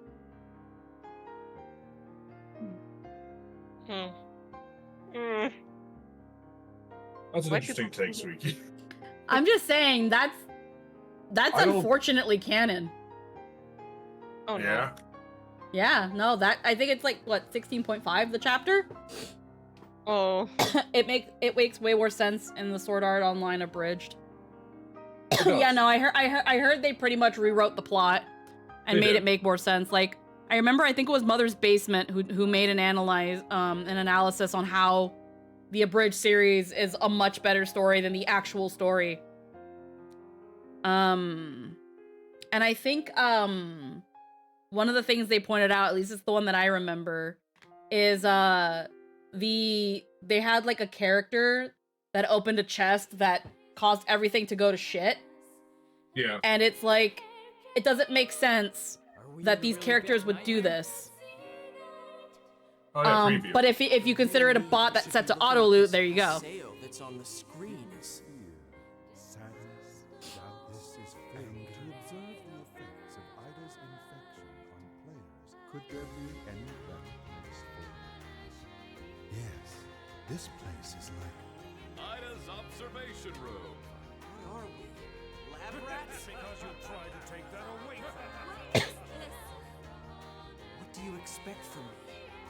get stronger, consume all happiness and sadness, and use that as your stepping stone. Don't you want to know the truth?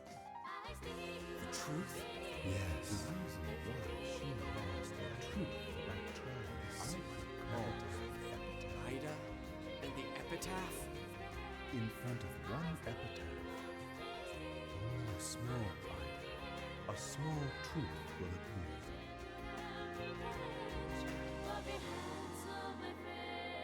In the original, they'd never encountered a trap like that. They had teleport crystals in case of trouble, but the room blocked them. It's still stupid. Fucking Gary.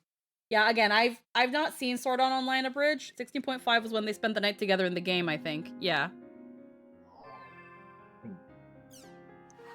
You've cleared .hack. It's recommended that you save. Uchi Yamada sent you a mail about continuing your adventure in Volume 1 and converting your data to 2. Okay. Oh, big empty room with a chest in the middle of that. Yeah. There we go. Again, I haven't seen Sword Art, aside from what I've read about it, and I've not seen the abridged. But yeah, no, apparently it's like something that was very clearly a trap, and yet like the rogue or something immediately falls for it when it's like that reeks of trap. But if you don't consider that this character is actually a person with some sort of common sense and is actually just a bot set to auto loot any chest it sees, that makes a lot more sense. It's not what actually is happening, but it's If how the dying abridged was how series you wrote logged it. out, but the mod said everyone died, absolutely nothing about the way people treated the game would change, and it would achieve Akihako's dream of making the world feel truly real, except without having to kill thousands of people.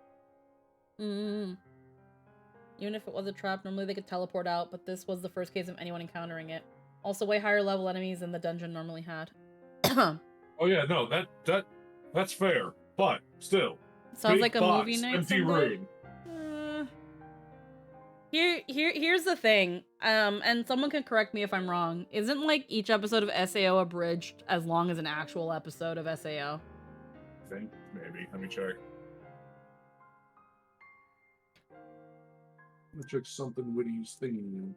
Also just saying, it doesn't matter how obvious the trap is, people can and will just open it without thinking all the time. So, episode 1's 8 minutes, 2 is 12, I know 3 Squeaky 13, would. 4 13, 5 16. I probably would 6, immediately 17. for a moment. So, But, yeah. anywhere between somewhat slightly over 10 minutes at the start, and then they start picking up to like 20 minutes at like episode 10 and onward past that. They fluctuate between 20 to 30 minutes and sometimes 10. It really depends. We can invite something Witty to come and watch. I'm sure they'd be interested in watching. I don't know them like that. It's a joke. I know most people don't like watching their own content anyway. They get longer later on. Yeah, I know that part at least, that they get longer. I don't know. Because I don't watch a lot of abridged series. They don't really do much for me. I only really watch Yu-Gi-Oh! Abridged. And that's like an episode a year. That's the one that I've caught up on because I used to watch it when I was like, a lot younger. Like, I don't watch DBZ Abridged. I don't watch Bleach Abridged. I only watched Gurren Lagann the Satire because I was dating the guy making it. Like, which also led me to kind of watching the Bleach Abridged to an extent. I don't care about DBZ Abridged.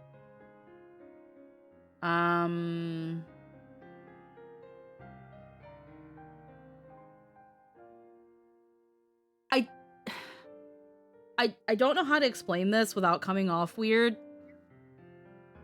I have a weird aversion to SAO Abridged.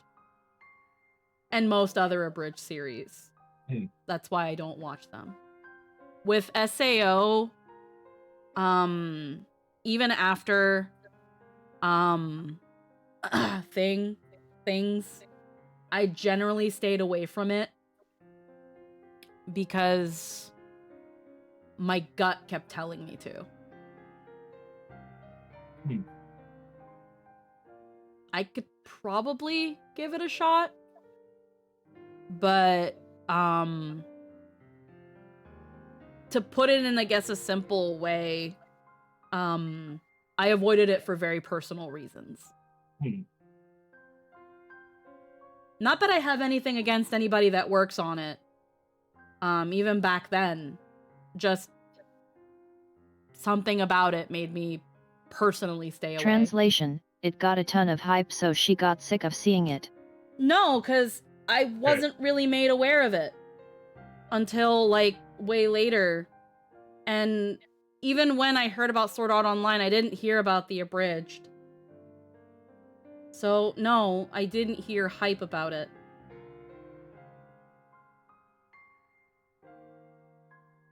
I was made aware about it through other means and decided to personally stay away from it.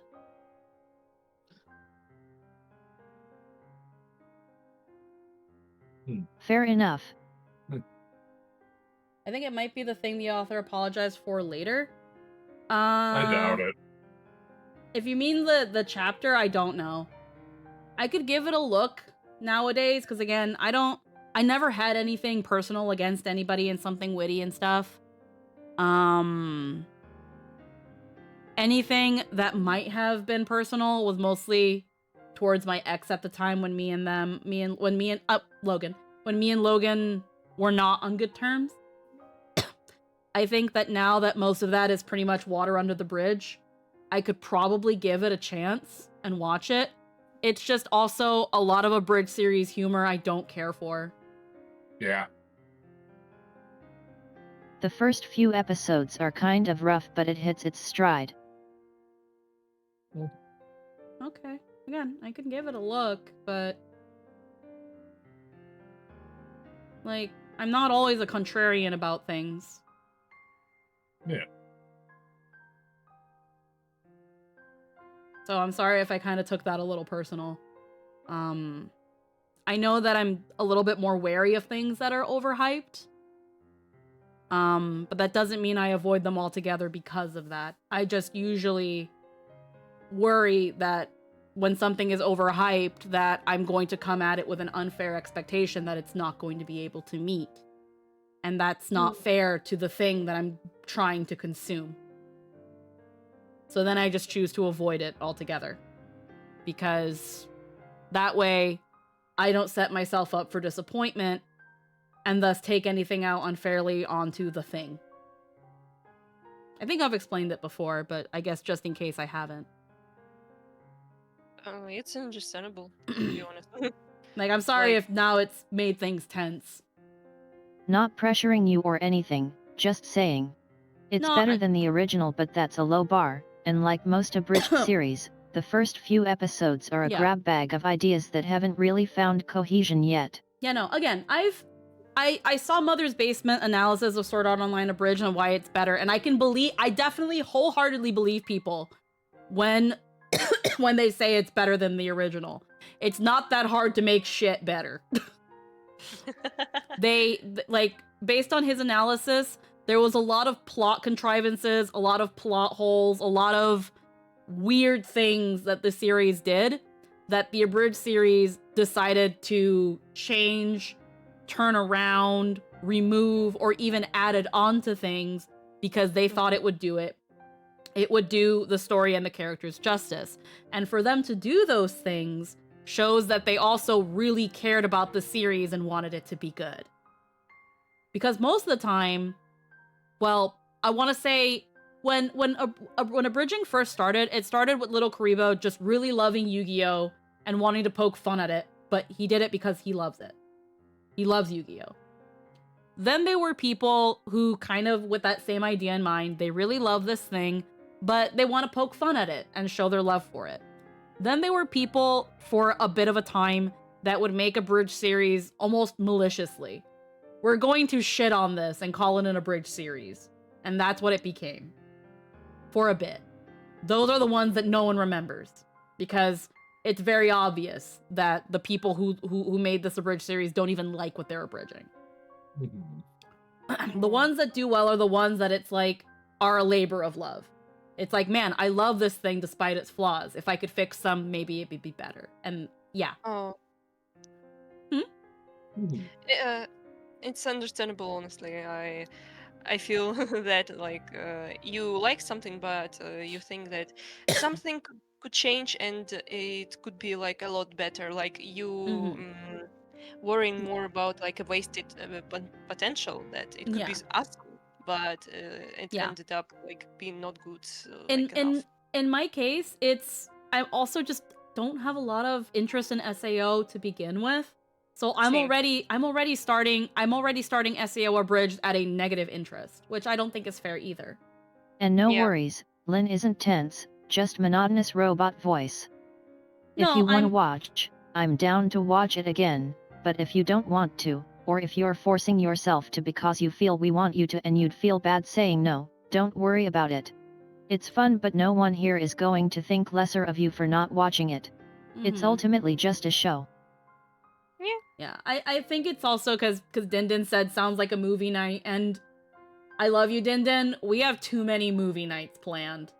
At some point, we're just not going to get to it. And I feel like if we set this precedent of, oh, that's a movie night, it's like, and this is definitely my anxiety. If you tell me I can do anything, you might as well tell me I can do nothing. Because I don't know what I want to do.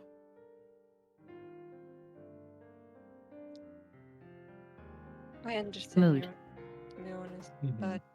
So if we just keep adding things to the list... Decision paralysis. Exactly. So if we keep adding things to the list, I'm kind of like, I don't want to do any of it anymore. Because it starts to feel like a list of expectations. And I know that's me. That's totally me. That's me. But it just kind of starts to feel that way.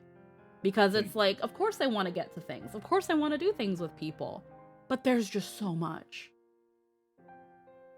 Like, I stopped consuming TV because there was so much on it that I never knew what I wanted to watch. I never knew if I should care about what's in front of me. So I just turned the thing off for good and went on the internet where I could choose what I want to do.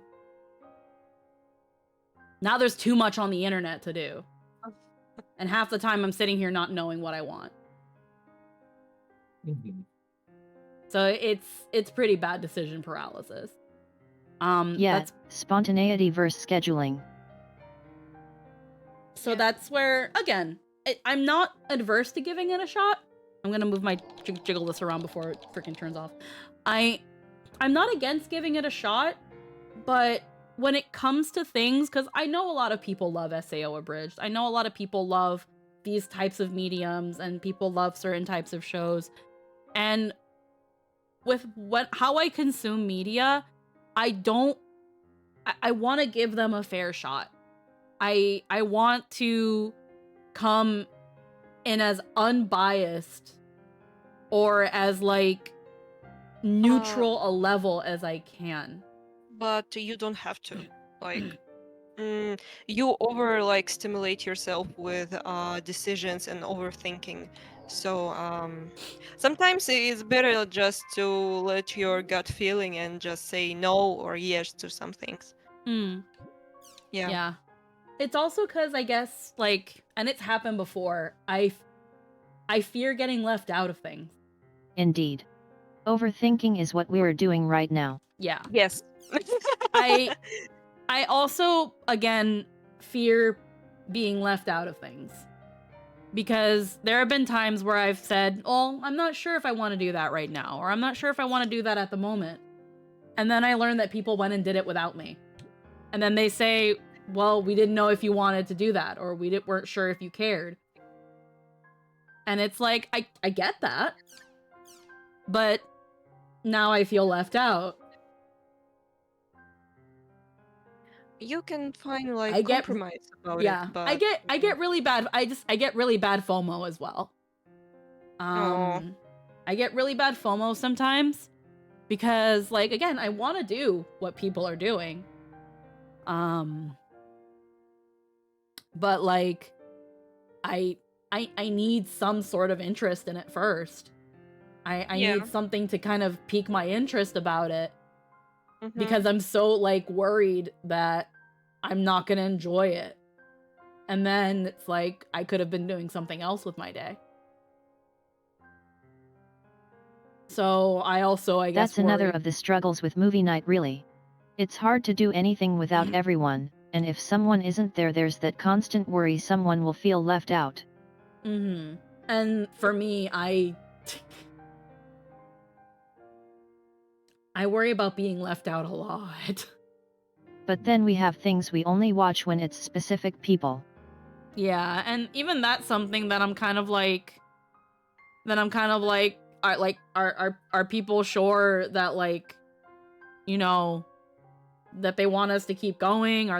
We can stop here, we can watch it again another time. But then if someone else joins, we feel like we're excluding them and it feels rude. Yeah, so yeah, I'm good with you all watching stuff without me, so no worries. Yeah, again, with me, it really depends on the thing.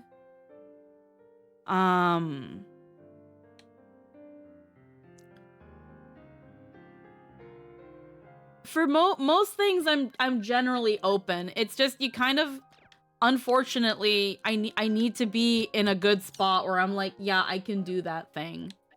And it's okay, it's totally normal. Sometimes I don't know where that spot is. You will feel it immediately. Yeah. Okay. I think I've also just like in the past have had experiences where I've been just completely left out of things. Where I'll come home and there's nobody home and I'm like, where is everybody? And they're like, oh, we went to this. And it's like, oh, okay. It's like, yeah, we didn't think you'd want to come, or we didn't think you'd blah, blah, blah. You didn't ask. Oh, well, we didn't, you know, it's fine. Like, freaking, we'll just go next time whenever that happens. And then next time never happens. Well, it's not your problem to balance. Oh, no, but like, again, I'm kind of trauma dumping right now, but like it's okay. It leads to a lot. It leads to things, as I guess is a way to put it. The World movie coming soon. Golden Apple has acquired the rights to make a movie based on the popular online game. More trouble in the making. Outdoor introverts. Is that? Okay. I already saw this. Again, methane hydrate excavation begins. Yeah, I definitely have also my own, like, weird abandonment issues. Like, I have a lot of shit. Which has led to FOMO, picking things up because my friends are doing it, so I want to see if I can be a part of it. That's also why I'm such a people pleaser, because again, you fear people not liking you and thus not wanting you to be a part of things. So if you make everybody happy, they'll associate you with good things. Yeah, And but maybe want you to after be that, around. you will only drown yourself deeper, and you start to hate yourself, and then nothing will bring you happiness, and you will not get enough sleep. You will eat junk food, and you will cry yourself to sleep. I've been there. No, don't do it. Yeah. It also just burns you out. Yes. And depressed, and you get easily depressed, and Yeah, I've been there before. I know. me too. It's why I'm kind trauma bonding. It's kind of why I think it's a valid worry. Because it is true that it makes it difficult for everyone. In a very real, systemic sense, everyone cares about you and wants you to be around, so given we all know you get FOMO really bad, but also have a hard time getting into the mood to watch things, our concern for you is absolutely a factor we consider. Mm-hmm. Yeah. And then on top of that, and I think it's also, again, like, and this is also due to, like, previous things, too. Because, again, like in the previous situation where I'm like, well, what if I did want to go? And they're like, oh, we'll take you next time. We'll do this next time, or we'll do that. How, do you want to do this later? You want to do that later? Like, you want to do this now? And it's like, I hate that. Because now, in just telling you how I feel, or that, like, hey, pointing out a lack of communication, now this person feels bad, and now they feel like they need to cater to me, and I don't want that. That's not why I'm telling you how I feel. I don't want you guys to oh, we'll plan out another time to do that. Not really, bit like, of a misinterpretation. Hmm?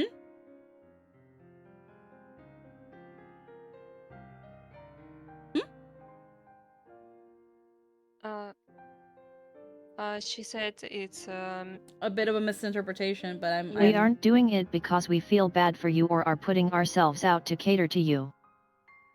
Oh yeah, no, I know that's not the case. No, I know that's not the case. I'm kind of explaining that we that's... legitimately want to share it with you. No, yeah, no, I know that. No, I know. It's that, again, and this is, I'm well aware that it's the anxiety and all that too, because again, I am very anxious. It's when you're in that anxious brain, but you want to communicate how you feel, it's like, oh, you guys did thing without me. I wish you guys had asked. And then it's like, oh, well, we can go back. We can plan this time. We can do this and we can do that. I totally understand. It's coming from a place of wanting to meet halfway and compromise and to include. I totally get that. But when you're already in that anxious brain where you're already feeling like a problem for just saying how you feel, now you feel like a problem because now everyone wants to make you feel better. Maybe you shouldn't have spoken in the first place. You're not a problem, and it's not a thing I'm saying just to make you feel better. I'm not, thankfully right now I'm not in the headspace, but when that anxious bug bites, it's hard to shake the thought, is what I'm trying to say. Where it's like, oh fuck, now everybody's worried about me, everybody's trying to find a way to make me happy. I hate this, that's not what I wanted. And then you shut down because your brain's a buzz with all Honestly, this. it's just the latter. It's not a compromise. If you want to watch, and we want you to watch, going back isn't us compromising, it's us getting something we want, which is to include you. Oh no, and again, I totally understand that. It's just when you've got that anxious bug, anything anybody is doing now for you feels like you're being a burden. It's not that people feel burdened by you, it's that you feel you're a burden to them. Like I've definitely done it too when someone's come in and it's like, "Oh, do you guys want, like, oh, hi person, you want to watch this with us? We can start over." And then they're like, "No, don't worry about it." Like, I start to feel bad and be like, "No, we can start over. We can definitely get you included. Let's do this." And you know, sometimes some people are like, "Yeah, okay, sure." And then some people are like, "No, don't do that." Like, it's the bug. is the easiest way for me to say it. It's the bug. It's the anxiety bug that starts telling, and like the brain worms that start saying like, "Look what you did." And it sucks. It sucks because like I know that's not the case. I know that. But it's so hard to, absolutely. it's so I'm hard just to telling you now, so you can think about this conversation later, that the bug is wrong, and you saying no because of it is actually you denying us and potentially yourself what you want.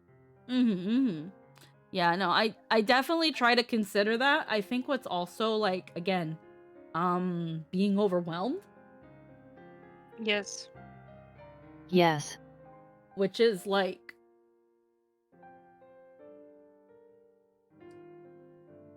trying to recognize like, okay, I told, oh, the puppy mode. I totally see what's going on here. I totally see what's going on.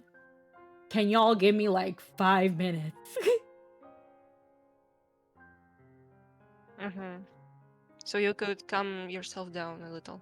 Yeah. But mostly we adore you and will always value having you around to experience things with us over something as inconsequential as rewinding. Yeah. You good? Oh yeah, I'm fine. We love our squeaky. Yeah.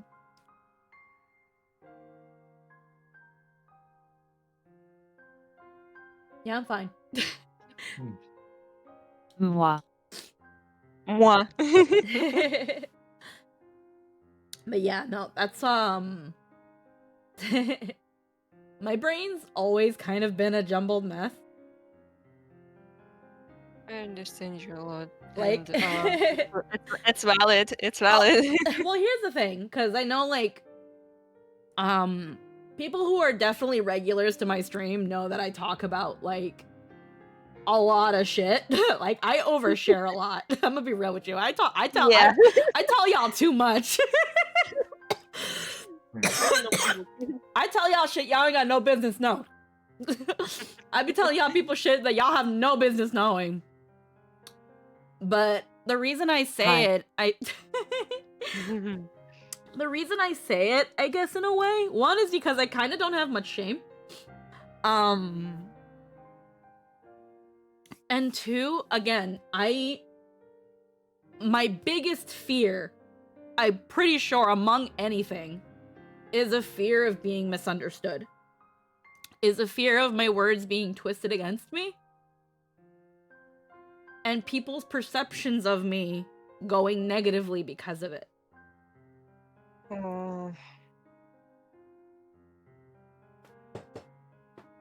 Because it's all happened to me. Yeah, that's human. Unfortunately, also because of how I was raised, I've also been raised to kind of like always think about others before myself. Happens to us all, and Yeah. language is actually a terrible medium of communication. It's just the best we got. Yeah, like I feel like also as well with how I was raised to prioritize other people so much more than myself. And that unfortunately every slip up you do is going to be judged. And not only is it going to be judged, it's going to reflect on the other people that associate with you. My mom would I was tell raised to survive by being understanding and placating others. I was raised with my mom telling me that if I don't behave a certain way, it will reflect on her. And I don't want anybody thinking, oh, I wonder who raised her. They clearly don't know what they're doing. You show them that we raised you right. So, yeah. Your you know. mom isn't even Asian. No, but Latina moms do it. Latina moms do it. If you want people to think you raised someone right, you should probably raise them. Like it's that thing of, and again, like a lot of things that like the the stereotypical like Asian mom or that it's Latinos almost go through that similar mindset, the toxic masculinity, the refusal to seek mental help or counsel for fear that it means that you failed or that you're perceived as crazy or broken. Like the traditionalism of things where like again my mom was more willing to seek out like herbal medicines and religious counsel and superstition over going to a doctor or going to a therapist. She still refuses to do any sort of therapy because she's like, I'm not crazy. Don't call me crazy. I don't need to go see anybody or talk to anybody about The big things. thing with Asian parents is that children are a status symbol meant to serve as a medium for their parents' abandoned dreams. Oh, well, yeah, but again, Latino parents kind of have something similar too. In this sort of case, it's it's a bit more entitlement driven. My purpose was to be the adult that was there when there was no adults to give priority. With my family, it was look at all that we did so that you can go do what we can't do. Or like again, like, you know, look at what we sacrificed to get all this stuff. You owe us this. Yeah. Like my mom will ask me when she brings up the fact that I haven't had kids yet. She's like, "But who's going to take care of you when you're old?" And I was like, "That's not why I'm having kids, Mom. If I ever have kids. I'm not doing it because what about me?" I hate You the should tell her the excuses trash like reason this. to have a child. Yeah. Yeah, like my mother also like dumping me with why you don't have a boyfriend? Where are you gonna get a boyfriend? I want grandchildren. I'll be like, Mom, no. Yeah. It's if like you want grandkids that bad, you should probably, have a kid that'll have kids. Probably get on yeah, that. yeah. Well, it's also based on my mother's like trauma. I don't know if I can talk about it here, but Only if you're yeah. comfortable. Yeah, well, I'm not an only child. My Why parents have don't a you meet an previous marriage. arbitrary social standard? I can't brag about you to my friends who don't actually care. Yeah. Yeah. Well, where was I? I'm not the only I'm not the only child, but their first child has died. Terribly. So they're pretty much overprotective, and my mother is well, kinda. I don't want to say upset, but she had that feeling to take care of someone and just to have that motherly feeling, and I don't know. It's her trauma. I can recognize that. So I don't really blame her, but I don't want to. I want to live my life. I don't want this. I pretty much, whenever my mom had told me where it was like, oh, but we came all the way here and you know, we did everything for you and blah blah blah, and I'm like, yeah, and I appreciate that. Y'all didn't have to do that. I didn't ask for any of that. Yeah. Like I didn't ask for that. You did that because you chose to keep me, Mom. You didn't have to even keep me. You know, it's a basic stuff like for raising a child. Like, Yeah, in my family, I'm the one who died. I just didn't stay that way, so there's all the trauma, but I ended up coming back as an anchor for it all. Yeah. And like it's that thing of, and again, I've told my mom, if I'm not going to have a kid with the idea of it being an insurance policy. I'm like, I'm not doing that. That's not why I want to bring someone. They don't get to have a say in that. That's not. Yeah. Oh, hi, Nightshade. Like, I don't want to do that. That's not why I want to, if I ever even want to. Yeah. And it's like, and then again, she was like, well, what happens when you're older and you need someone to help you? I'm like, I'll figure that out when I get there. If I even get there. If I even get to that point, Mom. Like, I don't even know how long I'm freaking gonna live. Like, I don't know. I used to tell myself in my early 20s that I only have till 40. I told my coworker that the other day, and she was like, what were you planning on doing when you were 40? And I just looked at her and smiled. We could not predict the future. It could like turn out like pretty much differently. So my general idea at the time, and I don't think it anymore, but my general idea at the time when I was in my, like, when I had like just hit 2021, was that if I wasn't where I wanted to be at 40, that I should just hang it up. No. Literally. No, you don't. I'm gonna literally hang it up. Hang myself like a coat. But either way, I don't think that way anymore. I was also not in a good spot mentally around that time also, so I'm gonna be real with you. I was not in a good spot. Now I don't think this.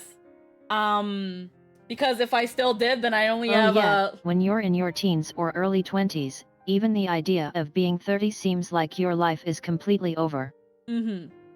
No, now clearly I don't think that, because if so, I only have less than 9 years to live. So, but no, I don't think this anymore. I'm fine. But no, you're gonna be VTubing until you're 80. That's the future. Din, me on my deathbed. Please take care of my children. Hands over sketchbook.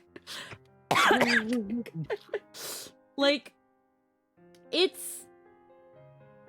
again. I was raised with, unfortunately, unfair expectations, and not taught to think for myself, or not so much not to think for myself, but not to think for myself. Din will hand you her 7th generation stray cat and a turtle. Oh yeah, that turtle will still be alive. I'm over 30 and heading back to school and still live at home. And am I where I wanted to be? No, but I'm happy though. Yeah, no, definitely. Again, I was not in a good spot back then. I'm definitely in a better spot now. But yeah, no, I wasn't really taught to like think like of myself before other people. When I got bullied and beaten up in middle school, when my mom was like, why didn't you fight back? I looked at her and I was like, I can do that?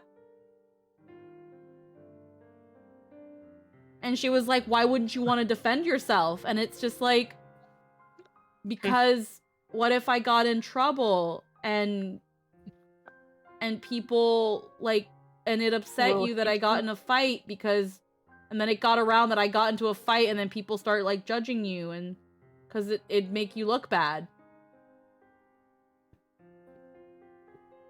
And my mom like kind of like had a quick moment of like, oh shit. I've taught my child no preservation. I've given my child no sense of preservation. She'll just let herself get fucking but beaten up. But getting beat up makes her look bad too. You can't win. Yeah, like, no, eventually my mom was like, no, if someone hits you, you hit them back. I don't give a fuck what anyone has to say. And, you know, like, there you go. But, like, again, my mom had, like, that brief moment of, oh, shit. Like, this child will let herself get fucking destroyed if it means not bothering people.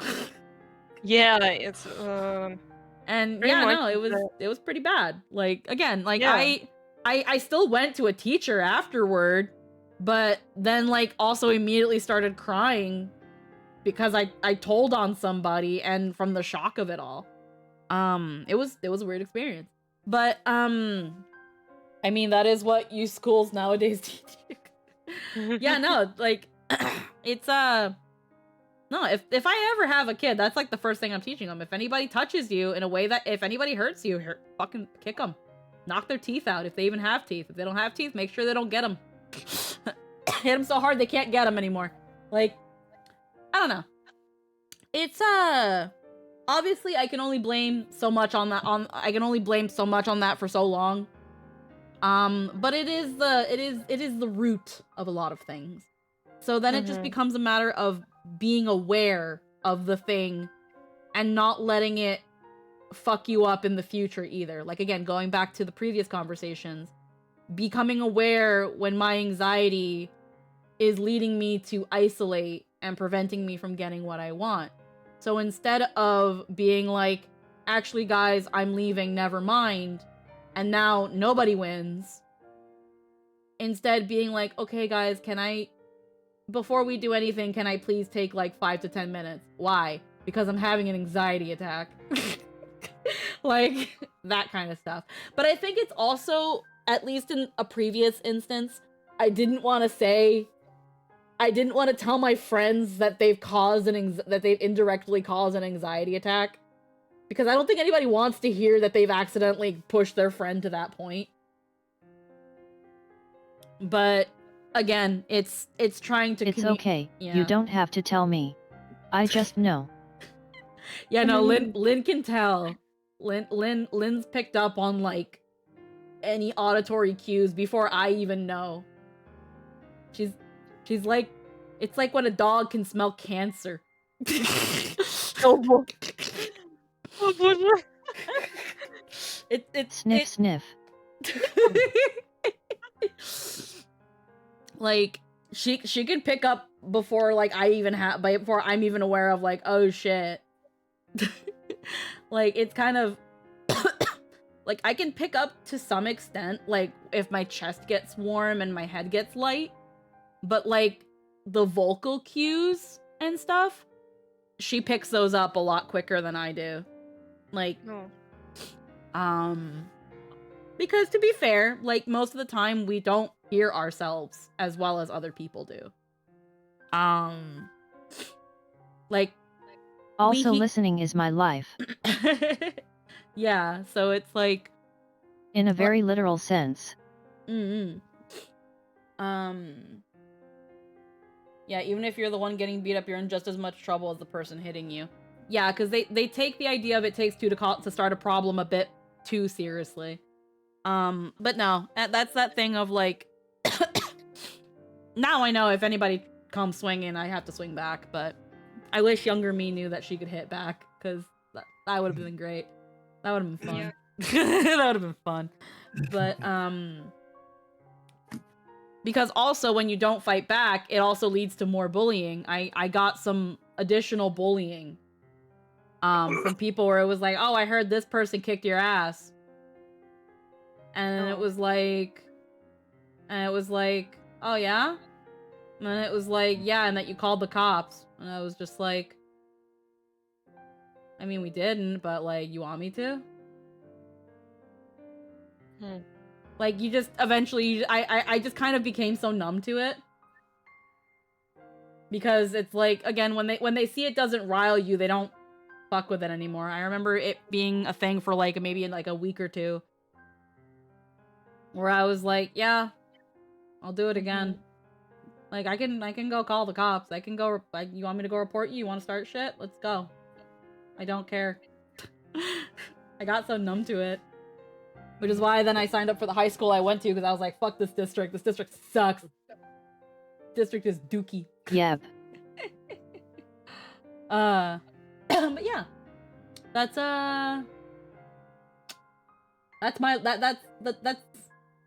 my trauma dump for the day.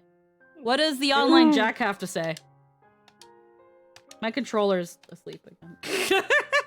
That's how I know I've talked too much, where my controller falls asleep on me. It's okay. This is Salvador Ihara's Online Jack. We're with the Online Jack investigative unit at the home of one of the doll syndrome victims, where an electrical device has gone on a brutal rampage. Sakaki. This was a mysterious word uttered by Osamu Kawaguchi just before he lost consciousness. Popcorners. Salvador Ah. Ihara here. Well, everyone, I'm here at the Takeuma University Hospital, where Osamu Kawaguchi is I being remember treated for that. It doll was from syndrome. the DVD. And as usual, Mhm. I'll be wearing my hidden camera goggles so that we can go undercover and penetrate the Very body of hidden this camera. beast. I mean, everyone's wearing one to some extent, so. This is the hospital's white wing. That sounds like fun. Oh, nurses! It's a party! Carnival! Samba! What the fuck? Well then, where is this troubled child being I was treated? escorted out of the premises. Where could it be? I'm sorry, are you okay? Oh, it's you. Senorita! This reunion was written in the stars. What are you doing here? I'm here to visit little Osamu. That okay, Michi baby? Don't you dare call me baby, you creep! Terrible news! Teacher! Oh, it's only you! Mr. Sugai, how is Osamu doing? Where did you come from? Well, you see, Mr. Sugai? Osamu Kawaguchi has disappeared from his bed. You just popped up from the floor. Oh, Jesus. Oh, fuck. That You wrote blood on the wall? Are these words? Skeeth, Magus. Yeah, all of the. Magus? And I Oh. can't make out the rest. Oh my fucking god. not That is see this one? distressing. No, Did this not is see new. New to me. I don't remember seeing this. You didn't see this one? This is right after at the end of the game. Eh. I guess I just didn't check the forums after that. Yeah, no, I always check whenever it says new because I want the new tag to go away. Yeah. Just never noticed. But no, Yeah. I don't remember the blood writing on the wall. I think this is cute that Yuchi Yamada fucking sent you an email. Ha. Desktop, click back and go to title screen. Alrighty.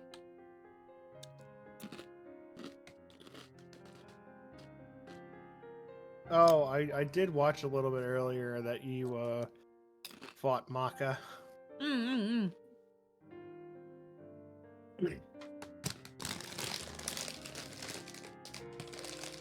I've been only opening the bag and closing it whenever I want a couple chips because they're like spicy cheddar. Ooh. Yeah, they're pretty good. But they're a little spicy. Please be aware that certain elements of Volume 1 won't be available in Volume 2. Okay. I was like extremely shocked at the reveal of who what do you call it? Who Entrance was? Yeah, Ah. because that was he went from a lame ass support character to like a crazy DPS. I fucked him Like up, he dude. really took losing his online girlfriend hard. Alrighty then. She, I think the thing that hit the hardest was the fact that she wasn't even real. Yeah. Yeah, no. Poor elk. Ha. Just can't get a girl. Alrighty. Just can't get a break. So G U. Here's what we're gonna do. I'm gonna do a quick BRB screen just so I can properly split the VOD in a little bit. So we're gonna do just a quick BRB and an ad run.